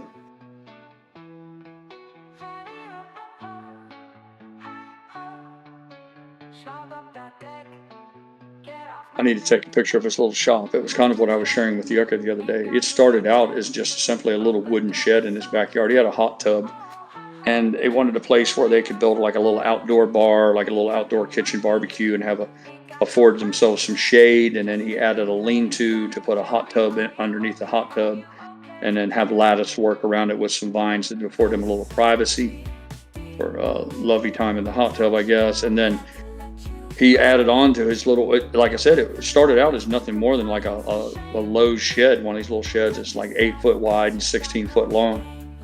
But over the years, he's added on to it and done a really good job. It doesn't look hodgepodge by any stretch. He cut a hole on one side, put a big roll-up garage door on it. And he's managing to, like I said, it alleviates his need for a rental space and renting something and a shop and all that. And he stumbles out of his house and turns on his little TV or radio and goes about his little arts and crafts stuff. And I'm pleased to see him profiting from all that.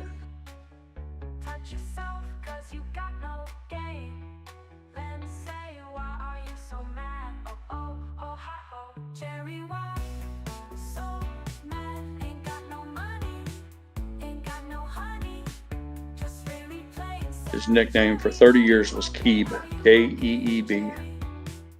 And that is short for Keebler, which is short for Keebler Elf.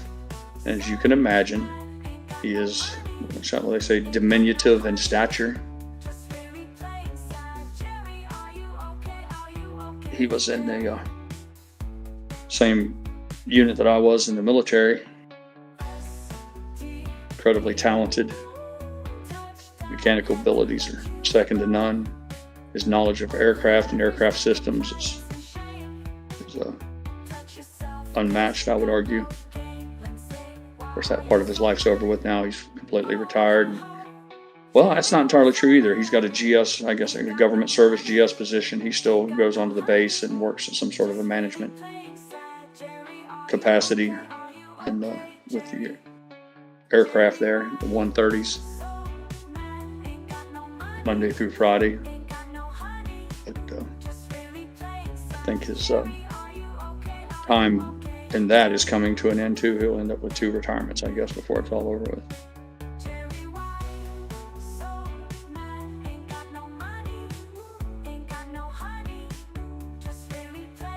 Another example of how in the military you don't get to pick your nickname. Usually assigned to you. You have very little say in the matter. The most you can hope for is it's nothing too derogatory that you can live with. His Christian name is Steve, but I don't know a single person in our orbit that calls. Well, that's not true. I guess there are a few, particularly some of the women who call him by his name. But for most of us, he will forever be known as Keeb.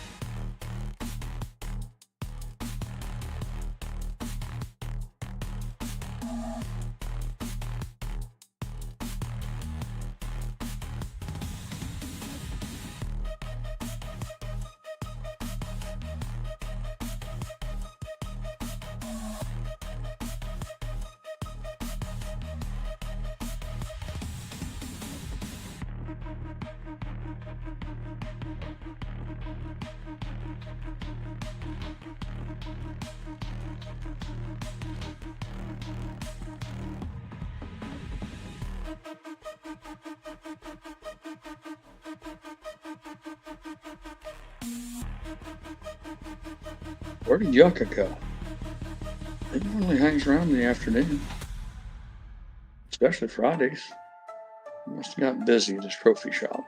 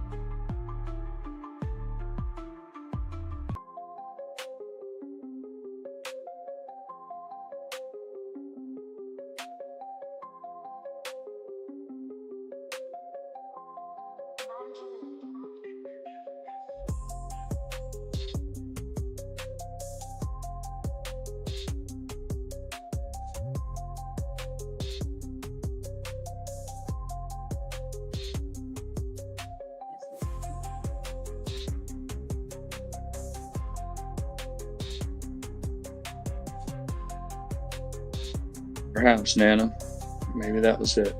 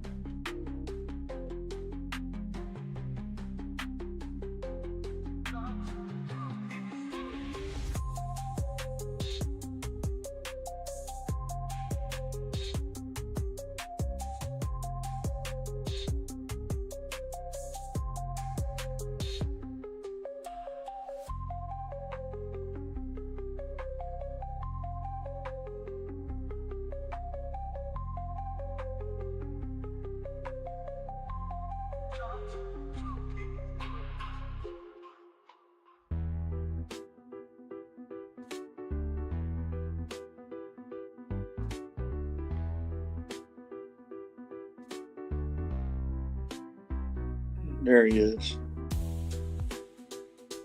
You been lurking, Yucca? You lurking?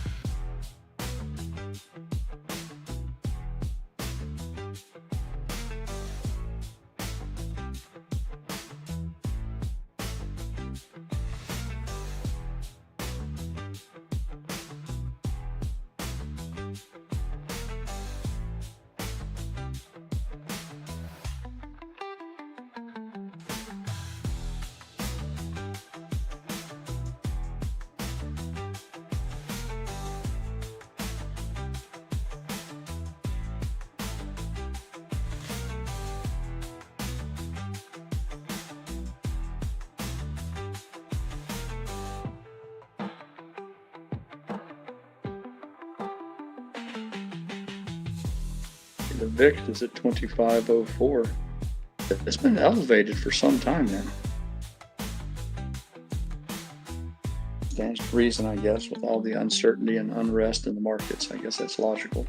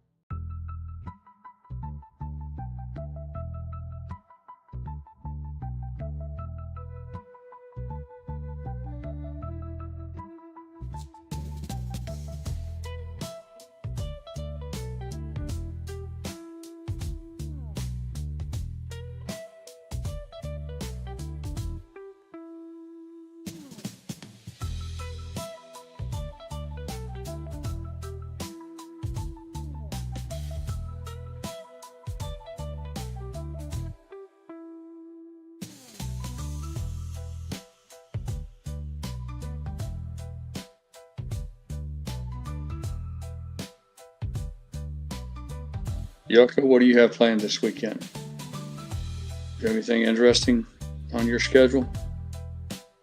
Are you working or are you playing?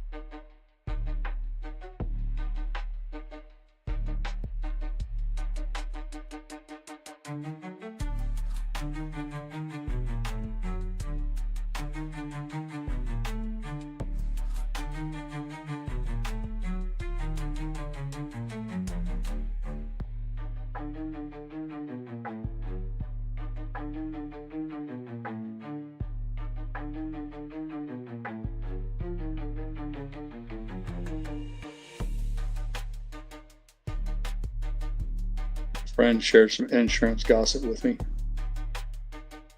His insurance company insisted he put a new roof on his house or they were going to cancel his insurance. No storm, no, he wasn't making a claim or anything like that. The last time he'd had any interaction with his insurance company, I think he said it was Hurricane Ivan or something, but I think he told us his roof was 8 years old, shingles. They come out, said, you need to put a new roof on or we're canceling you. That's some incredible shit. I can't believe it's even legal for them to get away with that shit, but it is. He's pissed off about it. He said he made the command decision to go ahead and put a metal roof on and forego the shingles. Paid a little bit of an upgrade. His house is not too extravagant, and he said it was like a $4,000 upcharge to switch to metal, a commercial metal standing seam type roof as opposed to shingles, which if anybody isn't aware, they're far more robust in their construction and they weather the storms a lot better. So he came out of it better off, but he was pissed and miffed at his insurance company that they threatened to do it. I shared the story with him that they forced us to put in a new hot water heater, to pull out one that's, bless you, honey, pull out a hot water heater that's completely fine. It's just in all respects fully functioning, not leaking, making hot water, everything's fine. Under the idea that, oh, it's going to rupture and it'll lead to a claim. I'm like, it's in the garage. If it leaks and leaks water on the floor, how is that going to make an insurance claim? They're like, we don't care, that's our policy. I'm hopeful that somebody will rein in these insurance companies, but I don't know.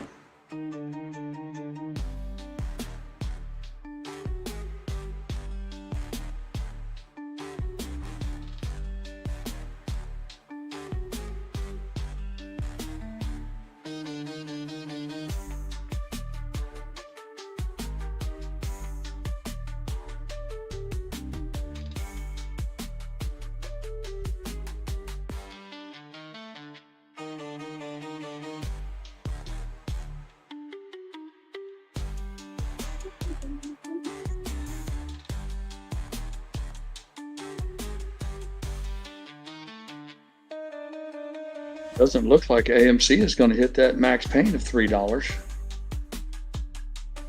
I mean, I guess anything's possible with these crooked fucks.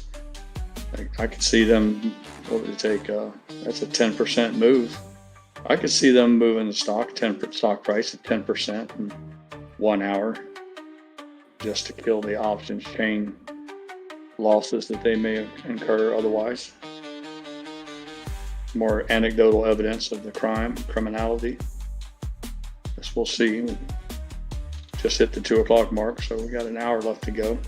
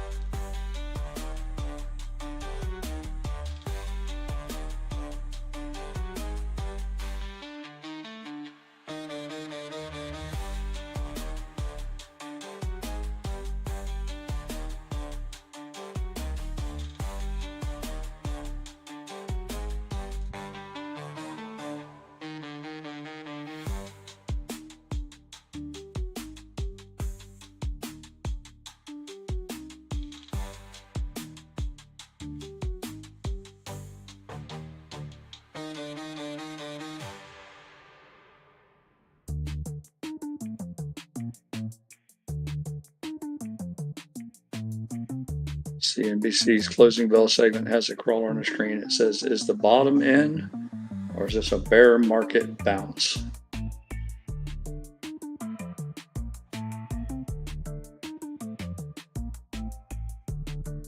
Cool. Tech Reload he just checked. They have changed max pain to 250. There you go. Then.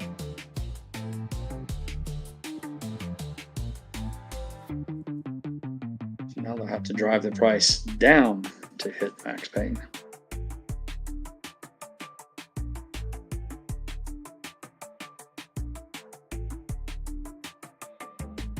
%10 down instead of 10% up.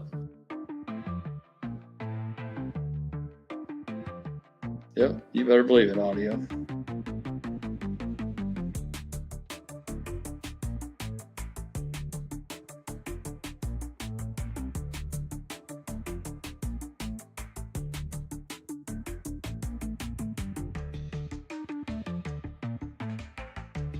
And loading that concrete kicked my ass.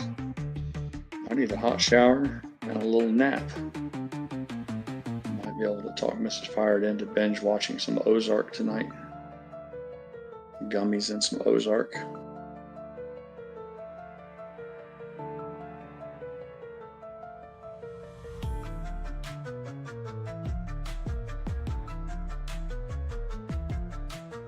I'm going to stay up past 8 o'clock. I got to have a little power nap sometime during the day. Bank up a little extra energy.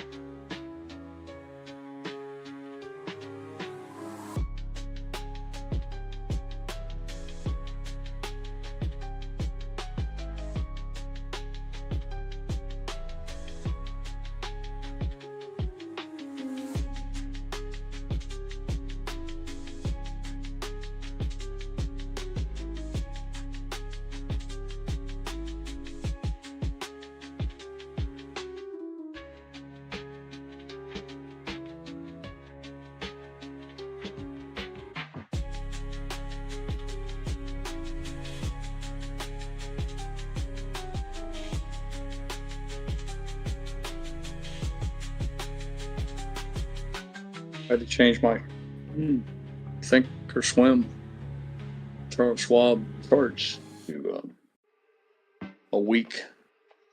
I look back and see how flat the trading has been for how long, kind of ranges we had, and all their shitty charts, none of them will work. Nothing comes up. It just gives a blank screen. Now it won't even go back to the 1 day, 1 minute chart. I hate Charles Schwab with a fucking white hot passion. I hate him.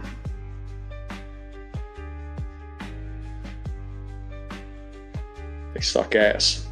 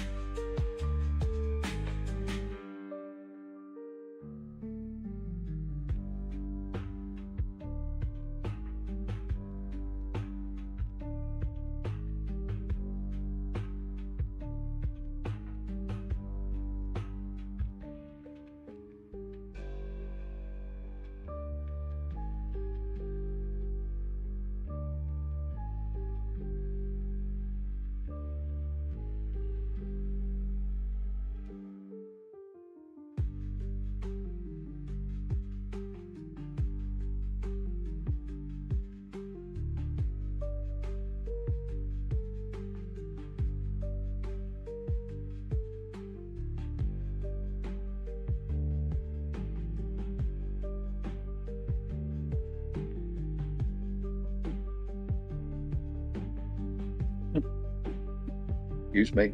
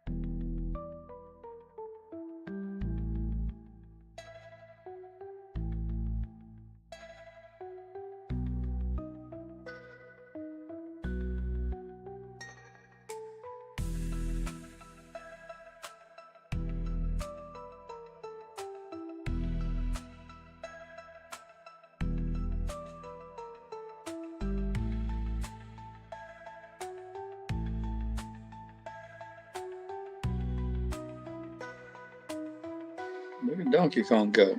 Bought himself 200 more shares of AMC. Congratulations, man. Yeah. sub $3. That's I would argue that that's something you can brag about.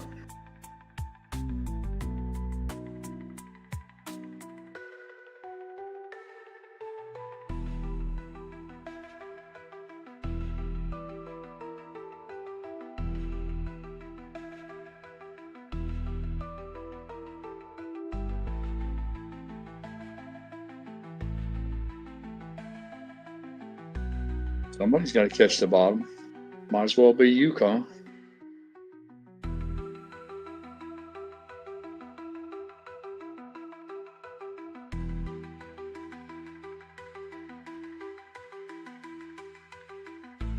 I can't even fucking remember what I want to say I think $5 was the lowest that Mrs. Pirate and I were able to get any. Easterby says they better not reverse split this thing again. I feel you, buddy. I feel you.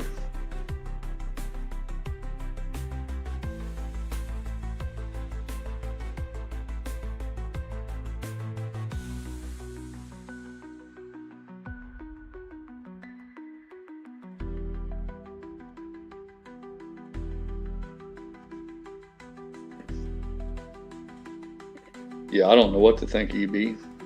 April is come and gone. And nothing. We haven't fallen anymore, I guess. For the most part. I mean, nothing dramatic, by the way. We haven't seen anything to the upside, so it's like watching paint dry for the moment. Tried to change my charts back to look and see how long we've been fooling around at this 3 and 4 and all that, but piece of shit thinkorswim charts aren't playing along. But I know we've been stuck for some time. I know we stayed at 5 for what seemed like an eternity too, and I was convinced that was it, because I said, well, that's it. They can't drive us down anymore, so we're going to keep us here forever and a day, and then we'll start sneaking out from there. But I think that was the 12th time I was mistaken when it come to calling the bottom.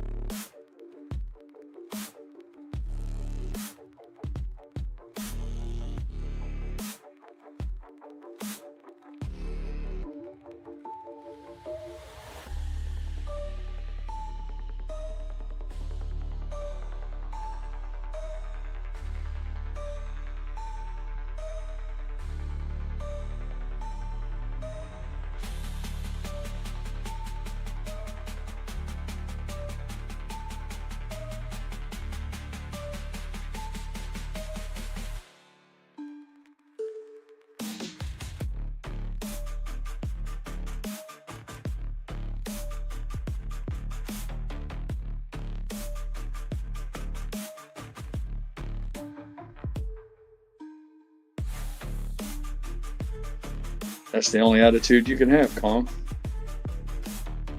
Go into it with the full knowledge. Go into it with open eyes, as they say. Fully aware of the risk and willing to take it on the chin if that's what it comes to. Take full responsibility for it. That's an admirable way to approach it.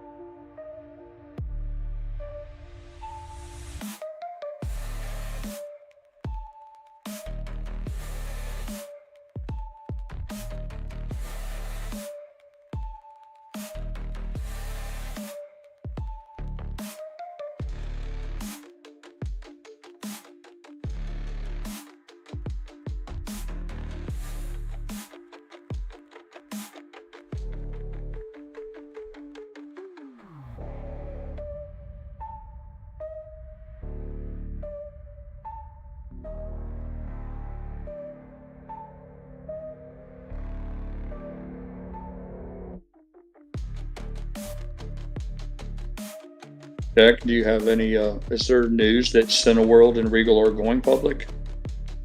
Is there any news that there's any indication that that's going to happen?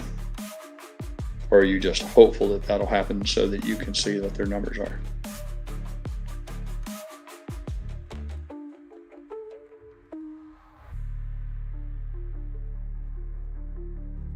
I don't know anything about either one of those companies.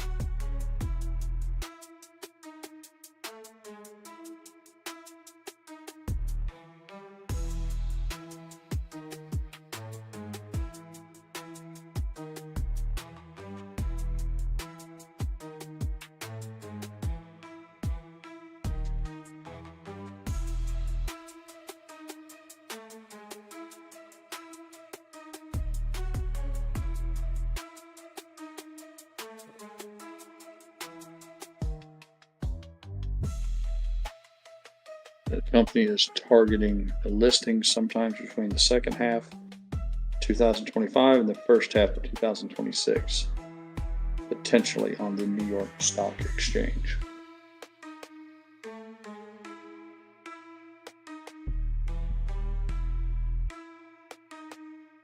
So I can only guess that you're eager to see how their data, their numbers stack up, their quarterly reports as compared to AMC's, unless I'm missing something.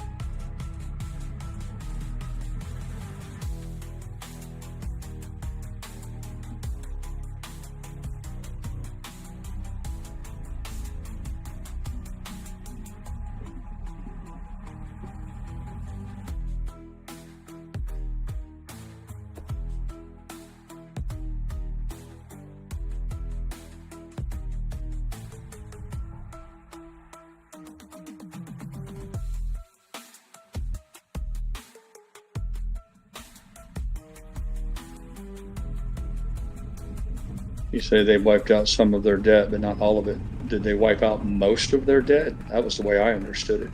And I might be wrong on that. Like I said, I know very little about their company. I know generally when there's a big bankruptcy like that, there's not a whole lot that survives that in terms of debt. could be wrong. It depends on how it was structured, but I might have misunderstood. I thought for the most part they got rid of almost all of their debt.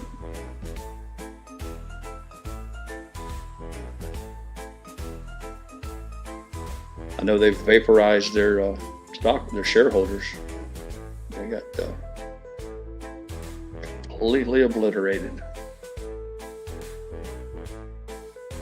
Pretty sad.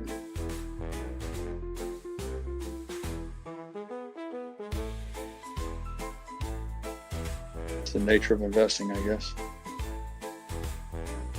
It's never guaranteed.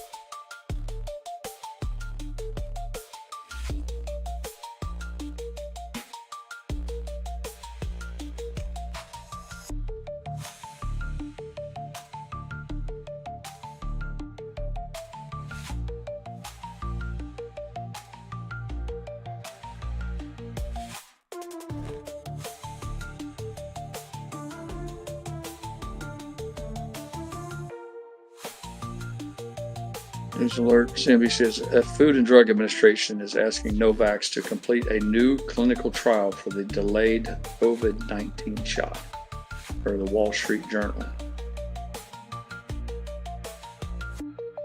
Yeah. Somebody at the FDA is not a believer.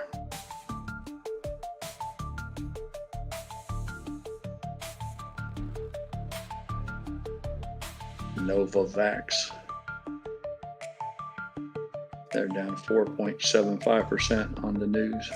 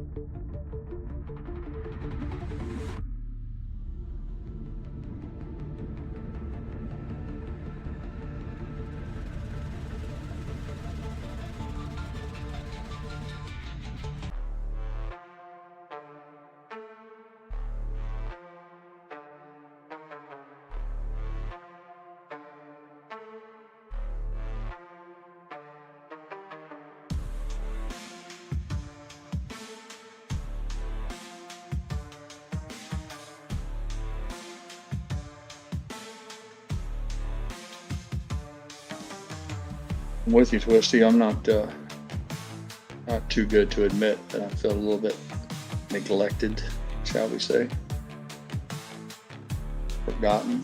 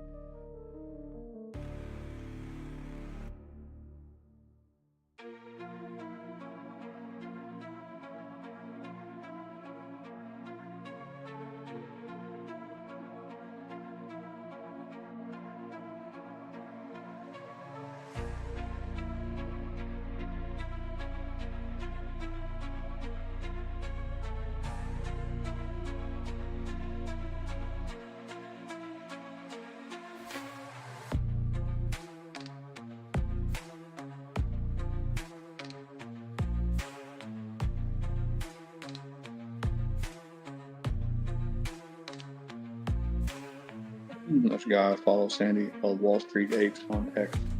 He said they're going to post it. The guy's wife had a baby, and it's time for her to return to work. Her maternity leave's up. They checked out daycares. They found one that they liked. They just reviewed the quote for 2 kids. It's $4,400 a month. That's the part I don't get. Between the $4,400 a month and then her to buy all the things that she needs to go to work, clothing, a vehicle, all that shit. I mean, I guess it's just a matter of math, but you'd say, then you go, if it just breaks even, why wouldn't she want to stay home and raise her own kids?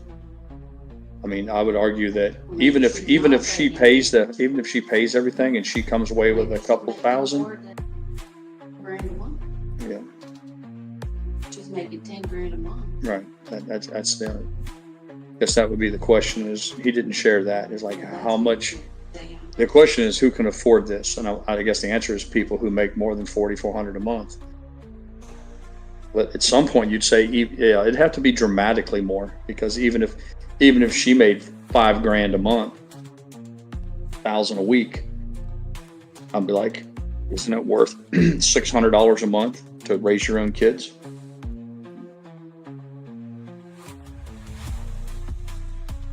It's all out of control.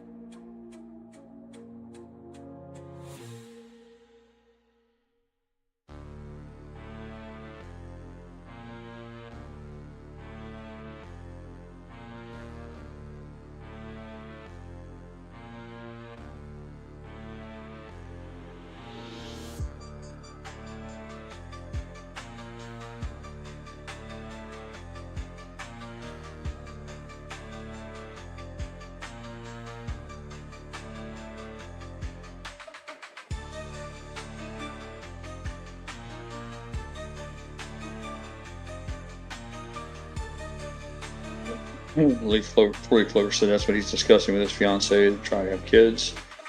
He makes roughly 4 times what she does. She's leaning towards doing it. I told her we could create a small online business to make some extra money, but staying home would save us money. And it's equally as important to the money as quality of life for Leaf Clover. Make no mistake about it. I don't give a shit what anybody tries to sell you. Having your wife, the mother of your children, raise your kids I can't begin to tell you how much more advantageous that is than to have your kids shoved into a daycare center where they're just one of 20 kids, all of them screaming, crying their eyes out, looking for attention. It's just, I understand that that's where we're at, and it's unfortunate that for the majority of people that is the path of least resistance. But I would argue that that's one of the biggest, I don't want to say crimes against children. It's one of the biggest negative impacts on the development of a young child. The idea that instead of being under the care of their mother, who is there's no substituting a mother's love for their child. No one is going to look after a baby or a young toddler in anywhere even close to the manner of which their birth mother would. So then you get into the idea of who's going to, the development, the skills that they learn earlier on, whether it's reading little stories to them or or engaging them in activities that help them develop mentally, that will pay dividends when they start school, all of those things. It's a cascading effect that I would argue ripples throughout that child's life all the way into adulthood. And the system has been set up now. It's pretty nasty shit when you think about it. It's pretty dark.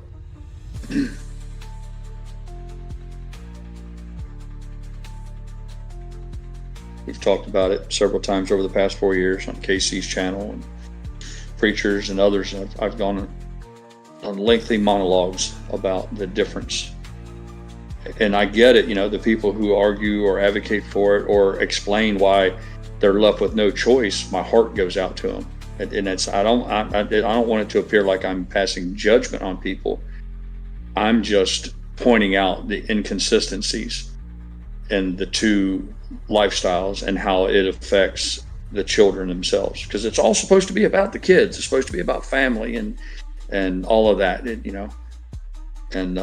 so I get it. It gets a little bit convoluted. People are like, well, I want my kids to have, for instance, a nice home, or lots of good food to eat, all those things that everyone wants for their children. And then you say, well, in order to have those things, the mother needs to be in the workforce. I'm like, okay, so you get the child gets the things that money can buy, but then the child is denied what I would argue are the more important things. I've even gone so far as to say I think a child would be better off to live in some shithole, in a tent by the river, in a van down by the river, in the loving embrace and arms of its mother, as opposed to living in the best high-rise apartment in Manhattan under the care of an au pair or a child giver while their mother is out, providing for them. It's just...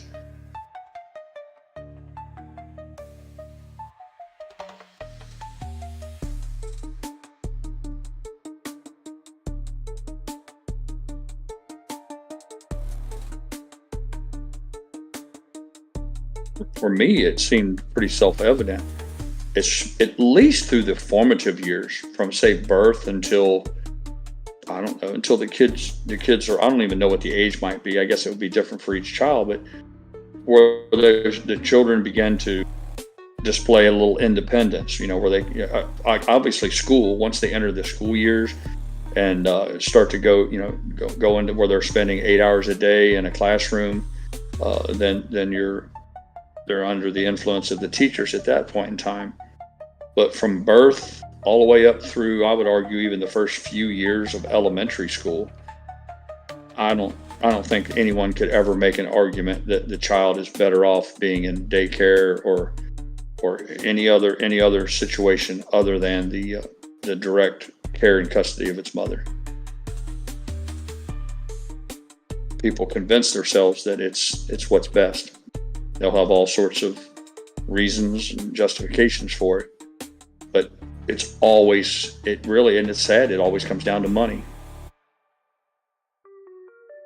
I guess it's down to a philosophical debate of,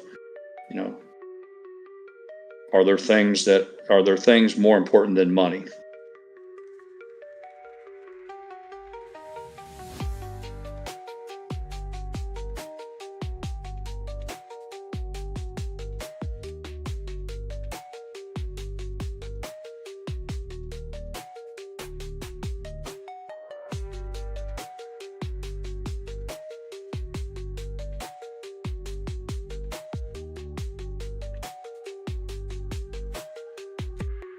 Yeah, the whole idea of homeschooling, that's an entirely different conversation, but it's under the same theme, I guess. I don't know that I would disagree with you on that. I was really never a big advocate for homeschooling. In fact, Mrs. Pirate wanted it in the worst way. And I refused to play along. I insisted that the kids go to public school. And the schools that our children attended in Indiana weren't exactly of the highest standards. In fact, Mrs. Pirate, to this day, she'll launch into tirades and rants about how fucked up they were. Now, the school system in the county that we live in Florida is second to none. They did a really good job, and I think, and that our kids were young enough when we moved back to Florida, so that the majority of their education was through what I would consider top-notch stuff. But even that, it for me, it supersedes I'm searching for a phrase here. It's not always just about the education. A lot of it too is about the environment. And like you said, the whole idea that even if they are learning their ABCs and learning algebra and math, if that comes along with a healthy dose of indoctrination or propaganda and all of that, then when you mix in the whole thing about how they're letting the bullying run, the bullying is getting worse in schools, not better than even when I was a young man. So you look at it in its totality, you're like, one could make a real good argument why homeschooling is the best choice out of all of them.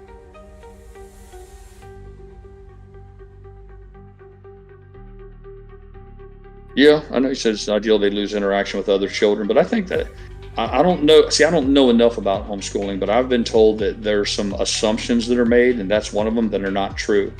That they have other people who have homeschooling, that they orchestrate and organize functions and athletic events, and so that's not nearly as bad as what people think. Now, are they going to sit in a classroom with 18 other kids? Yeah, they will be denied that social interaction. But again, I'm not really sure if the negatives on that outweigh the positives. For instance, there's no way that a teacher in a classroom with 30 students can help your child as much as, say, your wife would, if she has the curriculum. And I'm assuming that she has the skill set to do homeschooling. I mean, some people aren't, quite frankly, they're not smart enough to do it, I guess. But I think the idea, I've read some stuff, I don't know if it's accurate, that what a kid does in a normal 8-hour day in school, the homeschooling parents with a mother focused on just one or two children, that they can do an entire day's curriculum in just a few hours, because it's one-on-one direct. And then you also have the concept of like for my children, they were advanced, but they would have to sit in a classroom while the teacher taught to the dumbest in the class. And that's the problem, the least accomplished. I shouldn't say dumbest, that's not very nice. That you have a classroom of 30 kids, the teacher can only advance the lessons at a speed in which the slowest in the class can grasp them. And even then they leave children behind. I was one of those. But my point is, so if your kid's doing really well and he's smart, the boredom is going to set in real quick, and then you start to that can develop into discipline problem, other things. But my point is that even though they may suffer from a little bit of losing out on some of that whole social interaction, the education part of it may be far and above better than they would have anyway, and that's the target. I don't think anybody argues that they send their kids to school to teach them how to make friends. Send your kids to school to learn. They'll have the rest of their lives to make friends, to develop friendships and learn. And if your family is anything other than a complete isolationist, school shouldn't be the only exposure to social events or socializing. I think I could make an argument that kids can become very well socialized without being subjected to going to a public school.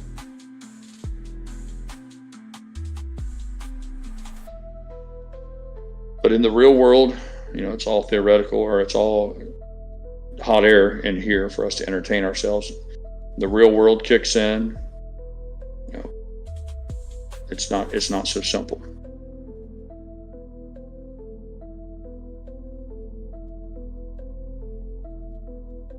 Frankly, I'm surprised that it hasn't become more popular, that these teachers, people like our friend Danny, who's an educator, and anybody spending any time around him can tell he's just a wonderful individual by any measure.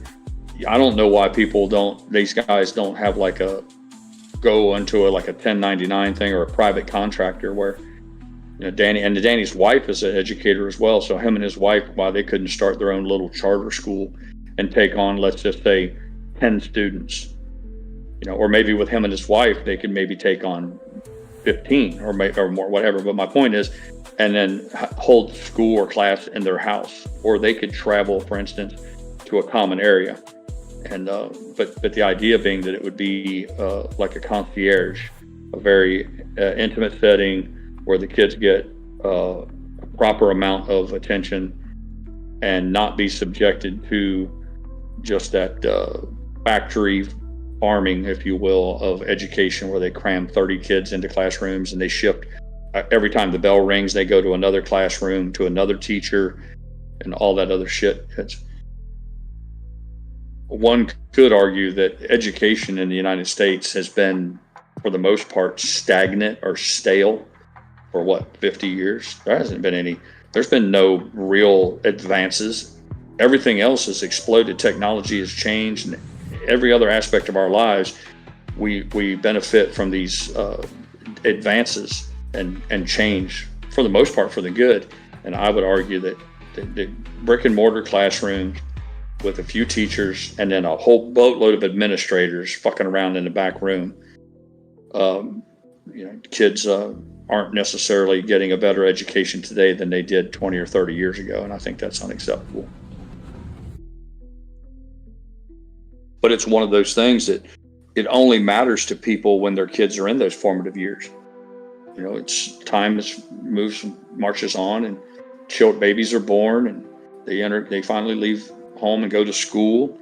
And then in just a few short years, it's over with. And whether they go into an advanced education or college or what have you. And even that goes by really quick.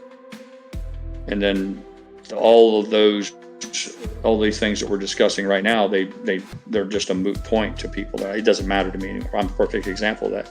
Once my youngest gets out of college, I'll be like, fuck it, who gives a fuck about public education, college, any of that shit? It doesn't matter to me anymore.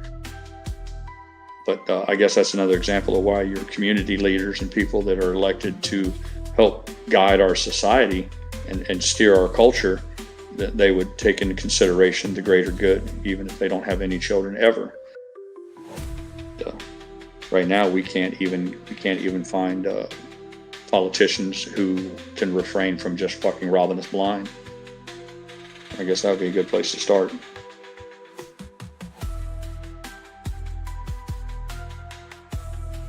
End of another week. Market's been closed for about 5 minutes now.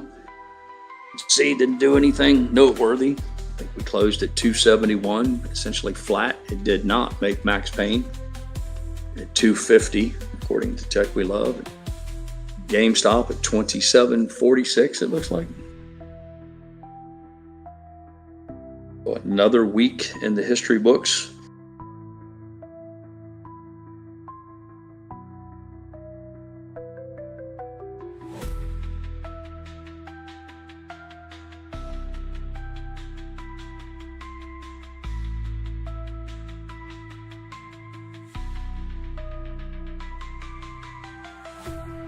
That was one of the themes that KC used to drive home on a regular basis, was one of the best tools that they have to prevent any kind of price action, any sort of harm to the market makers, is to trade it sideways, to barcode it. Because people won't buy unless they think it's going up. They won't FOMO enter buy. And if they're ready to buy, but they're waiting for the quote unquote a dip, they're like, yeah, I'm not buying here. It may drop farther, so I'll wait to see if it falls farther. So by pinning the price where it's at, and I think that's what we're seeing here. They've got the price locked down. You can see how what they're doing is it just puts it in a perpetual holding pattern. Nobody's buying, and that's what they want. They don't want anybody to buy any more of this.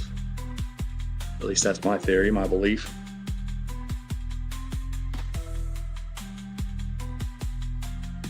So you find yourself with weeks on end of an unchanging price, save for a few pennies one way or the other.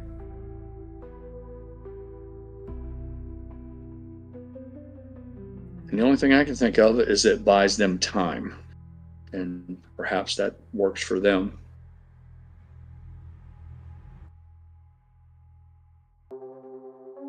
Pretty obvious to see that it works because there's no volume.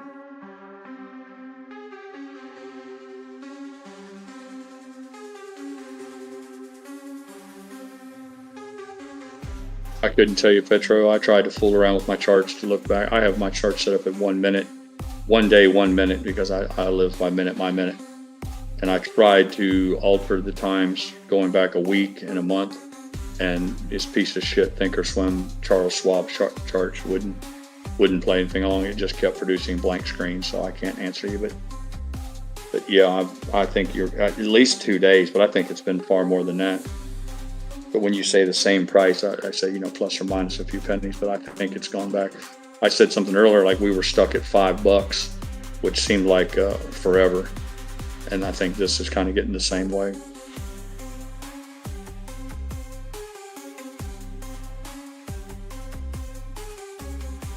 I become so bored at times. I'm like, fuck, I wish it would just go to zero and be done, so I could find something else to hold my interest.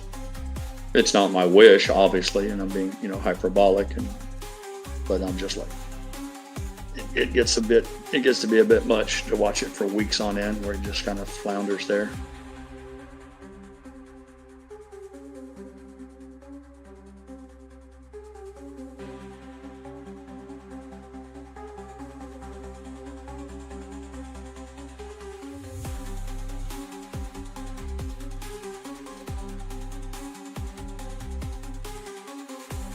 $2.70. Oh, absolutely, Nan. I'm with all my heart. My buddy today, I saw, he was a big part of my life. Hell, we spent thousands of hours together when we were both in uniform, and then we spent thousands of hours together camping with our families and social events and things. And now we've reached a point in our lives where neither one of us do much, and it's not uncommon for us to go 6 months to almost 6 months or more before we see each other. I gave him a big old hug before he left. Told him I missed him, and I was glad I got to see him today. And it'd be no different with this bunch. Because you can bet it'll come to an end. All things have a season. There's a beginning, a middle, and an end. This will be no different.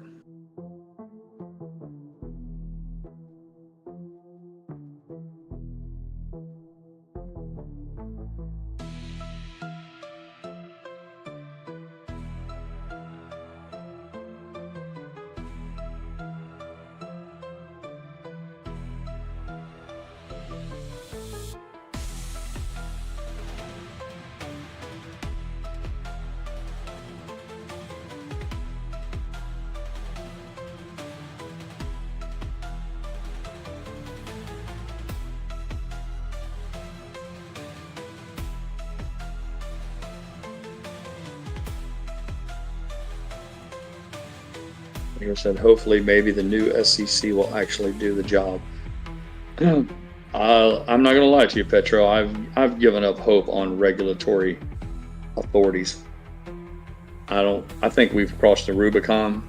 We've gone beyond the point of no return. I don't think, with regulatory capture being what it is and human nature, I think these bureaucrats, MAGA, Republican, Democrat, all of them, I think when these people, you know, they get their college degree, their political science degrees, they run for public office, even if they're decent people, once they get into that machine, like anybody else, they're trying to achieve their goals.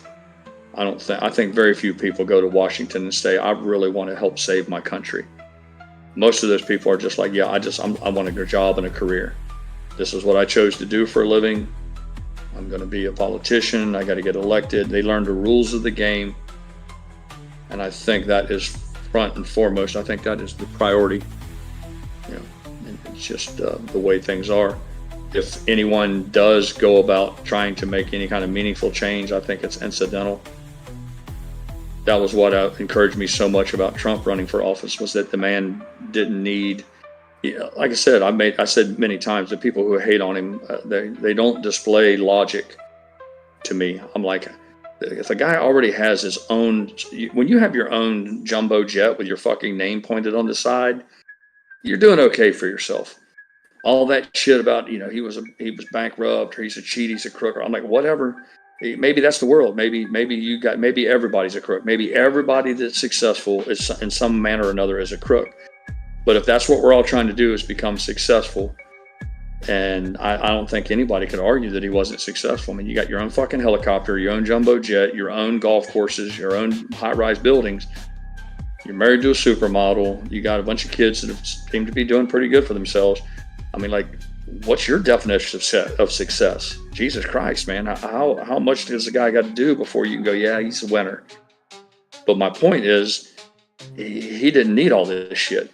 I don't get it. And there's some people who, well, honestly, because they are so hateful of that man, their whole idea is the only reason he ran is to make his life better. I'm like, have you ever made an allowance for the fact that maybe this was a downgrade for him? I mean, the guy's fucking it. He's staring into the great abyss. He's going to get he's closer to the end of his life than the beginning.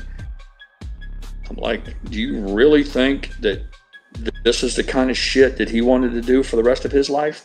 Instead of what? Playing golf and going to have literally a life of leisure? It defies common sense to say that he went to Washington for himself.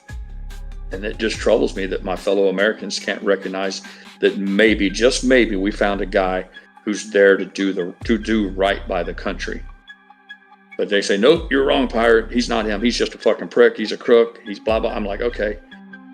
So that we're never going to get that guy. I mean, we had that genius in here the other day when I tried to play along with him. I'm like, okay, I get it. You hate Trump. Who do you like? And the fucking guy said Chris Christie.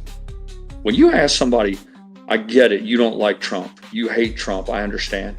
So I'm going to make you king for the day. Who do you want behind the Resolute desk at Pennsylvania Avenue?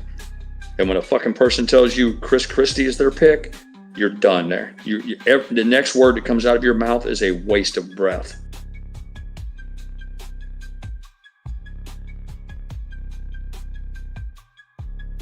So for me, this has been like a seminal moment in my life, because I wanted my entire life, I wanted a businessman in charge. I was one of those guys who voted for Ross Perot. We split the vote and we fucked ourselves. I was afraid it might happen this time, but it didn't. Whereas Ross Perot could have been good for this country.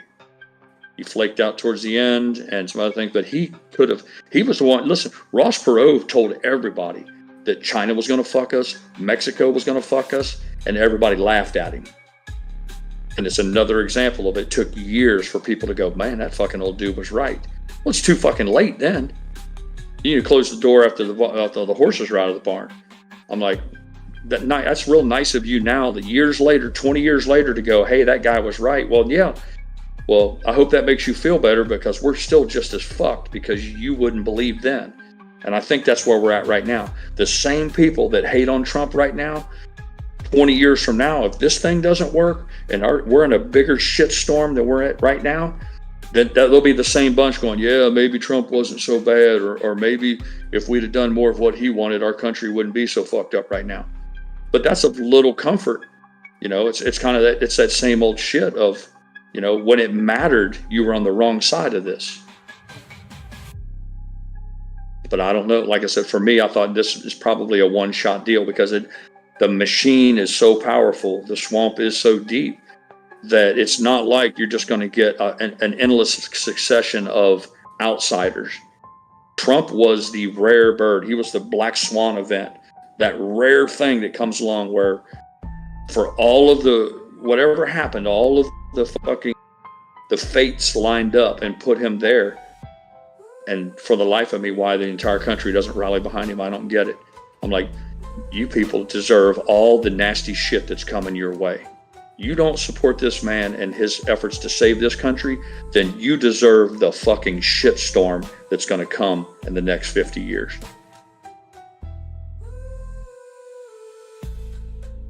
Right back to the same people that Elon Musk has shown hard evidence that they are just ass fucking the general public and the taxpayers. It blows my mind. These Democrats it's been laid right in front of them. But we've talked about this before. The reason they support it is because all of that financial rape that was taking place, they were part of that. See, it wasn't like that everybody was robbing the taxpayers and then both political parties got some of that money.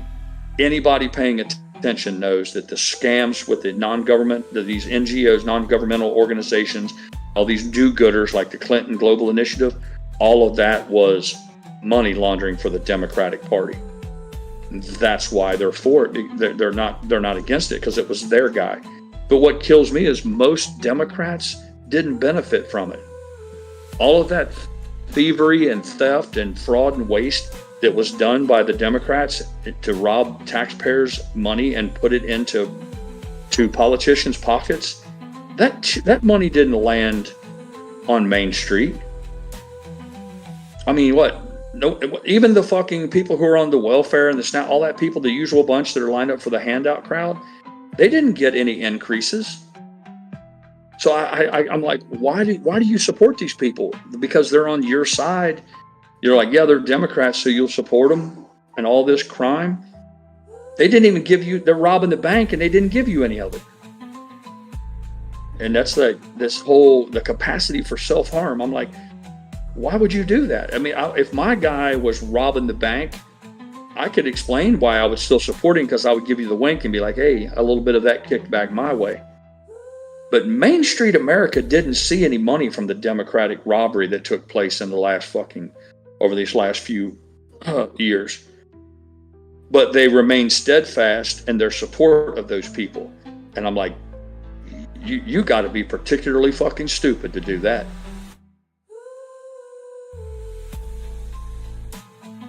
Orly Flover says, this election broke my brother and his wife. Staunch liberals, they have yelled, demeaned them, told them they want to hurt their kids. It's just nuts. It's destroyed our family since the election. Man, that's unfortunate.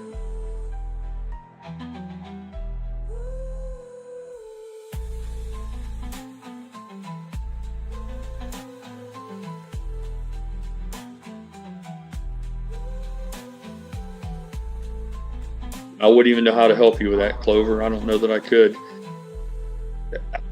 I've never had in that position because I've been kind of a lone wolf because of the way my family disintegrated in my youth. But my question is always the same to people is when you sit down and you have common sense conversations. I've asked Rugged this because Rugged, he's become a really good friend to me, and we spend a lot of time talking after the stream shut down. And his wife and some of the other folks there in his world are hardcore Democrats. And so I can ask him, like, I'm like, what's their attitude towards this, or how do they do that? And he'll share with me some of their thoughts and things.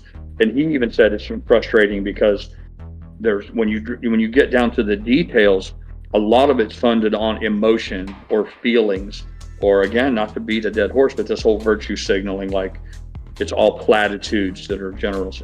But you're like, let's talk about some specifics. And more often than not, they don't want to because they're indefensible.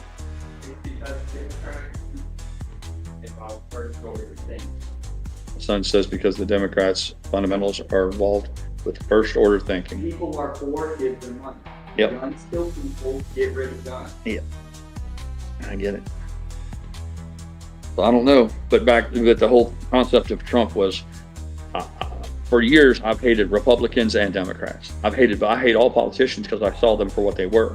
They're crooks, they're parasites who live a life that they're not entitled to off of the backs of people who work really hard. And that infuriates me on both sides of the aisle. And I saw Trump as a mechanism to turn the whole apple cart upside down, really just upend the entire system. And I thought that the entire country would rally behind him on that, and a lot of the Democrats would cross over, but they haven't. And it troubles me a great deal. So all I can say to myself is that's okay. I'm convinced of one thing. If Trump succeeds, our country will be better for it. If he fails and we go back to what it was before, I don't think we'll see the light. We won't get another white knight There was nobody else going to rise. There's no phoenix going to rise from the ashes, come out. I'd like to think maybe J.D. Vance might continue the good work, but that would only happen if Trump has some modicum of success that J.D. Vance can build upon. But if their efforts to hamstring Trump and destroy his entire presidential, all of his policies, then we're fucking done.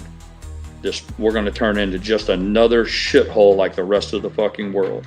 And they make no mistake about it, the rest of the world, by comparison to the United States, is a shithole. All you got to do is look and see what they're doing in like London and UK, arresting people for fucking Facebook posts. Are you fucking kidding me? And that's what's coming.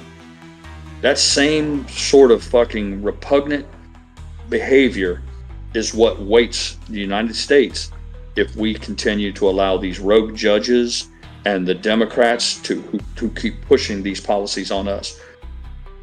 We may be one of the last dominoes to fall, but rest assured we will fall. And at that point, then maybe America will get just what they fucking deserve. And then maybe the Democrats will be happy. When we just turn into just another fucking garbage dump of a country, maybe then they can be like, okay, our work is done here.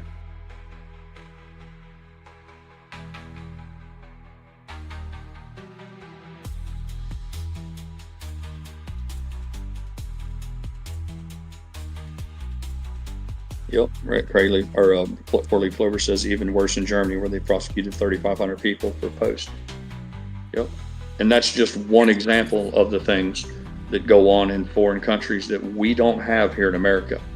But make no mistake about it, if the Democrats have their way and they destroy Trump's presidency, they prevent him from making changes that will help our country become better by any measure, then we will become just like them. It might just take us a little bit longer, but everything you see in Germany, Italy, France, Australia, all these other places where you see all this stuff that is completely antithetical to freedom and everything the United States stands for, that's what waits for us.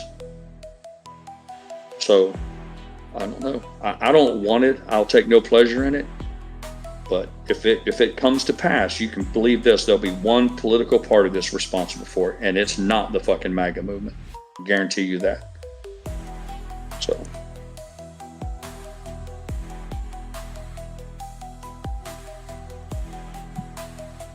What troubles me the most is it won't matter to rich folks. See, rich folks are immune to politics.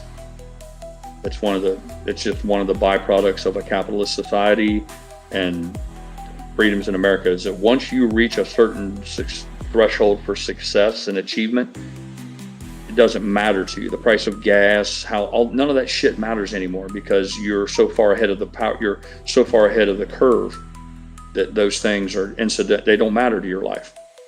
It's always the poor and the middle class. And really, I've already argued that it isn't even the poor, because America takes pretty good care of the poor. And we do, compared to any other modern or first world country, we do pretty good for the poor in our country. I've often made jokes about what's considered poor in the United States is actually a pretty good fucking lifestyle.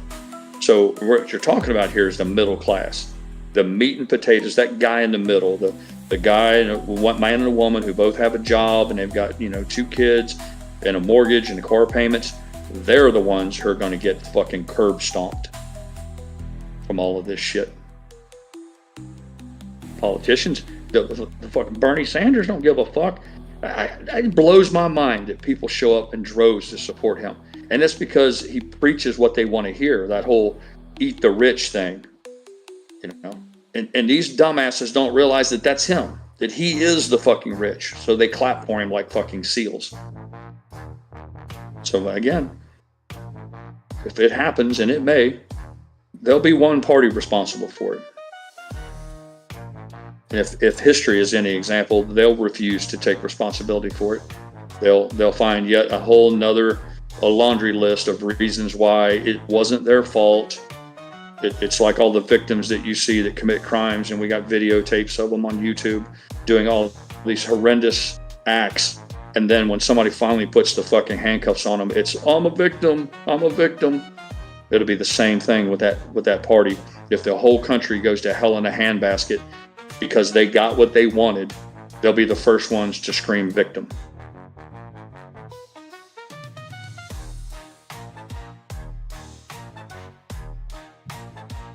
Leaf Lover says his brother loves Bernie Sanders and his wife loves Pocahontas. Yep. And I can't understand that, Clover. I can't understand what goes into the making of a person who holds those beliefs. And I mean that. I don't mean it in a nasty or accusatory way. I'm just like, what happened in your brother's life? What experiences did he have? Because we are all shaped by our experiences. We don't live in a vacuum. It's not like you're born and then you're just assigned, like you're downloaded a fucking a program that was written by some coder that tells you what all your beliefs are. Our beliefs are formulated by our experiences. So my question is, what experiences do these people have that would make them vulnerable to falling under the spell of somebody like Bernie Sanders or again, Pocahontas? Like, I don't get it, you know, the whole idea that everyone's supposed to be like treated fairly. And then this bitch lies, and the whole DEI thing about, well, we don't treat indigenous peoples good enough. So we're going to do a carve out and we'll hire more college professors from the Indian nation. I'm like, so then this bitch claims that she's a Cherokee or something so she can get a tenured professorship. I mean, it's fucking lying. And then when she's called out on it, never once just comes clean and says, yeah, you caught me. Listen, I'm doing what was best for me. And we have a system set up that they're awarding these good high paying professor jobs, these professorships or whatever they're called. And they set some aside for indigenous Americans, and played it loose and fast. I lied and claimed to be an Indian so I could get the job, and I regret that. She didn't even have the fucking character to do that. She fell back on the old same thing, the victimhood. It's not my fault. My grandma told us that we were Indian. I'm like, really? Come on. Let people eat that shit up. Leaf Flavor says, not trying to be racist or anything. It's a shame that you even have to make that disclaimer, for Leaf Clover, because you should be able to make a point and people should take it on the merits. But I understand why you say that. He says, not trying to be racist, but he went to an HBU school. I think that means historically black university or something. And that's when he really changed. So there you go. So he went to an HBU and then he was indoctrinated, or they would say educated. And then again, I'd be like, when you say he really changed, I'd be like, okay. Again, it's just so frustrating for me. I'm like, what is it? I mean, is it because they go to a college and their eagerness to fit in and not be ostracized means that immediately they accept all of these principles, these theories that these colleges push on these kids? I guess it's an example of how no one can think for themselves anymore. They just sit again like clapping seals in a room. And if a college professor tells them that, 2 + 2 = 5, they just, or. And I guess that's where we're at.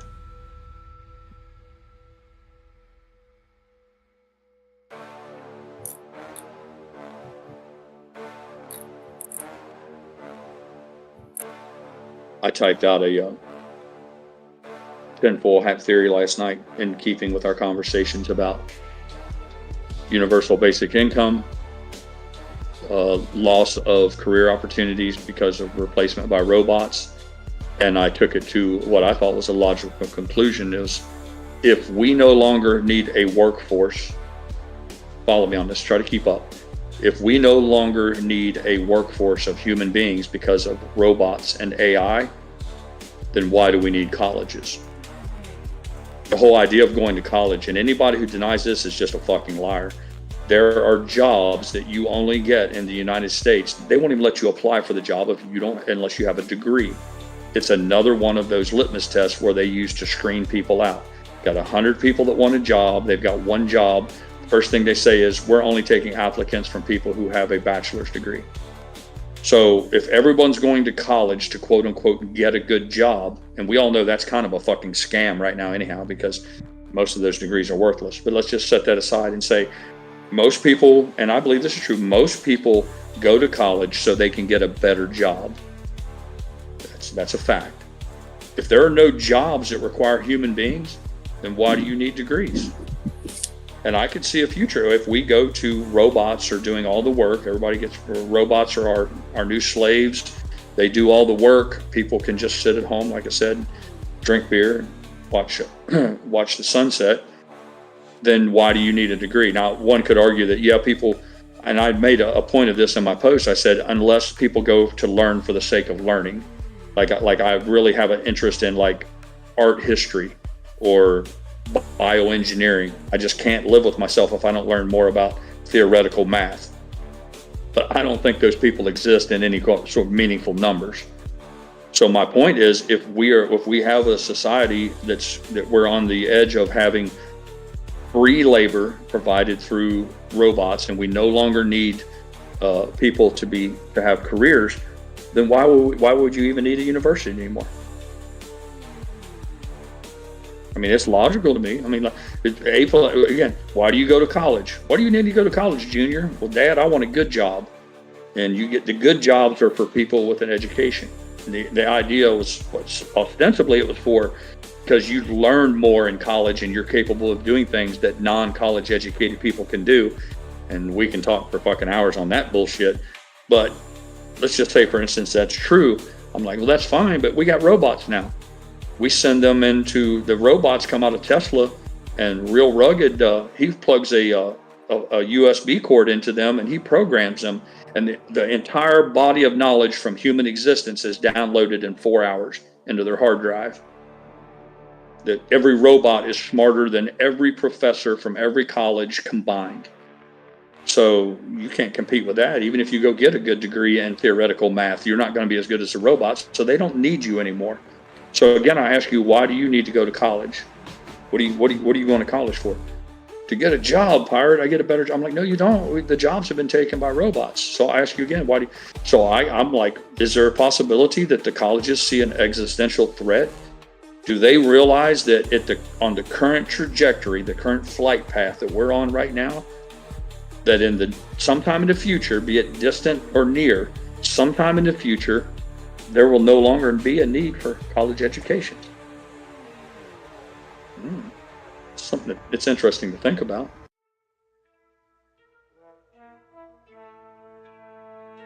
I mean, you can't have it both ways. Well, one is true. I mean, either the robots are going to take everybody's job or they're not. And if you believe the robots are going to take over careers, take over jobs, then you don't need to educate people at the college level, because the only reason people were educated was to get a job. Unless I'm missing something. Yeah, Petra. Look, I didn't get a college degree, and I did just fucking fine. So all that shit about you got to go to college to do well in America, I'm like, you need to sell that shit to somebody else, because I'm not buying. But that's a story for another day. But I'm trying to focus specifically on the whole concept of AI and the advances in artificial intelligence, and how that goes hand in hand with robotics, where unless I'm missing something, the end goal is to provide free labor. I mean, that's what we're talking about here. We're talking about a mechanical slave, a mechanical army of slaves that do everything from walk your dog, cut your grass, change the oil in your car. Your car will be a robot, will drive you around. You don't even have to hold the steering wheel anymore. So if mankind is going to sit in some sort of like godlike position over this army of robots, and we will no longer have to put out effort towards our own survival, all of our needs will be met, whether that's the production of food through farming, or whether you go see a doctor and it's a computer robot that diagnoses you and treats you. Whatever it is, if mankind is removed from that process, freeing him up to, I don't know, another renaissance. We can focus on art, music, creativity, solving the mysteries of the universe. Who knows? But what you won't need to do is work 8 hours a day, 40 hours a week anymore. So then why would you need an institution of higher learning? And like I said, the only obvious answer would be, I just want to be smart. Okay, well, that's fine. But I don't think that will be enough. I don't think there's enough people out there who are just want to learn for learning's sake. They don't exist now. Why all of a sudden would people be like, maybe, I guess you could argue that, well, I don't have a job anymore and I got universal basic income and I got all this time on my hands. I really want to learn some stuff. Maybe, and maybe that's the hook that they'll hang their hat on. I don't know. Nana says you'll still need lawyers. Why, Nana? Why can't I have a robot lawyer? I've seen two things, Nana, in the last week of people who went to court. People they thought it was a lawyer that was done via teleconferencing, like FaceTime, and it wasn't even a real person. The judge found out that it was an AI person, that it was computer. The judge lost his shit, came unglued on the plaintiff, and all kinds of shit. So I think you're wrong, Nana. I don't think we'll even need lawyers. I mean, again, what you ask yourself, Nana, what does a lawyer do? They represent you, whether it's in court or drafting legal documents. A robot can do that. If I want to get if I want to get a divorce, me and Mrs. Pirate are going to go our separate ways. Normally, you go get a lawyer to draw up the documents and make it legal, because you got to turn it into the county to make it official. Why does it got to be a human being? As long as the document is proper, there's no law that says a human being had to draw that document up. The law says you got to submit the paperwork to the county clerk, and it has to be signed by both people. So again, that's the scary shit, Nana, about AI. There's not a single thing that can't be done by a robot if, and here's the big if now, the robot can have autonomy. We talked about this yesterday, there's a difference between real rugged training a robot to do a certain task, because then it's like Papa Mac creating a song. He creates a song, you put it down, and the song gets played over and over again. We're not talking about programming robots here to walk and jump and do a pirouette and then bend over and touch its toes. We're talking about the artificial intelligence, if it does what they want it to, is that the robot will think for itself. You won't have to tell it bend over and touch its toes. If it walks across the room and there's I don't know, a piece of broken glass on the ground, you don't have to program the robot to bend over and pick up the broken glass because it's a danger to someone walking barefooted. The holy grail of AI is for that robot, Tesla's robot, to walk across your kitchen, and whatever optics it has, eyes, if you will, electronic eyes, it sees the glass on the ground, and without being prompted, without any prior computer programming, it logic. This is where the very word logic comes from. It uses logic to say, that's a dangerous condition and I need to remedy that. And then it says to itself, the remedy is I bend over right now and pick the glass up and put it in the trash. When you get a robot to do that, now that's a game changer, and that's what they're working on.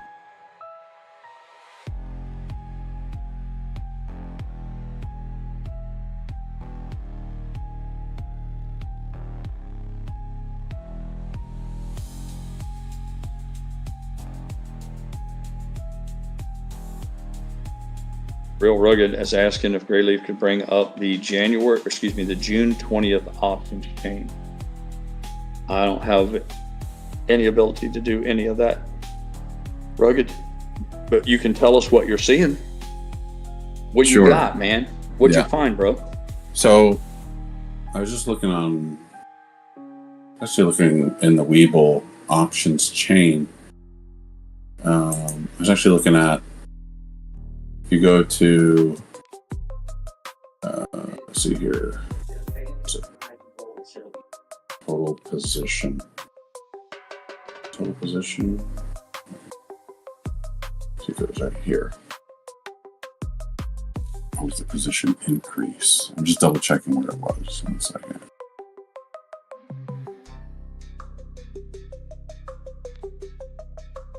I saw that there was a lot of calls.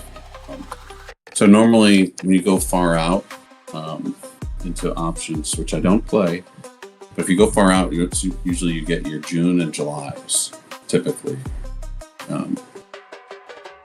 And what I'm seeing, let me go to AMC.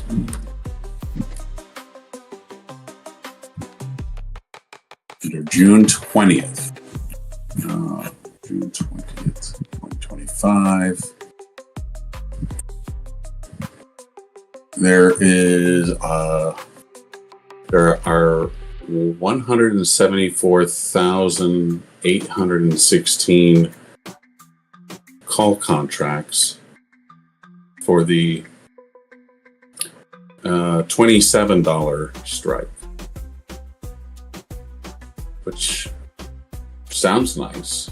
But it is currently the largest open interest contract position for AMC right now, as far as I can tell. Let's see if there's anything else bigger than that as far as the position goes. The January 2026 has a pretty sizable call. On the $20 call, there's 106,000 contracts. So, and that's as far out, but actually that's, yeah. And so, yeah. So anyway, June, a lot of contracts and a lot of a very strong call position on that $27 strike. I'm like, who's trading that? It seems like a lot. Obviously, they've been sitting out there probably a long time. People have bought them probably a year or two ago. But it is pretty sizable. Well, listen, I know just enough about the options chain to make me fucking dangerous. But I know this, there's been more than one person that I respect who has claimed that the options chain is one of the ways that they get around or circumvent, or a loophole that they exploit to allow them to do naked shorting. It's been explained to me many different ways, and I don't know if I can reiterate it, but the idea is that when they're supposed to source a share before they short them, and that's, if they don't, then that's naked shorting and it's illegal. But if they have a contract, to buy in the future, then they can legally claim that that's their source. And it's all a fugazi because they never have to exercise the contract. So I don't know if that's what we're seeing. So I don't get my panties real moist when I see a whole lot of options activity in the future, because I don't know whether it's good for me or bad for me. Right. Chris Bloomfield's weighing in on it. He says, people buy them because they're dirt cheap. It's basically a lottery ticket. Yeah, I get that, Chris. It's the whole idea that, people, especially the younger YOLO crowd, it's the get rich quick. You can get 100 contracts for, $1 a contract, and it allows them to buy, each contract is 100 shares. So if they're the lucky guy that's holding the contract, when the giant squeeze in the sky takes off, those contracts become incredibly valuable, more so than just riding the share price up. The problem with that, Chris, and it's been the same thing that I've bitched about since the beginning, was people have been talking that bullshit for 4 years, and all of that money that it was wasted, all that money that was spent on options contracts on the get rich quick scheme could have been shares. We've talked about this hundreds of times. Yep. Could have been shares that people bought and held, when instead Yucca takes $1,000 in YOLOs and just shrugs his shoulders and goes, yeah, I gambled and lost. Well, yeah, I mean, that could have been, 100 shares of AMC or GameStop. And it's benefiting. I've long held the opinion that that's how the market makers are. When JJ, the jet plane, our resident Delta pilot, says, who's paying for this, Ronnie? And I would say options chain. The market makers are paying for the cost. When you say the cost to borrow, you got to keep it costs money to keep a short position open. I would argue that the crime in the options chain is how they pay for that. So I've said many times that the people who are the apes who are engaging in the options chain are fucking themselves. They're shooting, they're blowing their own foot off with a shotgun, because they're buying a lottery ticket, and that money goes right into the pockets of their financial enemies. And there was a lot of us who were venomous towards people. There was a point where people would come in the chat and talk about it, and we would just attack them about it into that. Now, since then, there are people who were long-standing members of this community who took part in all that, the evisceration. I mean, we would gut people for talking about playing option chain. Now they themselves they think they're smart enough to do it. And that troubles me a little bit, because I don't like the hypocrisy of telling people for years on end you shouldn't do something and then start doing it yourself. I get it, man. Things change, people change, the battlefield changes. But for me, I'm still remain convinced the options chain was harmful to the squeeze.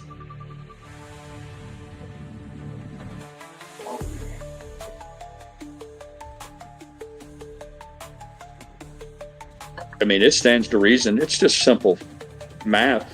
If you're the guy who's sitting on, you did a YOLO with your fucking birthday card money that your Grammy sent you, and you buy some options chain contracts. If you're that lucky prick, the day a squeeze takes off, then yeah, those things are going to be incredibly profitable. But it's the same people that buy the lotto tickets. And that's why I love it when people like Bloomfield, I apologize, I said Bloomberg. Bloomfield here says, because they're basically lottery tickets. That's exactly what it is. And most people, lottery tickets are losers. Lottery tickets are for poor people. That was always the joke. That was a poor man's retirement plan. Hold on. You have a 401k? You're like, no, I buy a Powerball ticket every Friday. Like, Jesus Christ, man. Are you playing the Powerball next week, Pirate? People Are you got ignore any the fact scratch that tickets in your stocking? I do like getting scratch tickets and a Christmas card. It's fun, but I don't go there. I don't sit there at the counter at the convenience store scratching away. But some people like that. And, I don't know. just as long as they're honest with themselves about it. Same thing I tell people when you buy the lottery ticket. If you buy a lottery ticket, I've often said, and I didn't come up with this on my own, I'm plagiarizing somebody else's work. The reason they sell Powerball tickets is because from the time people buy $20 worth of Powerball tickets and the time the lottery is held, for that brief moment in time, they get to talk about what they would spend the money on. Like, if I hit, this is how great everything's going to be. And they get to hold on to that it's like a dream. The hope that they could hold on to. And then when they announce the Powerball numbers and they say, oh, these are losers, they just throw it in the trash. And now there's that one guy in America who, for whatever reasons, he hits the Powerball, and we see him all the time. Well, your money goes to him. So there's I don't know, 20 million people who buy tickets, and there's one winner and 19,999,000 losers. And that's the same, that options chain is the same fucking way. So Bloomfield couldn't be more accurate when he says it's a lottery ticket. Yep. For 4 years, people have been buying options. They've been buying options contracts. And for 4 years, they've been lighting their money on fire. And before anybody says, well, wait a minute, Pirate, you lit your money on fire, you bought shares. I'm like, no, I still own my shares. See, that's the beautiful thing about shares. They don't have an expiration date. They're not like fucking bananas where they turn brown and go in the trash. And the options chains are a perishable good. It's like I said, it's like buying a set of some avocados. You better do something with them because they're not going to be around very long. But my friend Audio Tits, that was his thing. He was the first one that I heard personally said he viewed his AMC shares as lottery tickets. Nonetheless, they are lotto tickets, Powerball tickets, but he said they never expire. He said it's like owning a lottery ticket, and every week there's a fresh drawing. And I like that. I mean, I gave up a long time ago on fundamentals and fucking all this other shit because there's too much crime involved in this. But I do like the idea that my friend Audio said, what we have are Powerball lottery tickets that never expire. The only way they expire is if like some of these geniuses out there, like, yeah, you should sell those. You're down 75, 80, 90%, 50%, whatever your numbers, you should sell those. Well, that's like having a lottery ticket that there's a new drawing on it every week and just tearing it in half and throwing it in the trash because you get like half of your money back.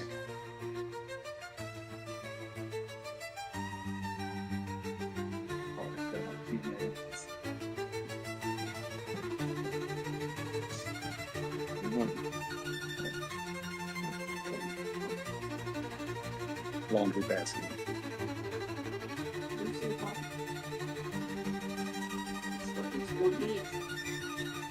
Well, families identified a trend, man. The big Sparker delivery Walmart shit, it comes unglued on Fridays from 3:30 to 9 o'clock at night.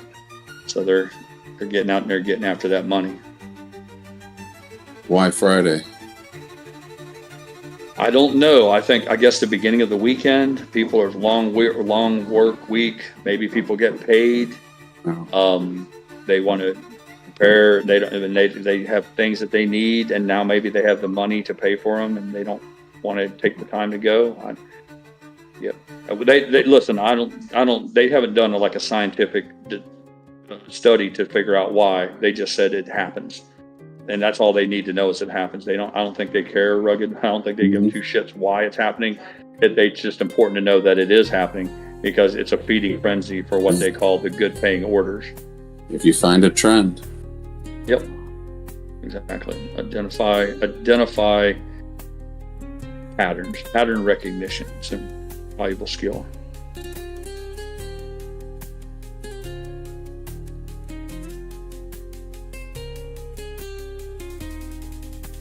Some of it may indeed be part of the tourism thing. I talked to you about that. We're into tourist season now. We're getting real close to spring break is over for the most part. Now you're getting into the summer tourist season. So maybe people show up on a Friday. They've worked like a slave in some job in Atlanta or Alabama all year long, and this is their 5 days of paradise. They get to be on the beach and sleep in, and mom don't have to cook. We're going to eat all those things. And maybe they show up on a Friday, so they get Saturday, Sunday, and then all week, and then leave. I don't know. I've never looked into the trends of how people take their vacations and when they come and go. But I know that it plays a role in what happens in this neck of the woods. Sandy's on a mission because they offered her some sort of a $350 bonus if she can do 50 orders in 2 weeks. She discovered that she only has to do 4 a day to get the extra 350, and that's on top of the money that she gets, and it already pays handsomely. So she's after that $350, and she fell short of the mark yesterday. She only got 1 order yesterday, so she's already behind a power curve.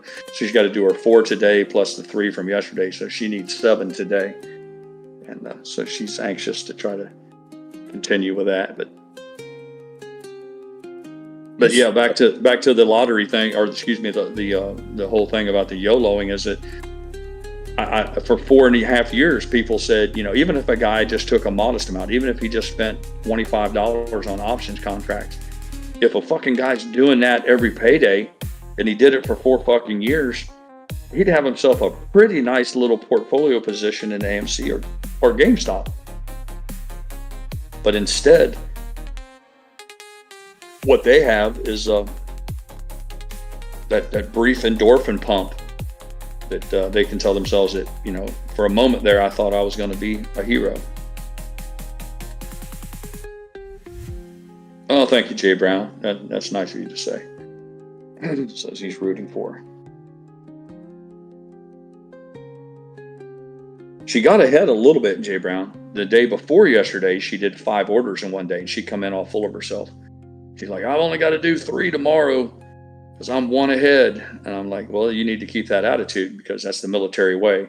You know, you're better to be ahead of schedule than behind. Because, so.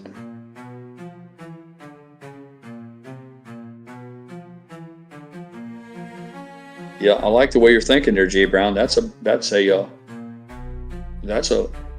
pirate move. Now that you mention that, maybe I should do that shit. I need to look into that. Maybe I could get on the Walmart app and order a bottle of A1 steak sauce. You know, or anything like you said. But then five packets of Kool-Aid. The Kool-Aid, what are those packets of Kool-Aid? 50 cents a package or something. 5 items, and then. But see, there's no way of knowing, Jay Brown, if she'll get the order. Right. I could end up, Rugged could show up and have my fucking Kool-Aid or my A1. I'm bringing it over now, pirate. Yeah. You've got the A1 sauce. Oh, you're not going to get a credit though. Hey, it's not a bad gig. I mean, if I was, between driving, if I was doing Uber and I was doing that, that's not bad. I'm telling you right now, my son has an Uber app, a DoorDash app, and he has the Walmart Spark. And I have to give credit here. I'm going to give a shout out here. Tech We Love was the person who encouraged my son to look into Walmart. I need to give him, because my son wasn't even aware of it. And so thank you very much for that, Tech. I think Tech was the guy that said, you need to look into Walmart. They do better than the other two. But my point is, my son has the Walmart Spark, the Uber Eats, and DoorDash. And they peak at different times. They're not in conflict with one another. DoorDash and Uber Eats are in conflict. But the Spark Walmart deliveries are there's different busy times. So the idea is that he has all 3 apps, and then what he does is he cherry picks. He only takes the good orders from any of those so that it keeps his return on investment is higher. And I can tell you this, he's making good money at it, for relatively speaking. I mean, for you got to keep it in and take it in for what it's worth, for what he's doing, which is essentially, you're like a fucking pizza delivery. This is no different than the guys who used to deliver pizzas. I had an Air Force buddy, a friend of mine, very accomplished guy in the military. He used to deliver pizzas. He had a wife and 2 kids, and he needed extra money outside of his Air Force money. The fucking guy would deliver pizzas all weekend. It's the same concept, but it's a little more profitable than pizzas, because there's usually the orders from Walmart are a little more than just one pizza. But yeah, my son just did his taxes for last year. It's his first year filing taxes. He's no longer a student. He's had to start making student loan payments now because he's out of school. And it was his first year filing his income taxes. And I don't feel comfortable sharing the details with you. All I can tell you is he did real well for the time frame that he'd done it. I think it was a total of, I don't know, 9 months, maybe just short of a year. But you got to take it in context with the entire picture. This is while he's flying and still continuing his aviation education, all that. It's a side hustle. But I can tell you, his side hustle paid almost as much as a lot of people earn probably on a regular job. I shit you not. And that's with him cherry picking the times that he does it and fucking around in an airplane instead of working at a paying job. So I can only imagine if someone just said to themselves, my life is shit, my opportunities are thin, I'm going to give this a go. And if they dedicated themselves to it, I got a sneaky suspicion that they could probably do okay for themselves. I don't know that it's something, like I said, I wouldn't advise looking at it as a career path for life. But if someone needed to find a way to produce some money for themselves, I think it'd be worthy of them looking into it. Pretty impressed with it. I don't know how long it's going to last. Jay Brown says more than our projected universal basic income. Yeah, yep, it was more than that, Jay Brown. Yep.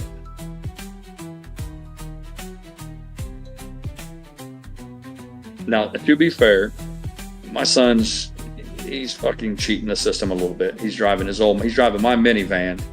You know, let's put it, when the minivan needed 4 tires this week, my son didn't put the fucking tires on the car. So keep it real. You guys are my friends. I'm not going to bullshit you. I'm not going to lie. He's working me a little bit on that, but I'm supporting it, man. It's kind of like, imagine if your kid said, "Hey Dad, I'm going to go cut grass in the neighborhood. Can I use the family lawnmower?" You know, you kind of be a dick to be like, "No, you go get your own lawnmower." That's for, you know, I don't want to be that guy. But I kick him in the balls from time to time. I'm like, ease up with the bragging about how much money you're making, sport. You know, go buy your own vehicle and do it, and then come back and tell me what your numbers are. I mean, I'm that guy, but I'm not. It's more important to me that he's out there hustling, and that's the main thing. Yeah, Bloomfield, you get to deduct mileage. They help you with all that, man. They've got the apps and all that. They track the mileage. They deduct. You get a car allowance of mileage and all that stuff. So, you know, whatever the IRS tax code allows for mileage. I don't know currently. What is it? 30 cents a mile or something? I guess for wear and tear. So yeah, you get all that right off the top. So that's a wash. Which again, I'm getting a green weenie on that because he gets the tax deduction on the vehicle, but I'm the one getting stuck with the fucking the wore out vehicle. He's worked himself into a little cushy berth here, man. He's doing his taxes and getting 35 cents a mile deduction on a vehicle that he didn't pay for, little fucker. But yeah, to answer your question, you can deduct the mileage and all of that. And the apps that they have for these are pretty cool. Now, I'm not a tech guy. I'd need somebody like Rugged or Preacher or somebody else to look at these and tell me whether it's a high quality user interface or whether it's poorly constructed. But based on what my son has shared with me, they've got all of it down. Like, for instance, when you go to get the product, when you go in and you do the shopper mode where you go into Walmart and shop for people, they've got it idiot proof. They tell you where in the store to go. They tell you what aisle it's in. They tell you what shelf it's on. And then you scan with your phone, you scan the UPC code, and it has to line up with the one that the customer's already paid for with their credit card. And rarely it'll be out of stock or there won't be any A1 steak sauce. And then they allow for like a substitution, things like that. So they've really gone to great lengths to make it idiot proof. I mean, it's so easy a monkey can do it for the most part. Then they give you directions. If you're curious, they give you directions on how to get to the house. You don't have to like have a GPS in your car or whatever. You don't even have to go to a GPS on your phone or MapQuest or whatever. It's in the app. Like Walmart's app says, okay, now get in your car, dumbass, and drive out of the parking lot and go to blah, blah, blah. And so they've got it. Russ Bloom said, he's smarter than you think. No, I know exactly how smart my son is. But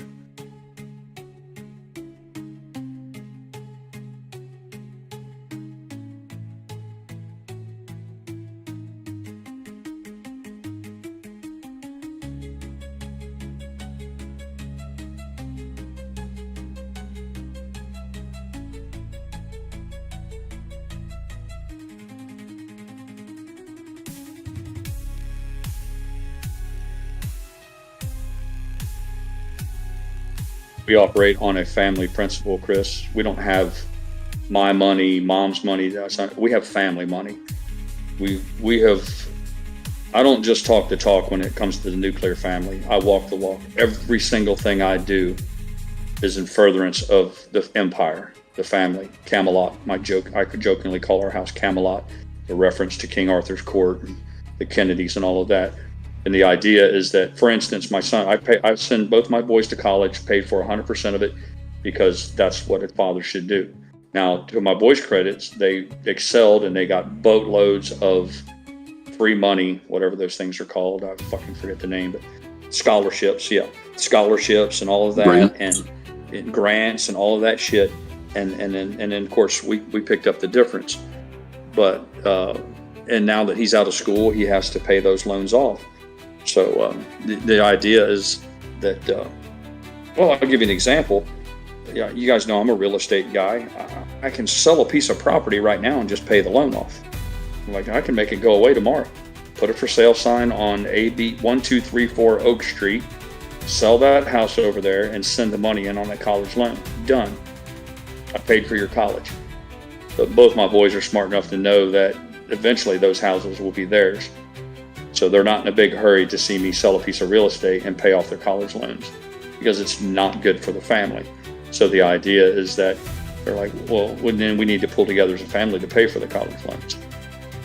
So my wife and I, we use our, what do you call it, discretionary cash, and we make the college payments that are due. And then Mrs. Pirate, that's, if you want to know the truth, that's why Mrs. Pirate's doing all this shit. She is out doing all of this because she's paying off his college debt faster. Instead of us making the normal college payment that we had planned for, she's sending in what she refers to as double payments. Be like if you make double house payments straight towards the principal. And then she puts a gun to his head and says, get your ass out there and do some door dashing. And then he's obligated to kick in too. So even though we, quote unquote, are paying for his college education, if they can send in 3 payments in 1 month towards paying off the college debt, the sooner that debt goes away, the sooner that money can go towards other things. So we try to approach things in a whole family atmosphere, because again, in the end, it's their money. I tell them all the time, you know, it's all, if money's fungible, it's all gonna, it all ends up into the 2 boys anyhow, and then it'll end up into their kids. So that's how we kind of approach things.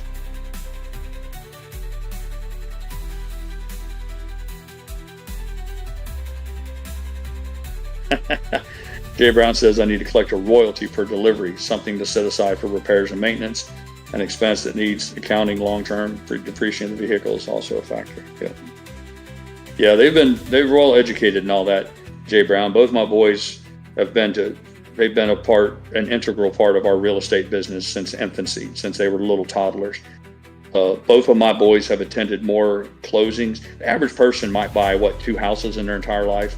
That's why it's so excruciatingly anxiety-inducing when people buy a house, because they're in uncharted waters. They're unfamiliar with the process. They're only going to do it once or twice in their whole life, maybe 3 times.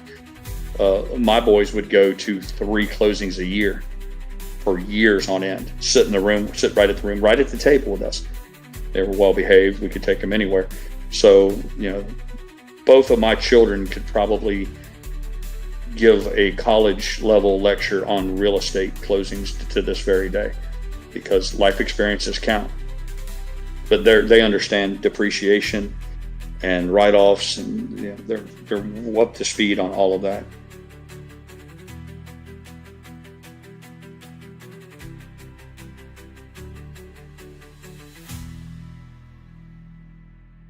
Yeah, it's like I said, Jabra. He says, no matter what you do, set the money aside as a business expense. Yeah, we ran 3 profitable businesses over the course of 30 years, Jay Brown. They're up to speed on business expenses, deductions, all that sort of thing. I'm telling you, they have got their shit squared away, and they will be shitting me Tiffany cufflinks.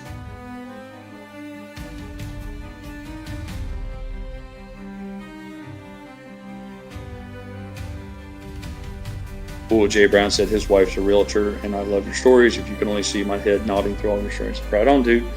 Yep. I like it.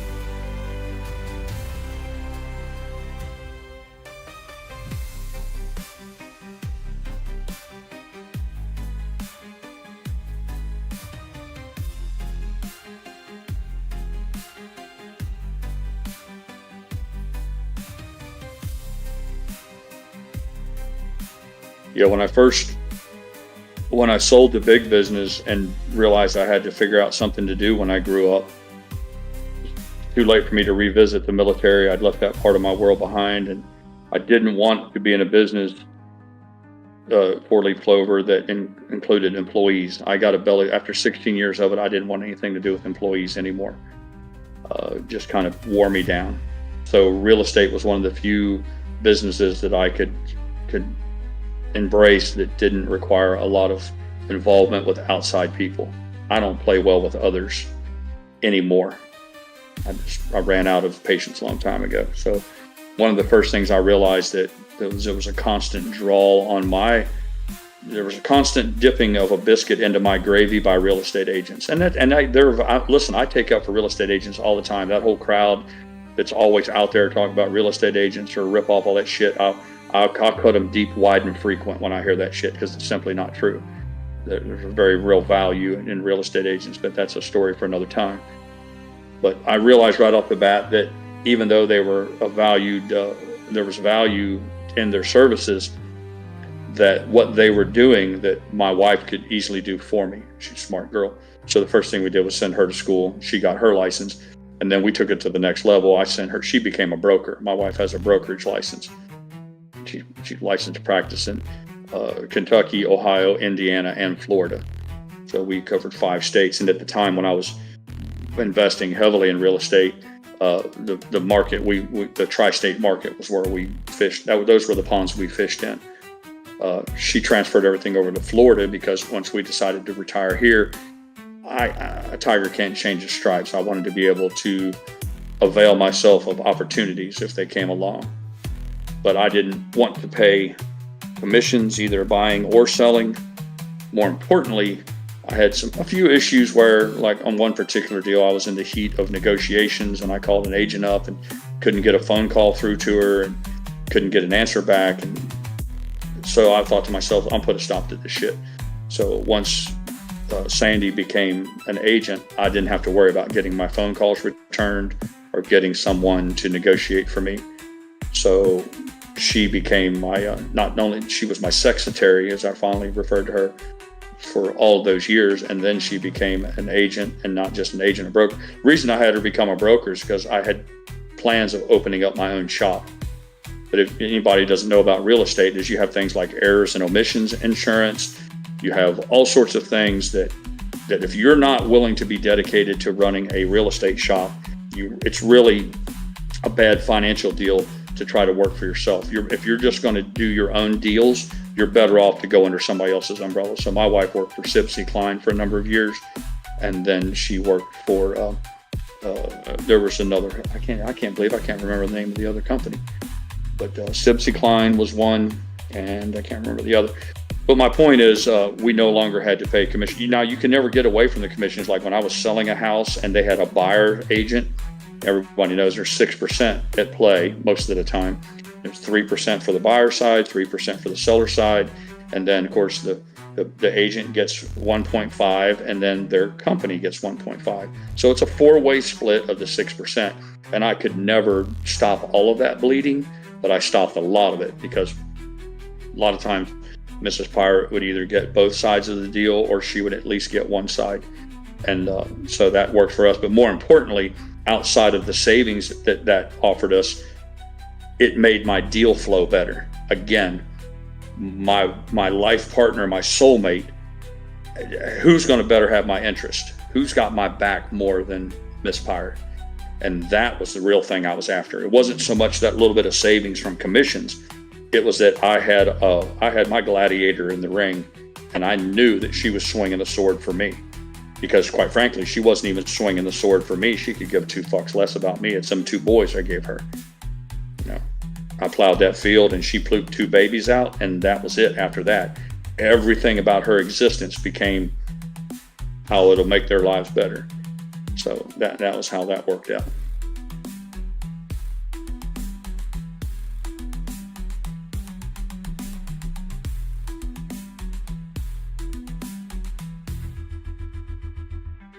Yeah, I did 3 a year for 16 years, Jay Brown, and that didn't include my personal shit, like buying my farms and the houses and things that we use for personal. So yeah, it really worked out well.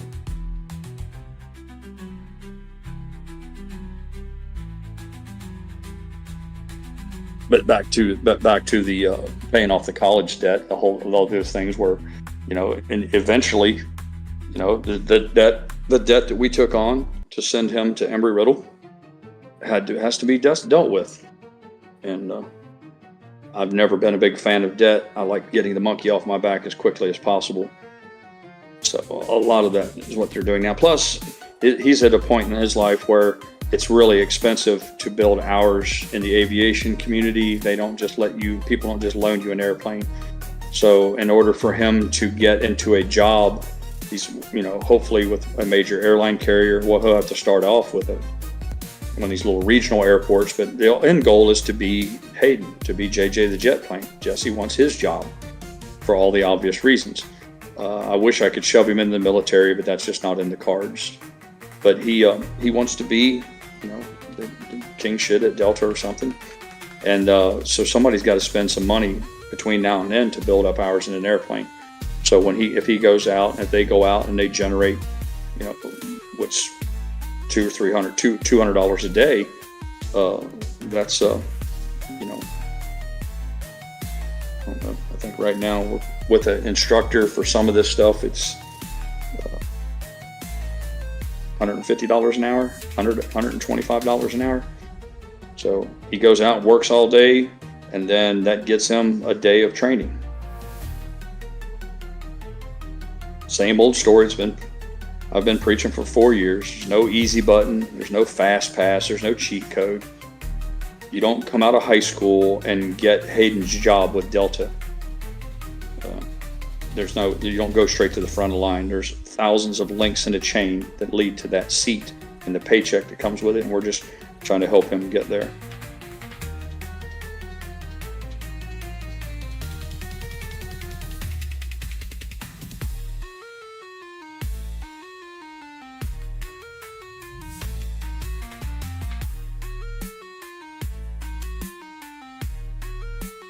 Jay Brown said, kind of speeds up the process when your agent is quote unquote on call. Yeah, I don't have to worry about getting answers, man. I could roll over in the bed and poke her in the ribs with my elbow and say, hey, what the fuck's up with that closing? I thought we were supposed to close tomorrow. You poke her in the ribs, get her done.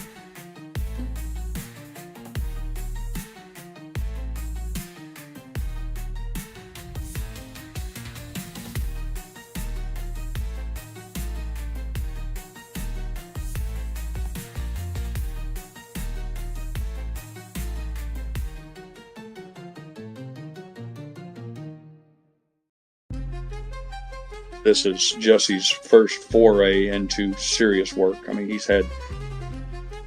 he's worked his ass off since he was a young boy, but it was always for me, whether it was on real estate deals, house flipping, rentals, the farm. I taught Jesse how to run an excavator when he was about 9 years old. He couldn't even reach the pedals, but he could run the machine. So he has a good work ethic, but he hasn't really experienced what I call the real world. He hasn't gone to a restaurant, for instance, and bust tables, or had to show up on time and stay and had a 30-minute lunch and then get back after it. And this still doesn't offer a lot of those experiences to him. But one of the good experiences it's giving to him is this whole tax thing. He got a real nice taste of it to sit down and calculate what he does, because they don't collect taxes for you. When you do all this little bullshit, they 1099 you. So the IRS knows he made money.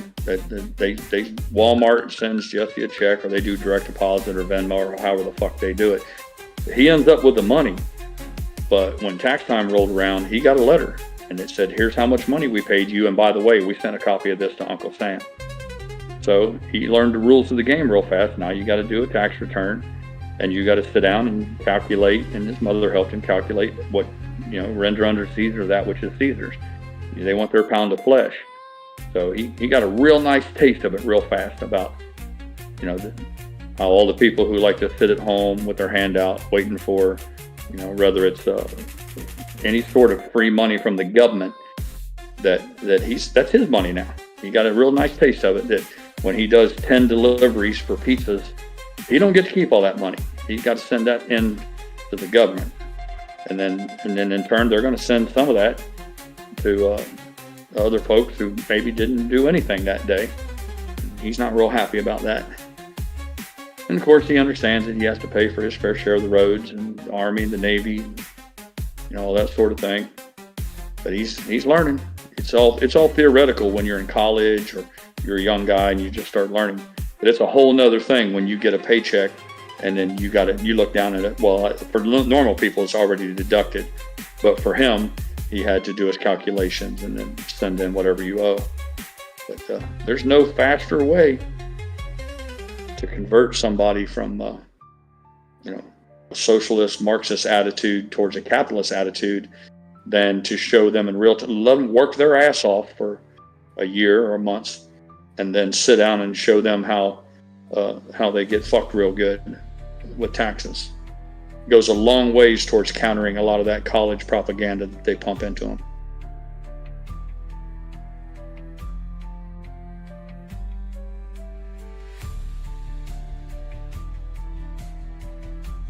I think Mrs. Pirate is, I think she's shitting on him though. They run together. I told you guys, they're gaming the system. They're pulling a pirate move. They got 2 accounts. They're using one van, kind of breaking the rules a little bit. Not a little bit, they're breaking the rules. But I think when she gets if her order has a case of Aquafina water, I think she makes Jesse carry it. He's getting ripped off, man. She's making him do all the heavy lifting.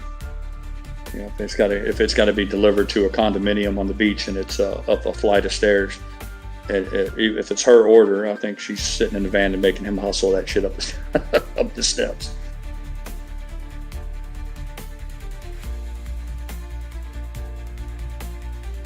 He's smart enough to do it and not open his pie hole.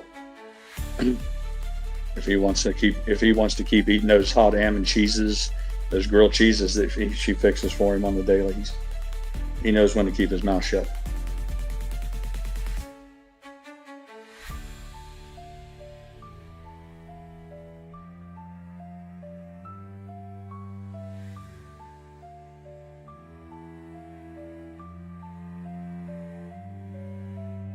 To be fair, one of the best stories that I read, it was a counter argument to the whole free shit and government handout and makers versus takers, went from them to us. I don't know if you stumbled across it or how, but it was a story that they told. I'm sure it's been passed around on the internet, but it was about a student who was studied really hard and was getting an A+.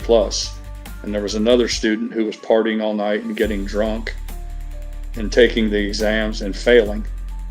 And the teacher says, well, what we can do is, how about we just give everybody in the class a C+. And all of the people, obviously the people who didn't do their homework and skipped class and didn't take notes that were failing, they're all like, yeah, that's great. I like the idea of getting a C. Of course, the kids who studied really hard, showed up to class and took notes and passed the exams and were getting an A, they saw their grade taken from an A down to a C+. And the whole idea was it was an analogy to say, well, that's how this tax system works. You got people who work really hard and produce. There's people who don't do fuck all. And there's people in this country, there's a large movement that says we should all just throw all the money in one pile and split it up evenly. Of course, obviously the student said, well, that's not fair. I don't want to participate in that. And it's like, well, welcome to the Republican Party.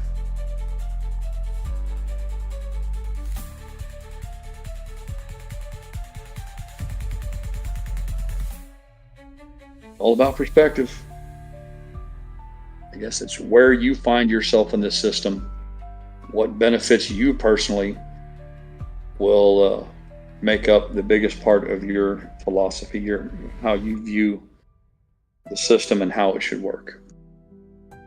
I guess that's natural.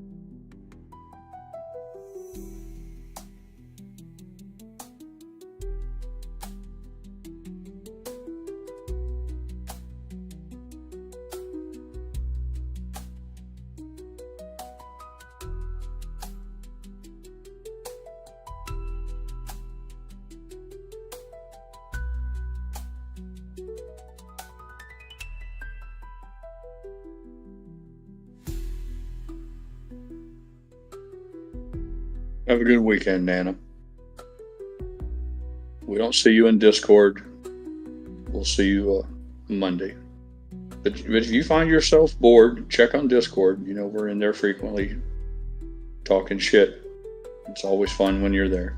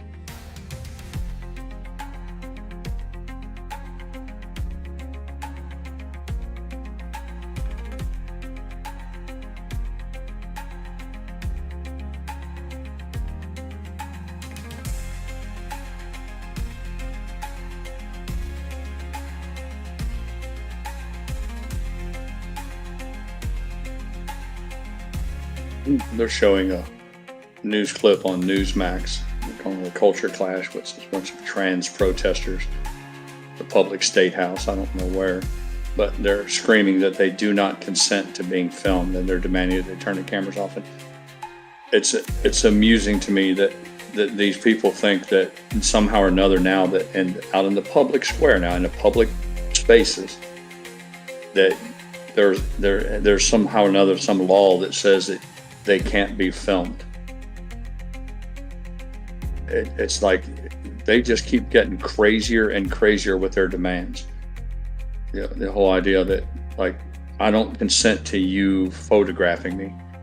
I'm like, do you realize how barking moonbat crazy that is? There's absolutely nothing in any of our Constitution, any law, anywhere. I mean, it's the most ridiculous thing that says you can't photograph or film somebody in the outdoors or in a public space. I mean, imagine the implications of that. I'd like somebody to ask them, you know, how does that work in any practical way?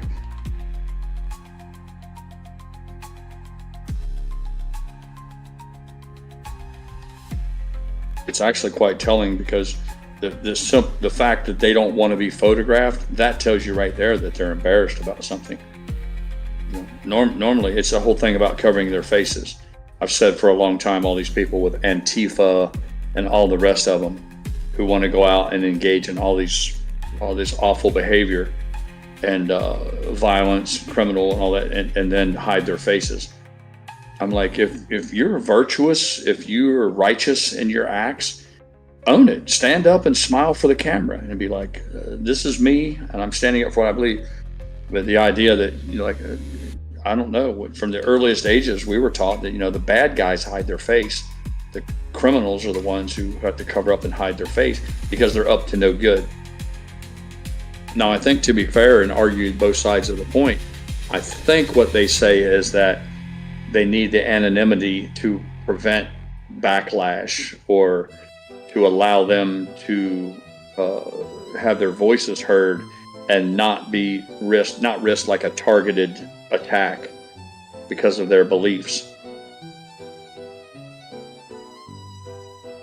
But I would argue that that's fine if what they're doing is peaceful protest. But all too often what they're engaged in is criminal activities, whether it's vandalism, violence, violent crime, assault and battery on people, destruction of property, breaking and entering. So they're hiding their identity for the obvious reason, to avoid any sort of legal ramifications. What's up, Trevor? What's up, man? How are you doing? Just kicking it, man. I'm doing all right. I've yet to reach for my gummies, so that tells you a whole lot. My mental state must be pretty chill right now. I haven't had an onslaught of attacks from the vicious chills today, so not right now. Feel the need. Why? Yeah, not yet. Not yet, anyhow. Nice. Although Yucca, he's pushed me up to the edge a few times today.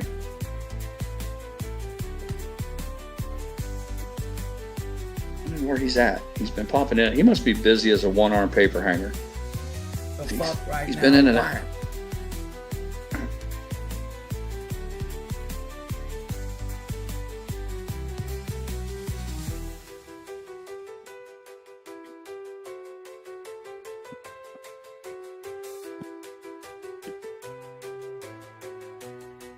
Not right now. Oh, look who it is, Mr. Rugged. It's Monsieur Rugged.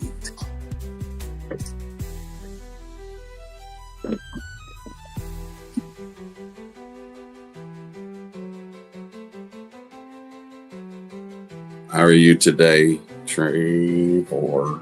Good, man. I just got in. I was washing the cars outside. Like mid-70s, high 70s here. Nice. Nice. Very nice. Trevor makes some good OnlyFans money on the side doing his car washing. Yeah.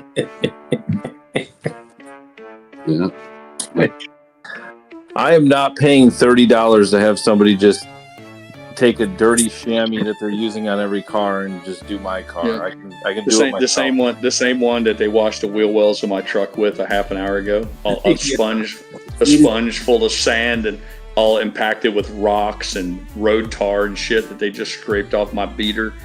Now you roll in there and they go rubbing on your hood with it. Mm-hmm. Nice. They drop it on the ground, pick it up, shake it off. So you gotta get the grate inside the bucket. Yeah, I got one of the chemical guy ones. Yeah. Mm-hmm. But I just like doing it myself. Do you ever do the headlight restoration? I haven't needed to. That's good.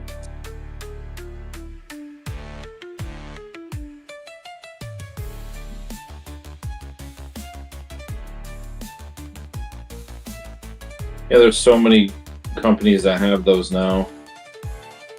Yeah, I did the turtle wax one and it did pretty well, but it didn't. I think the important part is you really do have to seal it up well after you do that. What is that one? Is it like the mother's one where it's got like a bit at the end of a drill and you just kind of...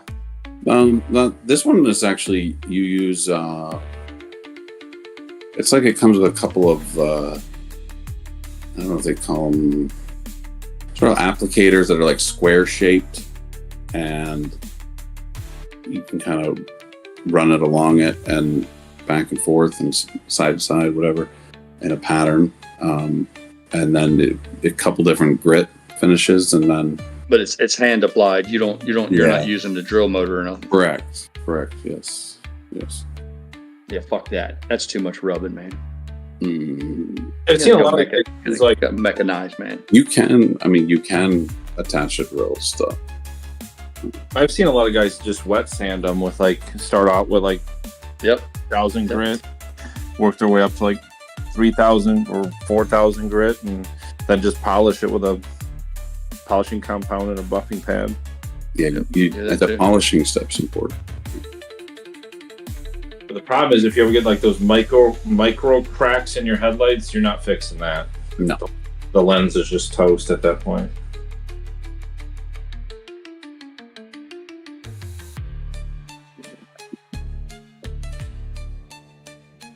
Yeah, they've gotten out of control too. I had to buy one for the minivander. Fucking $125, $150 for a headlight. I'm like, come on, man. That's some bullshit. The assembly. I'm not talking about the little halogen bulb now. I'm like, it's just some dumb shit. In the old, I remember when you just had a chrome ring around the headlight with a Phillips head screw that tightened it down, and you just changed out the whole bulb, and it was like $6 from AutoZone.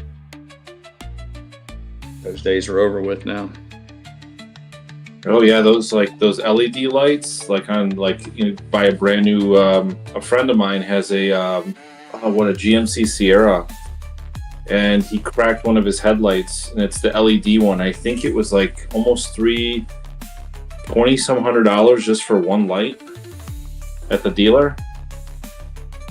I'm like, that's just insane. You spend $5,000 on two headlights. Yeah, they're fucking your eyes out. Don't forget to change out your headlight fluid while you're at it. And there's a surcharge for that.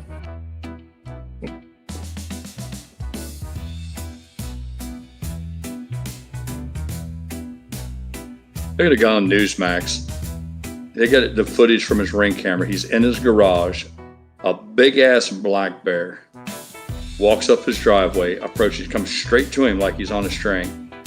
He draws his weapon and kills the thing dead as a hammer, and they arrested the guy. Now I get it, man. If the bears are they're a protected species and all that shit, you're not allowed to go out in the woods and hunt them. You're not allowed to bait them. It's just a habit. You'll hunt them with dogs. You're not allowed to go out of your way to find one. But Jiminy Christmas, man. I mean, what's he supposed to do? Let the thing pull him down to the ground, claw his guts out, and start feeding on him before he's allowed to defend himself? This Some of these people, unless, man. Wait a minute, Pirate. Unless that bear actually has a firearm, you're not. You have to meet it with equal force. Equal force? You supposed to fist fight him? Yes. Fuck, man, I don't get it, man. Yeah, you got to make sure. It depends what state you're in. I could see it, like I said, if there was mitigating circumstances where if the game warden was like, look, dude, you can't claim self-defense. You took your weapon, you went out in the woods, you found the bear, you killed it, or whatever, you saw him out in the field. But like, and this thing is, it's not like it was out like just wandering through his backyard and the guy went out and killed it. You could even argue that was a no-no. But the damn thing came down his driveway, seen him, and came straight to him. Now you don't know if the thing wants scratches, he wants his belly tickled, but I'm like, are you kidding me, man? Trevor, there's no common sense. There's no room for common sense in anything anymore. Not right now.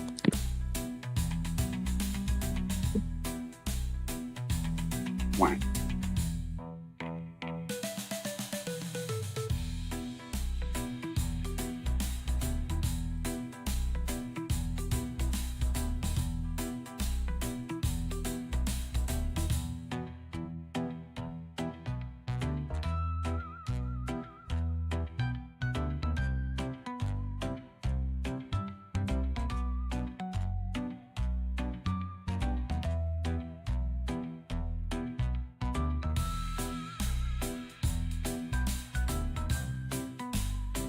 I got approval from code enforcement, Trevor, to put the fence in my yard instead of around the pool.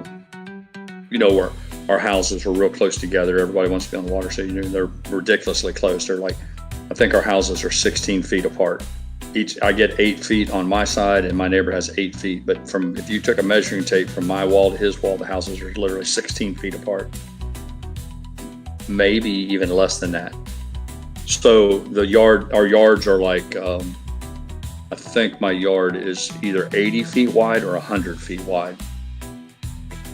Like 150, 200 feet, 150 feet deep, I think. But as opposed to fencing the swimming pool in to prevent kids from drowning in it, they said I can just fence the yard in. So all I have to do is run from the edge of the property, from the edge of the seawall down to the water's edge. So we're excited by that. Oh, he had to go.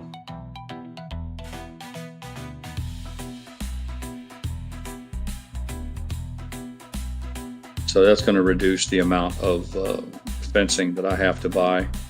But you can't just use like 36-inch regular old nice fence. It's got to be 54 inches. I don't know why they come up with such an arbitrary number. I guess that's the limit of what a toddler can climb over. You'd think you could just put a regular old fence, like a wrought iron fence you'd put around any yard to keep your dog in or whatever, to show the property lines, like something, waist high, nice wrought iron with pickets or aluminum. Like, no. It's got to be 54 inches tall. I'm like, okay.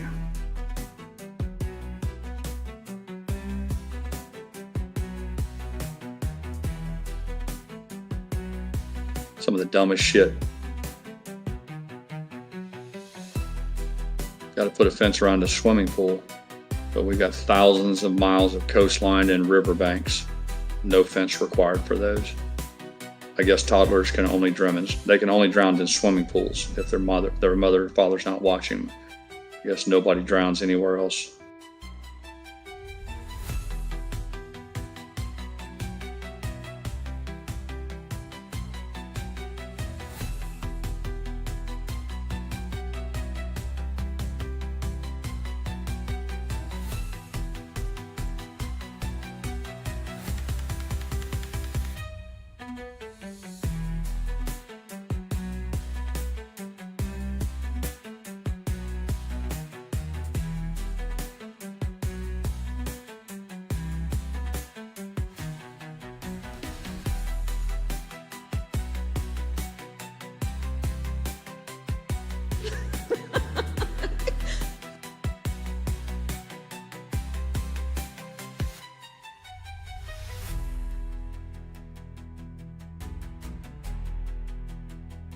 Because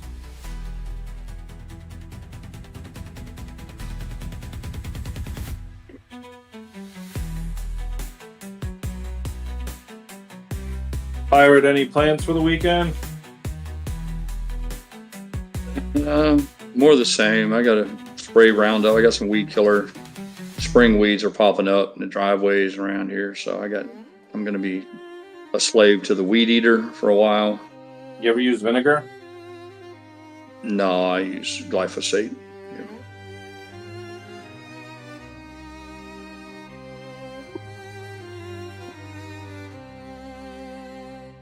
I got to spray the driveway and some areas that are they're not conducive for lawn mowing. And still on the swimming pool project, working on some odds and ends. I had to rebuild a sprinkler pump. I'm hopeful. This is Pirate didn't think the parts will be here till Monday, but I'm hopeful that they might show up tomorrow. So I got a few never-ending projects.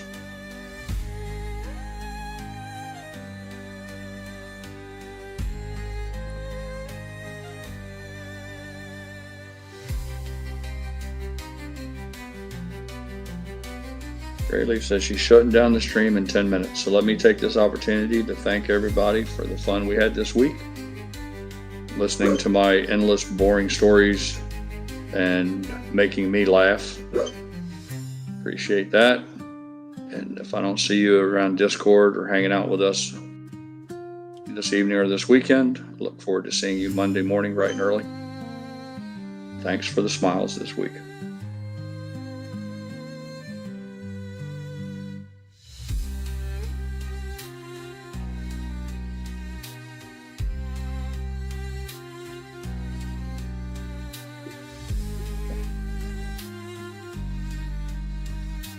Been trying to get rid of all of those pavers that we tore up from the backyard Trevor that in the old patio had hundreds and hundreds of square feet of those pavers. And I've been making the joke of setting them out for the garbage man and all. I didn't want to haul them to the dump because it's $100 a ton to dump them. So I've been setting garbage cans out for weeks on end. But I finally got one of my Air Force buddies to come over, and he showed up today and took all of them. He's got a dump trailer like I have, and he's like, yeah, I can use those. He's got a swimming pool in the backyard and a barn and all kinds of shit. He's like, absolutely. So I was pleased to get rid of those. Between myself, and the wife, my one son was here, and him, we loaded all those up. And so that was good. I don't have to put up with the eyesore in my driveway any longer and worry about dragging those heavy cans out to the street. So we did accomplish that today. That really wraps up the end of the demolition. I don't have anything left to do. I think I got one small little area out there that needs some detail. I think there's a 2x12 or something that I left because it's in a high traffic area, and I didn't want to put the new lumber down while the construction workers were working over it. But I can easily cut that up and put it in one garbage can. So my participation on the great swimming pool rebuild is coming to an end. This is Pirate's pissed off because the swimming pool guys didn't show up. They came out Tuesday and told her they'd be here Thursday, Friday at the latest to go on with the next phase, which was the tile and the travertine coping. And I knew when 8 o'clock rolled around this morning, they weren't here, that they'd fucked us once again. So she's got the red ass with them. She'll probably be communicating with them Monday. If they're not here Monday morning, it's going to be bad on them. Have they been paid already? No, but they got the majority of it. And I cautioned her against that, but it was their terms. They're like, it's our, I said, you need to do thirds, a third in the beginning, a third progress payment, and then hold the last third out to the end. But they were like, no, it's our company, our rules. So she still they haven't got all their money, but they got a big part of it. They had the initial draw to buy materials. And then once they did the gunite shoot and did the big part of all the plumbing and stuff again. To be fair, we're at like 80% here. And so, but yeah, what it comes down to is we are captured now. It's this is the way it is in contracting. You know this. They don't have to worry about us going anywhere, or they'll get to us when they get to us. And anybody who's been around contracting knows that that's the way those guys work. doesn't do them any good to have one job and finish it and then not have any place to go the next day, or people show up and they have no place to send them. So they've got to keep a multitude of jobs going at one time. And so that as each pool is completed, or building a house, as each new house is finished, they've got different houses in various states. You got one that you just started, one that's almost done, and one that you're finishing up, so that every day your people have someplace to go. And I tried to explain to her that we're kind of caught up in that process, but. So when do you, what's your finish date? Like sometime in June? I think they told her, in the beginning, they told her 12 weeks. I kept saying 6, but she says I got confused because they said that they would start within 6 weeks of getting the deposit. So I got fixated on the 6 weeks, but she said I was wrong. That they're from the time you make the deposit, they'll break ground within 6 weeks. But then she said it was another 12 weeks to finish it. And I think like right now, we're easily at like 9 or 10 weeks. So they're not really outside of their window. But the biggest problem is they haven't been here in 5 weeks. That's what's got her the red ass. Everything was fast and furious. When they delivered the materials, they come out and did the excavation. I shared pictures with everybody all day. They had a big crew here every day. They dug the hole, and then they shot the gunite, which is the big part. They did all the plumbing, shot the gunite, and then that gunite's supposed to cure for 14 days. So I understood there's 2 weeks right there where you're at a standstill because they can't do anything until the concrete cures. But in between, they were supposed to come and backfill some ditches and backfill, some dirt and things. And they did 90% of that. They didn't even, so I went out and finished filling the ditches in so that I could save my sod and all that. So they had these little benchmarks, and they checked off that they're done with the backfill. She's like, yeah, well, you're done because my husband finished it up for you. But after the 2 week window came and went to let the concrete cure, then it was like, okay, now it's time for the next step, which is tile and coping. And they manufactured some drama coming out about how they weren't happy with how everything was coming together for water runoff and all this stuff. And there was one little hiccup. When we took up the old pavers, we didn't realize that there was concrete underneath them. The majority of my yard is sand, and it had sand with pavers on top of them. But right up against the house, the builders poured a concrete as part of our foundation and part of our slab. And because of that, it made the pavers land at a higher than what they wanted to. So they wanted me to jackhammer it all up. And I'm like, no, I'm not doing any more demo. They talked about putting in ABSs, which are thinner pavers, over top of the concrete to compensate for the difference in elevation. So they use that as an excuse to say, well, we need to source those. And we're like, that's fine. That's a suitable. Instead of doing a 4-inch thick paver, we'll get the 2.5-inch, and we'll use those on the concrete. And because there's concrete underneath them, they're not at hazard of cracking, yada, yada, yada. Then our guy that's assigned to our pool took his kids to Disney World. And he was like, before I leave, I'll make sure they have all the materials ordered. Well, somebody dropped the ball. And he snitched on him. He's like, I'm not throwing anybody under the bus, but they never ordered these custom pavers that we need to make everything perfect. I'm like, here we go. And he's like, we finally got around to calling them today. It's a 6-week lead time. I'm like, you're shitting me. He's like, no, if we call today and pull the trigger on them, they won't even be delivered for 6 more weeks. I'm like, well, that's fucking not going to happen. So then we had to come up with another plan. So the idea was they go with the full-size pavers on top of the existing concrete, but now instead of the entire patio being on one plane, there's a 4-inch step. And it works because the concrete that exists is what's right up against the house. It's up against all my sliding glass doors and all that stuff. So instead of you walking out of my house and everything being on one level, the patio right up against the house, which is L-shaped, will be on one level. And that's where the majority of the, your picnicking's done, the grill and all that shit's there, the furniture.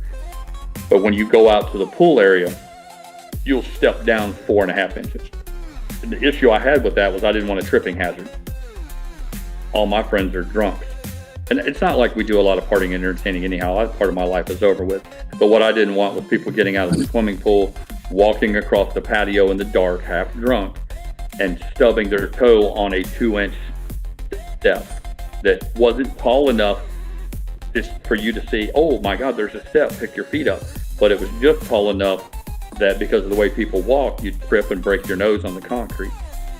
So then it became an issue of, I'm like, if you're going to put a step there, then it needs to be at least a 4-inch step. And we ended up getting 4.5 inches. So for the obvious reason, because and then I'm going to put rope lighting on it now. That 4-inch step that goes around there, I had them design the overhang so that I could tuck rope lighting and a wire up underneath it, low voltage 12-volt wire, so that at night I could flip a switch and that will all be illuminated to help prevent the tripping and all that. But what they did was they used all of that as their excuse to, well, everything's on hold until we figure out how we're going to do this. So it took me about 24 hours to make my decision. I called them up and said, listen, we're done with all this custom tile and waiting 6 weeks. We're going with the 4.5-inch step. The materials are already here. Let's get started. And they're like, okay. And then nothing. And initially I told Mrs. Pirate, I said, listen, they're running behind. They've got too much work and not enough workmen. They're going to start looking for excuses of why they can't be here and try to put it on us. So we got to make sure that we're not holding them up on anything. So I've done things that were technically on their list of responsibilities. And she's like, you're always paranoid. You think the worst of people. I'm like, no, I live in the fucking real world. I know what's going on here. These guys are running behind. I said, it's not the end of the world. Just recognize it. And once again, I was right and she was wrong. Of course, you don't ever want to tell your wife that, because that doesn't enhance sandwich deliveries. But I was like, so finally she wrapped her head around it. I'm like, now it's been 4 weeks since they've been back. Now it's 5 weeks. And she called them up and raised hell. She's like, listen, I know you guys have got the bulk of your money. I know that, you're on to bigger and better things, and all you got to do is wrap our job up, but you got to come back here and finish someday. And this is getting out of control now. You haven't put a fucking shovel in the ground here in 3 weeks. It's actually been 5, but if you allow them the 2 weeks that they needed for the concrete to cure, you're like, it's been 3 weeks since the concrete's gotten hard as a wedding dick and you're not back here. Why not? And they apologized, this, that, and the other. And then nobody came. And then she sent them a really nasty one. She's like, listen, are we getting to the point where we're going to have to get a lawyer involved and perhaps fire you and hire another company to finish this? She got a little nasty with them. They didn't even return the call. Then the guy shows up the next day and he comes walking out here. He's got the tile guy with him. First thing he says is, I apologize for not returning your call yesterday. I got called in for jury duty. And we're like, did you get selected? He's like, no, but I was gone. I was out of pocket, didn't have a phone. That was his excuse for not returning the phone call. And then he launched into the excuses of, we're getting caught up and listen. And this is the guy. This is Javier. He's going to be in charge of the tile and coping. So, and he goes around and looks at everything and yeah, this will work. This is fine. A 4.5-inch step. Okay. We're all on the same page. Okay. Make it so. Let's do this. And he looks at the guy, Javier. He's like, so what are you thinking? He's like, well, we'll be done over at Trevor's house probably Thursday, but let's just say Friday at the latest. We may be here Thursday, though, Mr. Pirate, but Friday latest. Well, that was today. This morning, nothing happened. They didn't show up yesterday. I knew they wouldn't. And today was nothing. And Mrs. Pirate, she's sideways over it, because, and again, we don't care. We're not into summer. It's not like we have a big wedding to plan or nothing like that. She's just anxious to move forward with it. And nobody likes to be lied to. And so she's got the red ass with them. So now we're up. And again, when I told her, I said, well, if they show up Friday, it's not like, what are they going to do? They're going to bring a few tools in and get started. But then they're going to be off Saturday and Sunday. So you might as well wrap your head around it. It's going to be Monday before you see any kind of meaningful fucking progress. So the most we can hope for now is that we're in line for next week, Monday through Friday. My best guess is it'll take them about 3 days to do this. I've watched them do my neighbors. I watched them do other people's, and it's a laborious process. The big fields, the big areas where the pavers go in whole, and it's like doing a tiling job. That goes pretty quick. But when you start cutting in the custom corners and each stone has to be cut to fit and the steps and all that, that slows things down dramatically. But if I had to guess, they can do most of it in 3 days. So she's resigned to the fact that she'll just have her fun this weekend. And when Monday comes, if there aren't a bunch of Mexicans out here laying pavers, somebody's getting ready to get their ass ripped. So now you're up to speed on all that. It's just amazing to me. It's just amazing to me how simple a just a 2-minute phone call would be just to say, you know what, hey, Mrs. damn, Mr. dude. Mrs. God Pirate, damn. Absolutely. we are running behind. I apologize. We'll make it right, but You have no idea how right you are, my friend.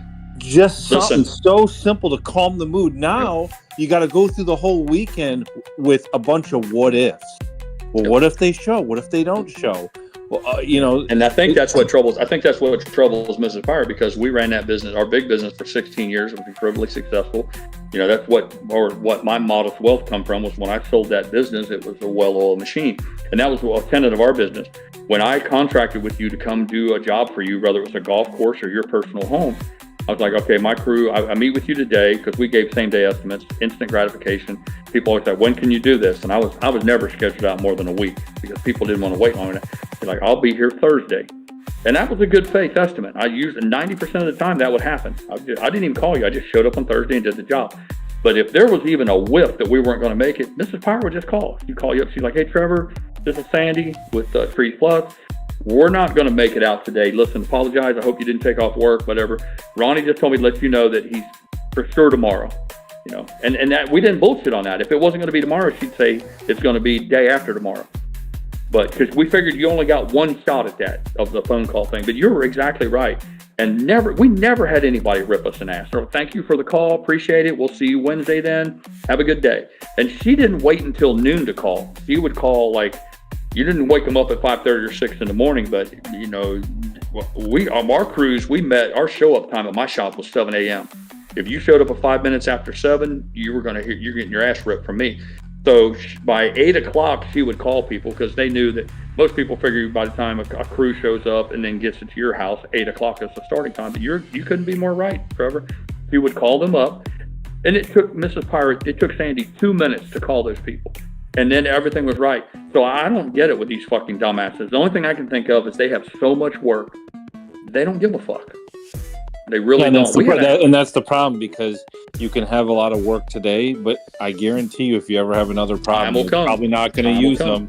It's always, these guys don't look at the customer service aspect of how can we retain a customer. It's what can we get today, and not what we can get next week or a year from now. And it's just, and then when I might get bored with this place. I might get bored with this place and build a new house in 3 years.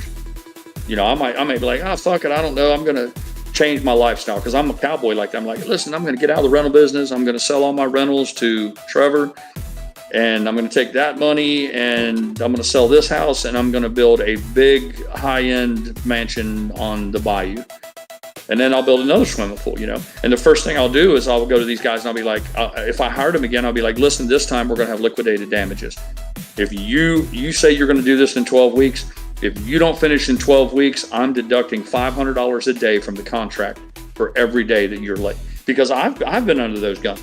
My friend in Ohio did demolition jobs where he told him he would tear down a warehouse for a big build, because other people are losing money. When in the big picture, it's one thing for a little bullshit swimming pool, but if you're into a big thing, like for instance tearing down a baseball stadium so they can build a new hockey rink, shit rolls downhill, and you just don't get to decide. Well, you'll finish whenever you want.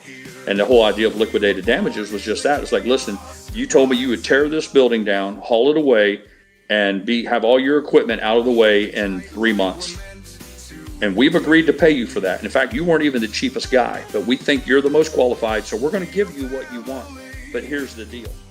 If you're not done in 90 days, in this jungle of stocks, we find unity.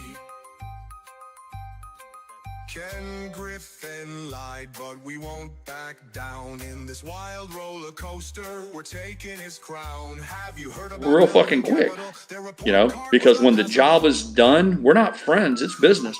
And you would be like, yeah, I'm 10 days late. I'm like, that's fine. I'm just deducting $5,000 from your contract. And we talked about this in the beginning. I don't want to hear your excuses, and it's done. You can get mad if you want. It's too late. But like I said, we didn't take those kind of efforts because it's just a fucking swimming pool. And in any end, I told Mrs. Pirate, I said, listen, they're going to finish this thing. They're going to finish it. It's going to be beautiful, and you're going to have all summer to enjoy it. It's not like, you know, the summer's almost over and they're not done, and you're going to have to wait the whole winter to use it. So a lot of this is anxiety.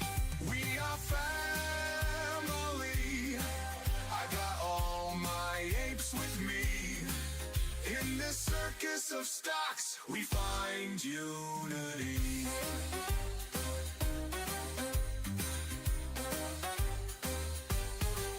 Crayons in our pockets, we're sharing the ride. Boat pools that were finished, and their work product was second to none. And that's really the ultimate thing. So I tried to encourage Mrs. Pryor. I said, listen, set aside your anxieties and your impatience, and just keep your eye on the prize that in the end, you get what you paid for. Couldn't be more right, Trevor. A phone call is fucking cheap. With every single trade, together we will run. The apes together strong, we'll soar high. I'm all about customer service. It's AMC. As days go by, it's getting worse and worse. No matter what you're doing, whether it's you go to a restaurant, or construction, or box store. Holding tight like we're meant to be. Nobody can hide anything. We are family. All my apes with me. In this circus of stocks, we find unity. Cheapest guy in town. I wanted to be in the sweet spot. I didn't want to be so expensive that I couldn't find work. That didn't work for me. I didn't want to be the guy who finishes jobs and breaks even, or makes such a paltry amount of money that it's hardly worth the effort. I always understood the value of being right in that sweet spot. And I would tell people, I'd tell them straight to their face, I'm not the cheapest guy in town. We might as well start right off the bat. If you're looking for the absolute cheapest for this particular job, you might as well just send me down the road right now. And I said, I'm not going to be the most expensive, but you're going to have to decide whether it's worth it to you to pay. You want some quality. Do you want to sleep at night knowing that you're going to get what you're paying for? And I found that there was value in that people would say, they would know. And then what we have found is after a while, we did, like you said, we did business where after a number of years, you start getting callbacks. With the tree business, it wasn't like every week they needed you, but there was a very good possibility that you would work more than once, but it may be only like every other year. But if you're making $1,000 profit off each client, they matter, And that's how you grow a business. After 5 or 6 years, when you get a clientele that's going to come back every 2 years, the next thing you know, you need 2 crews, and then you need 3 crews, and now the money's falling out of the sky into your pocket. And I understood that right off the fucking bat. So for me, it was like I spent a lot of times ingratiating myself with the customers, trying to kind of befriend them to the extent that I could. If I could do a little something extra for them, my guys were there, and hey, we forgot to mention this, but this tree over here is rubbing my daughter's window at night and scaring her. You think you could trim that? Yeah, no worries. I'll send somebody over to take care of that. No extra charge. You got to be careful with that now, because there's people who will take kindness for weakness, and you bid a $100 job, and the next thing you know, they got you doing $700 worth of work. And you got to be on guard for that. But for the most part, a little goodwill, a little something extra. And then when you leave there and they're like, man, these guys got their shit together. And we became known for the quality of our work. It didn't hurt that I was military and everybody else was, because we would frequently people would call up the office and ask Andy, are you guys the military guys? And we milked that shit. And we're like, yeah, absolutely. Are you guys the military guys that are doing this on the side? Yeah, yes, sir. Yes, we are. All right.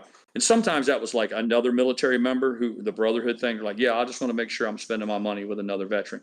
You got a little bit of that, but more importantly, it was they recognized that the quality of our work was that we weren't a bunch of crackheads and drunks, that we were actually had careers outside of that business, and it was a side hustle for us, at least for a long time.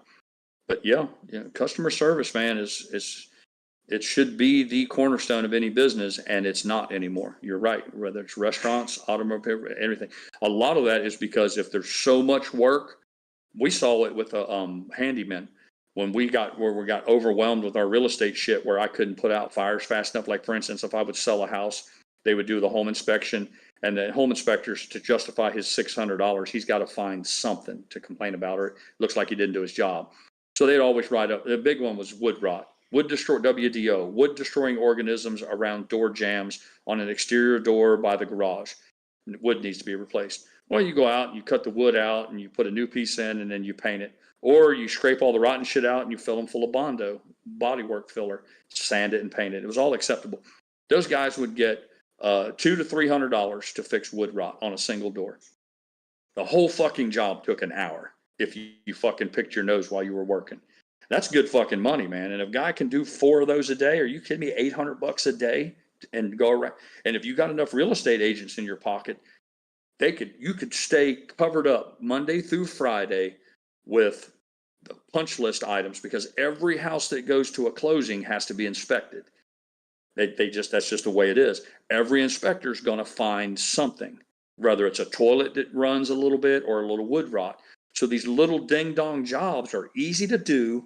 They're highly profitable. People, you can fuck their eyes out on the price because they didn't give a shit. They're buying a $250,000, $300,000 house. The guy selling it is getting his money.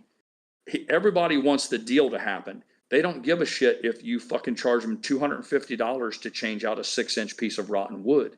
All they want to know is, can you get it done by Wednesday? Because they want to close on Thursday. Somebody has to come look at it to make sure it was done. It's all a big jerk off. But the idea was, if you had 6 or 10 or 12 real estate agents who could count on you, you knew that that was a pipeline, because those real estate agents go from one deal to the next, and every deal is going to have some repair work. And we got to where I couldn't do it. You know, Mrs. Pirate would be like, honey, can you go do this? I'm like, yeah, fuck. You know, and I'd go do it. I'm like, here I'm a self-made multimillionaire, and I'm on my fucking hands and knees doing this jerk-off job. But that's just the way I was built. I didn't give a shit. What else? I got nothing else to do. But if it got to where I couldn't do it, and it did, we hired a guy who was like a do-it-yourselfer. He had a little fucking trailer, little tiny trailer. He drug around behind a pickup truck with his tools in it. And he started out, he was okay. We would send him out, and he would do it. And he did one, and he fixed it, and it didn't pass. The mortgage lender went out and looked at it, and he says, hey, that door that was rotten, it was rotten 8 inches up, and he only fixed the first 6 inches of it. He needs to go back. Mrs. Parker called the guy and said, hey, dude, they failed that. You got to go back. He's like, fuck you, I don't go back. She's like, I paid you to fix the wood rot. He's like, I fixed it like I fixed all of them. If that's not good enough for him, he can fucking eat a bag of dicks. She's like, all I'm telling you is that we're not fucking closing tomorrow unless you go back out there and fix that last 2 inches. I'm not doing it. You want to pay another $300, I'll go back. But for him, it was like one and done. What that told me, Trevor, was he didn't value our work. And I know why. The motherfucker was covered up with phone calls. His attitude was, fuck you, I'll go somewhere else. I wasn't looking for a job when you found me, and I won't be looking for one tomorrow. And I told her right then and there, I'm like, God damn, somebody could make 6 figures a year doing this shit if they would just do it and have a little integrity. And we never used him again. That was the last time we ever could. And he didn't care, man. We see him to this day. I see his little fucking war wagon all over town. He really didn't give a fuck.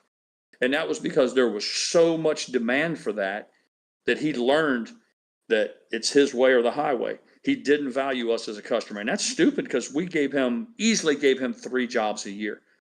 But his whole point was, fuck you and your 3 jobs. And I'm thinking to myself, well, that tells me a whole lot about that industry. Yeah.